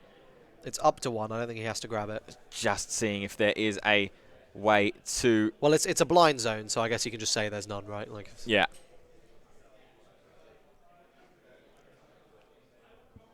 Yeah, for any number. So he can fail to find, as he has done in that situation there. Howie sees... Okay, so it's pretty much the same. It's pretty much the same. It's 4 versus 5. But, you know, Pierre has milled more cards, so I think, yeah, Howie definitely sided in more. That's the only thing that makes this make sense. Looking back through the discard pile once again as well. Howie's just going to claim the initiative here. And Pierre is going to pass, still holding on to that Vigilance in hand. Because, I mean, this is sort of like a blink first situation, right? Mm-hmm. You, as Howie, you want to start presenting threats that kind of force Pierre into this awful state. But as Pierre, you're feeling great. You're like, okay, well, look, you've taken so much damage from these crates that, like, yes, they weren't getting you to lethal, like, immediately. But, like, now you're in this awful position where you are losing to deck out first. You need to blink first. And I think Pierre, you know, it's going to take another 5 to 10 minutes probably, but Pierre is probably going to get there. Yeah. Pierre gets the heal as well there of the top target with a ping from the Bosk effect. Does mean that Howie is going to get the extra resource. How useful that might be to Howie throughout these closing stages of this second game, yet to be decided. This is over to Howie's action now after that boss ping. Yeah, Pierre's got to be feeling good right now. Yeah. He just needs to control board. I don't know if he's got another Super Laser Blast. Well, not sure. Howie thinking about just going ahead and just restocking straight away there. No, we're going to use the ability to draw. Drawing a card. Okay. You can see there the physical reaction from Howie as well. Not what he wanted to see by the looks of it. Was not happy. As Pierre immediately pulls that vigilance to the front. Takedown traitorous. You're not really getting anything with, I with do. that. I do wonder. Maybe. Well, I guess the goal here is to make either player tap out and then restock, so they can't vigilance mill, right? Yeah. So then, in that situation, you're gonna at least get your 50-50 to get back your restock. It's a bit of a tough one here for both players, I think. I mean, they both have so many resources, and just kind of keep going. Okay, threat, threat, threat, threat, threat, threat. Have something here. Okay, they pass. I think this is going to game 3. Yeah, looks like it. Howie will take 3 damage after not being able to draw that second card at the start of this turn. 18-0 right now after Pierre was able to heal the slender bit of damage that was left on his base from a top target earlier on. So, yeah, I think Howie just needs to start slamming cards down. Oh, good scry. Yeah. Yeah, like, what needs to happen is basically, like, Howie needs to engineer this situation, so Pierre spends all his resources, and Howie can go, okay, oh my god, restock, vigilance. Yeah. Yeah, restock back to the vigilances. So Pierre now going to pay 3 for a See the client. client come down. Yeah, and equally, Pierre's just basically got to hold his nerve here and go, I am fine. Yeah. I just need to control the board enough that Howie... Like, because Howie's going to take... Howie's lethal in 2 turns, right? Like, he takes 6 and then he takes 6. So he basically only has till next turn to try and stabilize the situation and win the mill off. We're going to see the takedown come out Which is there. looking more and more unlikely as time goes on. Takedown there to deal with the client. Still so many resources available, though, for Pierre. That's the problem that you've got by trying to, like, wait until Pierre is tapping out of resources there. If you're Howie, is that there is just so many resources Exactly. that Howie has to force there we go. Pierre to get through. Here's a reinforcement walker. That's going to demand an answer. It's going to get felled. I think Pierre just takes this. I think if I'm Howie, I'm like, I feel like I need every minute. Yeah. I should probably just scoop this up. But I don't know. I guess if you're Howie, you're like, maybe he doesn't have the restock vigilance. You kind of have to play it out. So there goes the reinforcement walker immediately. I think Howie can bait one more turn. Like, he can stall till next turn, but then he has to pull the trigger. So Pierre looking at that restock potentially. I think Howie was claimed the initiative. So we are going to see the restock. Okay. That might be a throw. Pierre going to see, he's going to put the restock back in. Oh, I see. And only oh, the I see. restock, Okay. So he draws it. Nice. Okay, that's nice. Yeah. That's nice. Never mind. That was not a throw. That is based gameplay. That was very cool. That was very nice. That is really nice. And now Pierre with a free reign here to just go ahead, play this Palpatine, get rid of that Inferno 4, and I think Howie there with the 6 damage now that he's going to take from this base, or from this inability to draw. Yes. So up to 24. Howie needs a 1-card answer to this Palp, or he loses immediately. Yep. And it's perilous position. Yep. Yep. That's not going to kill him. This action. Yeah. I mean, basically, he's just trying to save as many resources as he possibly can, bait Pierre into doing something. But I just don't think it's going to happen. Pierre knows all he has to do is just wait. Yeah. Like, he just needs to not do it first. Pierre just trying to get himself a little bit calmer, take a sip of his drink. Second perilous position. Yeah, just keep shrinking that Emperor Palpatine. And equally, Pierre can just go, pass. Howie can't do that. And Howie has to know at this... Like, he's seen the restock, and he can see that Pierre's only got 2 vigilances. I think every minute that's being spent here is probably not what you want. I think that's what we've just seen there with the pass. Howie still with his restock at the moment in hand, but just trying to figure out when and wait to see when the best time, if there is any time in this game too, to be able to use it. Because at that point, then it's just that vigilance gets fired off from Pierre.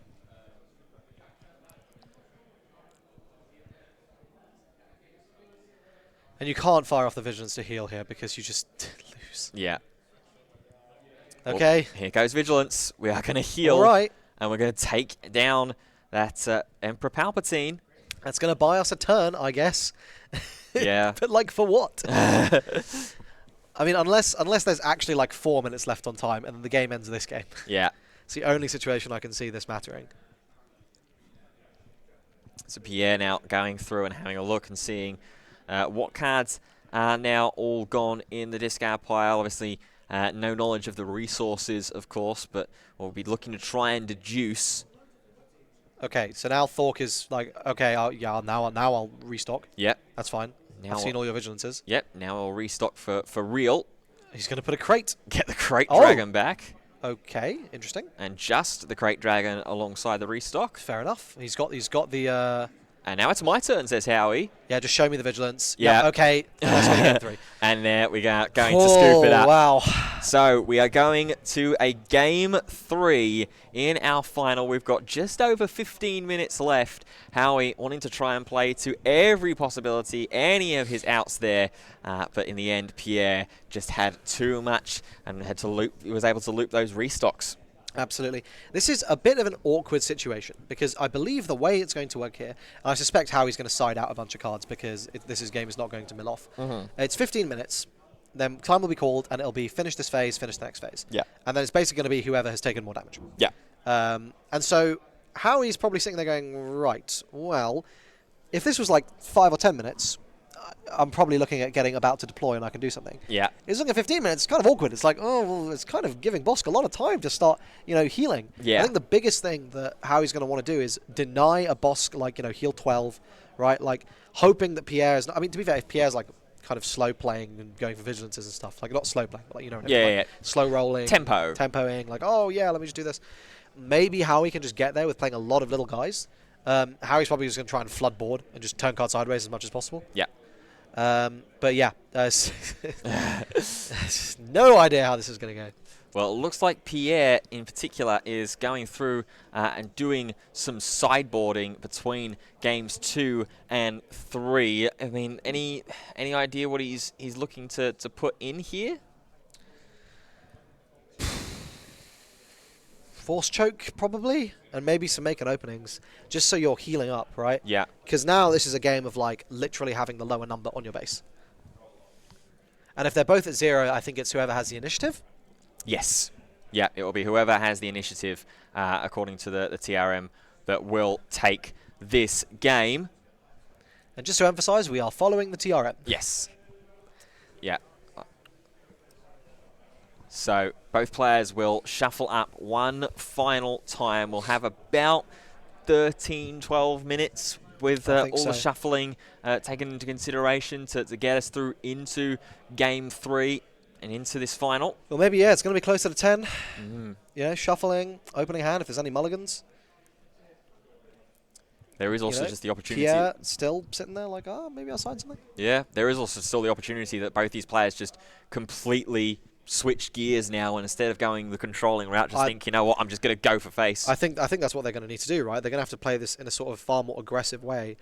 Howie definitely, like, I think maybe less well positioned because Bosk is going to come out on 5, coming out faster. It's hitting base for 4. Though, I mean, Howie's going to be in a better position than Joshua was for this kind of matchup where, like, Joshua's early game, I think, was all just, like, interaction. Whereas Howie's at least got stuff like, 3 5s and a bunch of 2-attack units and stuff that can maybe apply a little bit of pressure. And Pierre's early game is primarily, like, focused on the control and the drawing. I mean, so is Howie's to an extent, but he's also ramping. And if Howie can ramp up a load and somehow stay healthy and then start, like, throwing out huge things, maybe this can go well for him.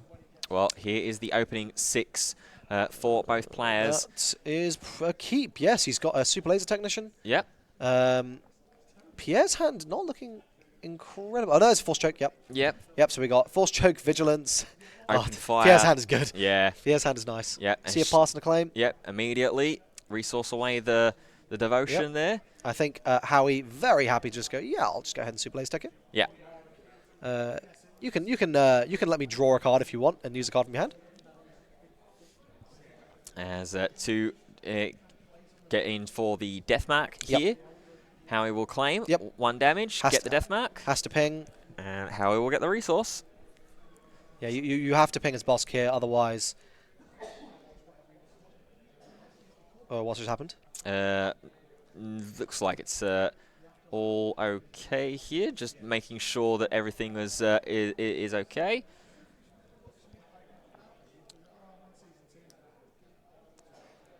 I think just making sure that all of the resources and everything are accounted for. But there is the continue into the next phase. So Howie going up to 5, Pierre on 4 resources. Probably just going to take down whatever Howie plays. Yeah. Which, I mean... Which is, to be fair, exactly what Howie can do. Yeah, isn't a lot there in hand. Pierre trying to consider what's a resource here. The force choke? Yeah, maybe. I mean, take down goes away. I mean, I don't know. I think I'd want the force choke to just stop damage coming in. Mm-hmm. Like, I feel like as Pierre here, I'm like, okay, I feel like I need to win through my leader damage. But obviously, if Pierre's not building a board, he just gets blown out by power of the dark side, right? Yeah. He passes. Yeah. So I think there's just going to be I think it's going to be a pass claim. Yeah. Neither player really wants to give the other a threat to answer. I think, to be fair, if Howie can like deal with this Bosk leader and then just get his Palpatine out, yeah, okay, put it away. There is the claim from Pierre. Yep. There's the there's the power. There's the power of the dark side. That's exactly what Howie wanted to see there. Yeah. I mean, obviously, if Pierre is able to establish something else, his power is far less impactful. But, you know, looking at Pierre's hand, he's got some healing. He's got a power of his own. He's got... Chilson? I mean, Chilson's scary. Was that a pass claim again? Yeah, another pass claim. Okay. Just both these players are looking to try and get towards those late game stages, those mid to late resource stages. What Howie needs to do is, I think... I don't know. The game is going so fast at this point that, like... You know, we're approaching the near the end game with, like, what, 10 minutes left? Mm-hmm. No damage on base.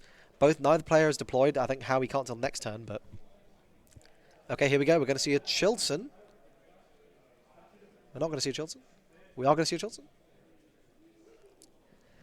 We will see the Chilson come down onto board. And I suppose at this point it's just trying to bait and force out those that power of the dark side, or play around it as an option. Reveals double vigilance, top target, and a takedown. Little bit of a sticky situation there. Yeah, boosted up to the 6/6. If Howie has a fell here, he's in an insane position, but I don't think he does. He can Vader. He is just gonna he's just gonna power. Yep. And yeah, Pierre can go ahead and deploy here if he wants, but looks like he's just gonna claim. Oh no. Well, I think he's got to be careful here. He is going to claim. Yeah. But he's going to... Yeah, there's a second one. He's going to get powered again. That's really big. That's really big. And Pierre, again, not being able to get any kind of value from that leader. There's a super laser blast. Howie just needs to take his time here. You know, that reinforcement walker is going to let him get a lot, let him draw cards, present quite a big threat. But yeah, I think here, like, there's a period, right, between Pierre being able to super laser blast and whilst Howie is at 8 resources and he can steal, where he can probably dump a load of damage in, which I think is what Howie's going to be looking for. Pierre is equally going to be looking to stop that. He's lost his leader deploy here, which isn't great, but he's got a lot of big threats. Here we go. We're going to see the Vader come out. This is going to let Howie grab a bunch of... Okay. Well, I think... Yeah, that's nice. We get 2 units here, which is exactly what Howie wants, and he's going to get to look at the top 2 cards of the deck. You probably want that Rival's Fall. Yeah, Rival's Fall probably wants to be kept a hold of there, just in case Pierre does get to a point where he starts bringing in something really, really big, and does indeed keep that on the top. And like you say, what's important here is that there is those 3 units on board now, so it's essentially kind of forcing Pierre to stop him from taking too much damage without spending a load of resources and wasting actions is just to blast the board. I think Howie needs to definitely hold his nerve and not shotgun deploy the Palp, because you got to know, right? You're like, okay, well, especially once we hit like the time phase and it's just next phase. Okay, well, I have a 412. It's going to be really hard for Pierre to interact with. Just sink some extra damage in that might just close out the game for me.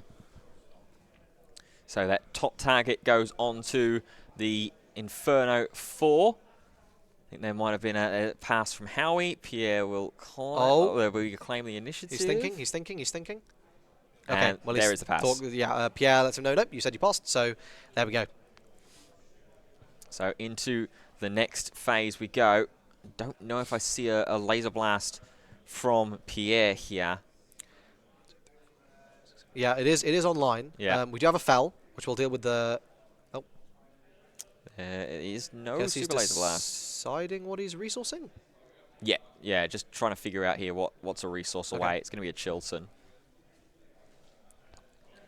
For a Fell the Dragon. There we go. There's the fell. We're going to dump 2 in. Yep. We're going to put 1 on there. We're going to dump 1 in. Pierre needs to update his base with damage there. Up to 3. There's the tap. 4 resources left here for Pierre now. Just 6 minutes until we go to those tiebreaker rules. I think that was a pass. Here is a reinforcement walker. I mean, these are such big threats, right? And also, this walker is a really annoying one to have to manage, because if you don't deal with it, it's just going to sit there healing every single turn. Or drawing, obviously. So here comes 2 resources to entrench the reinforcement walker. Which is how he's not too pleased about, and Pierre definitely is. Yeah. And I think this has got to be a claim from Howie, right? I think he just needs to hold his nerve. I think like it must be so tempting to deploy this Palp, but he's got to know there's a time and a place. There's a second reinforcement walker. And again, Howie, because he's got this board presence, he can, take those actions, right? So he can, boom, that's 2 more. This Bosk is going to be able to deal with that Inferno 4 at any point. Yeah. But this is more similar to what we go. We're going to heal up 2-0. This is more similar to what we saw now in Game 1. As we see, it looks like a Super Laser Blast goes to the bottom of Howie's deck. Howie being able to keep this board presence and this pressure with the damage from units. So it's not just the opportunity to go, okay, I'm waiting for you to start firing off those vigilances for me to respond and try and hit something even better. Yeah. I think both players also doing their best to play pretty quickly, I would say. I mean, Howie's definitely playing at lightning speed, and Pierre's playing pretty quick as well. Trying to get as many turns in, pump as much damage as possible. So we are on to Pierre. Just going to get a claim. Yep. I think that was a pass from Pierre. Super Laser Blast, Devastator. I mean, slowly but surely, the Salacious Crumb is going to accumulate damage.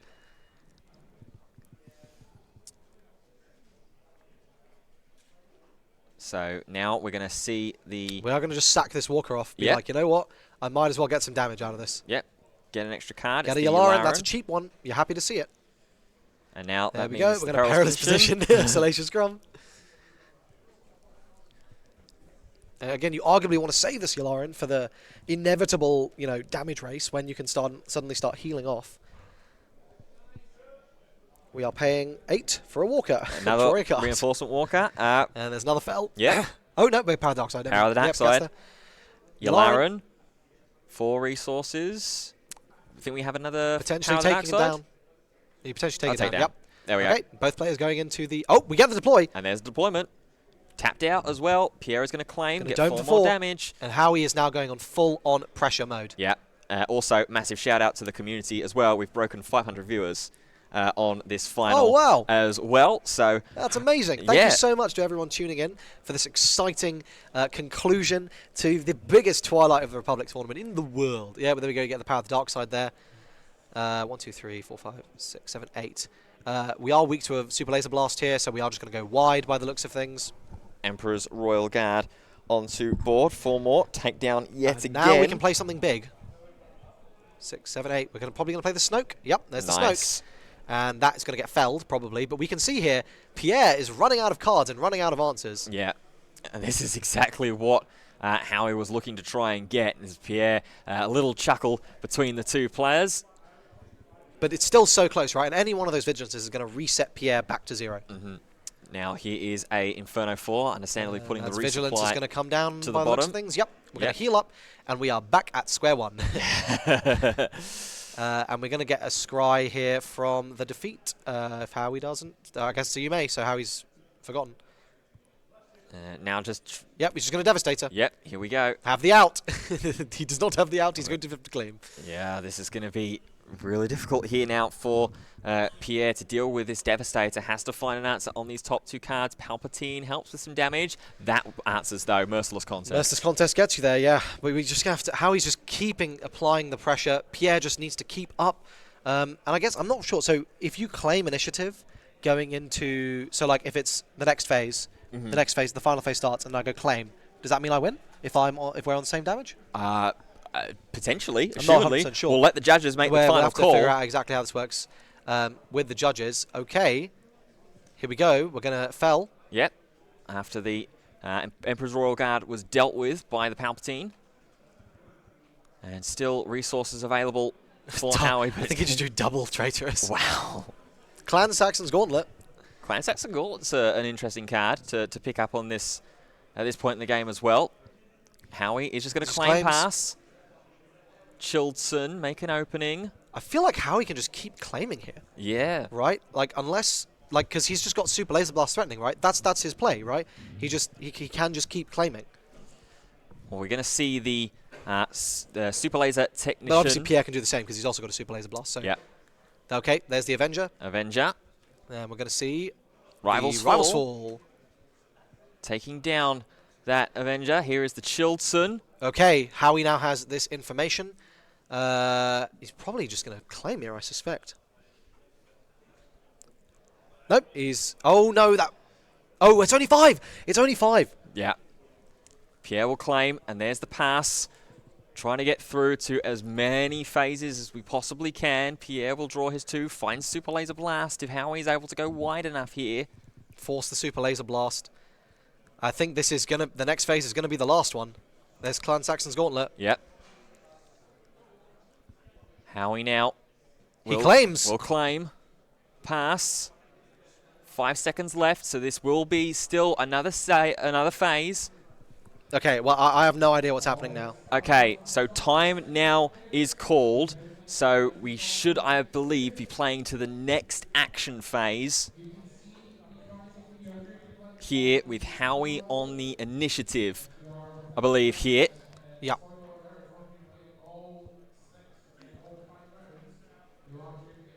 It just looks like the judges are going to have a little chat between the 2 players here. Yep, just so they can understand exactly how this goes.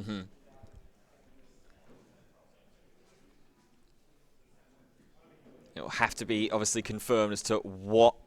If time was called during the regroup phase, which matters, then this is the last turn. Okay. As Tower has pointed out there. So if this is just the only turn, doesn't Howie win because he has removal? If it's the next turn, then doesn't Pierre win because he can just claim? This is going to be difficult. This is going to be really, really close here, as both the players will assess the situation. So this is the last action phase. This is the last action phase. So wait, is it whoever has initiative at the end of this action phase? Super Laser Blast. Pierre will look at his hand and probably claim the initiative. There's claim. Emperor's Royal Guard. Into a Yularen here. And there is the handshake. Pierre win? Pierre wins, our champion. Wow. Wow, what a finish. What a finals. Yeah, what a result. I mean, this is unbelievable here. Both of these players have fought so hard throughout this event. There is your confirmation. Pierre is your winner of this Twilight of the Republic premiere event here in Birmingham. Finally, Thork gets himself Absolutely. a major event win. Hard fought and hard earned. I think, Howie there having the opportunity to take it, maybe if he was more patient with his deploy there. But yes, excellently played by Pierre. Hard fought to win that final 2-1. Thank you very much to our finalists, who I think we will now probably have Pierre come up for a little post-match interview. Yep. So we will just wait for the players to be done there and to come over. Yeah, I mean, that's the time rulings, right? You got to play into them, you got to play for them, and you got to play to your outs. Yeah, that's the situation. I mean, as well, when you're playing a control mirror as well, there is so much. I said, I think in the break between games 1 and 2, there was just so many decisions that have to be made, which already is going to have to chew so much time off of the clock. You have to think about when you're going to be able to play the removal, especially with a prime example being Palpatine's deployment, right? Yes, exactly. You have to time that, and you've had to time that so right. So you have to consider, okay, what is my opponent potentially working with? Obviously, players will have the knowledge of the decks and the sideboards going from today into tomorrow as well. Absolutely. So you've got to try and consider, okay, what's there in hand? What resources have already been used? How many actual resources are you working with, and things like that as well. So it's a really, really difficult situation. But like I say, massive, massive congratulations to Pierre, who has taken this final and earns himself a paid trip to the Galactic Championship. To that Galactic Championships. Which is an absolutely phenomenal result. I mean, huge congratulations. And, we know Bosk is not an easy deck to pilot, and we could see there, tight play, especially in that Vigilance mill-off. Someone who has clearly practiced what you need to do in that matchup, holding that Vigilance, knowing when to restock. Some cheeky plays too, they'll put the restock back just so I don't take any damage. Yeah. Really, really cool there. And I think a fantastic top 8 culminating in a dynamite finals. But I believe Pierre is hopefully going to be heading over. We are in contact with Carl over at Tournament HQ, who's going to be informing him that he needs to get over here, or maybe not. Maybe not. We're finding out for you. But yeah, so for those of you who have tuned in, of course, yesterday and today, both of our players will be coming over. For those of you who have tuned in to the stream today, we really do appreciate it. Sorry, we're having a little bit of those of you who tuned into the stream yesterday, thank you so much for rejoining us again today. Those of you who tuned in today, thank you so much. I see we had over 500 players. So yeah, just a fantastic turnout for over 200 players here. Almost 3 times that tuning in from around the world. Yeah. And let us know, sound off in the chat, where you think the meta is going to go after this. We've seen hard control and these top end control decks do phenomenally well here in Europe. Do you think this will transfer over to the US? We can only wait and see. Just like we can only wait and see if those darn silly players will make their way over to us for a post-match interview. Well, I imagine they're having to try and catch their breath first and foremost after having to go ahead and go through that grueling 75 minutes, then to the time rules as well. And I mean, look, it's difficult as well. And I think this is trying to speak from a complete objective standpoint, because I see and I can understand that there is a lot of debate and a lot of discussion about time rules, as there will be in any game. No time rules are ideal, and ultimately you need to have them so the tournament actually runs according to schedule. And we are following the TRM. I think is the sort of the overall piece there. So if you don't like the time rules, maybe there's feedback, that can always be collected, and we'd love to politely hear that feedback. And I'm sure FFG would also love to politely hear that. Star Wars Unlimited would like to hear that. Because, if you think these time rules are a good thing, they want to hear that. And if you think these time rules could use some improvement, they would also like to hear that. But as the players are now packing up, they are heading over here. We will get our post-match interview. And I think we can safely say that Howie was correct, that this was basically a Vigilance mill-off. Yeah, exactly. Despite how that first game went, the second game was pretty much to exactly as Howie was thinking and was planning this out to be. Pierre, like we said before, really nicely constructing that ability to keep the restock as one of 2 cards left in the deck as well. A little bit of applause I think I can hear for yes. Pierre as well, your champion, and then Howie, it looks like, is making his way over as well. So just stay with us for another 5-10 minutes as we are going to be able to get a word with both of our finalists. We will let Howie have a word with you, Krish, as I got to speak with him before. Yeah, that sounds great. Let's go. He's just come down.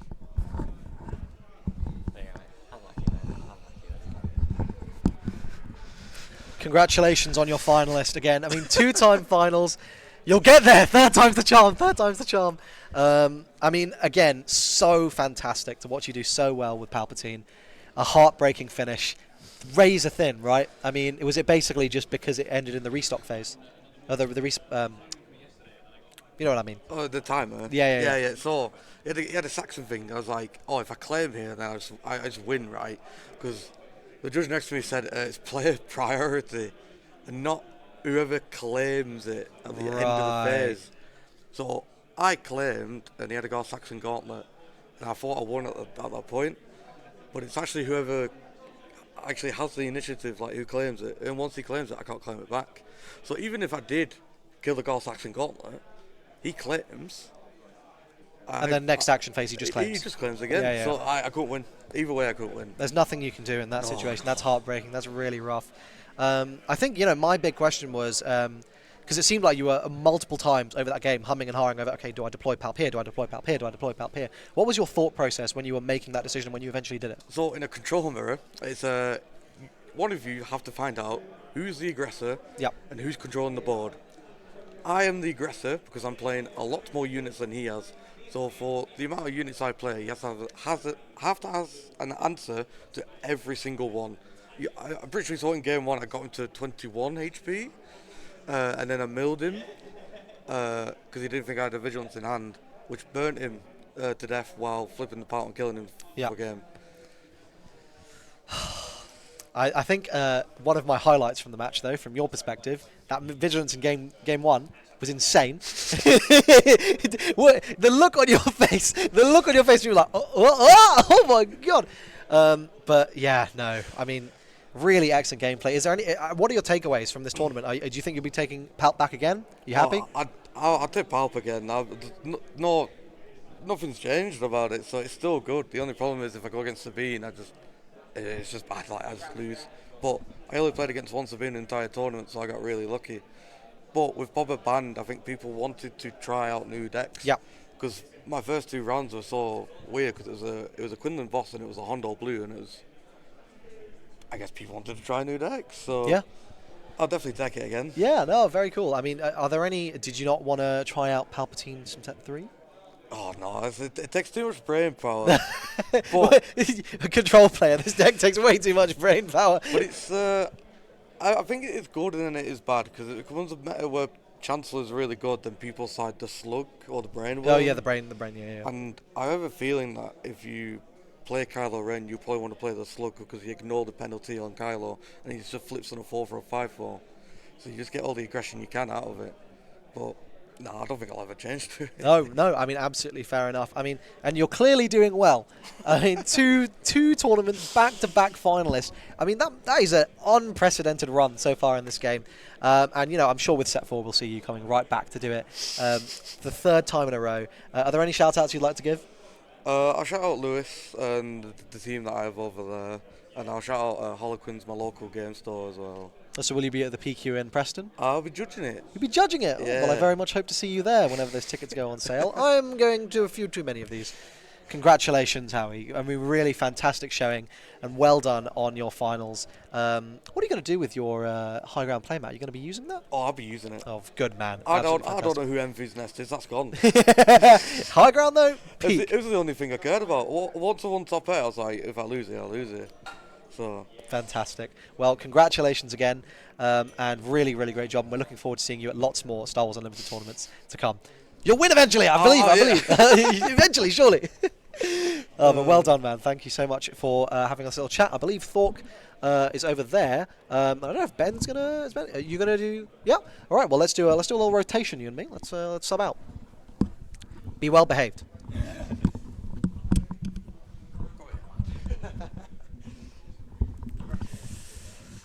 Well, yes, indeed. I have been graciously joined by our champion, Pierre. We were just talking briefly as well while Krishiv was having a word with Howie. I mean, how do you feel, first and foremost?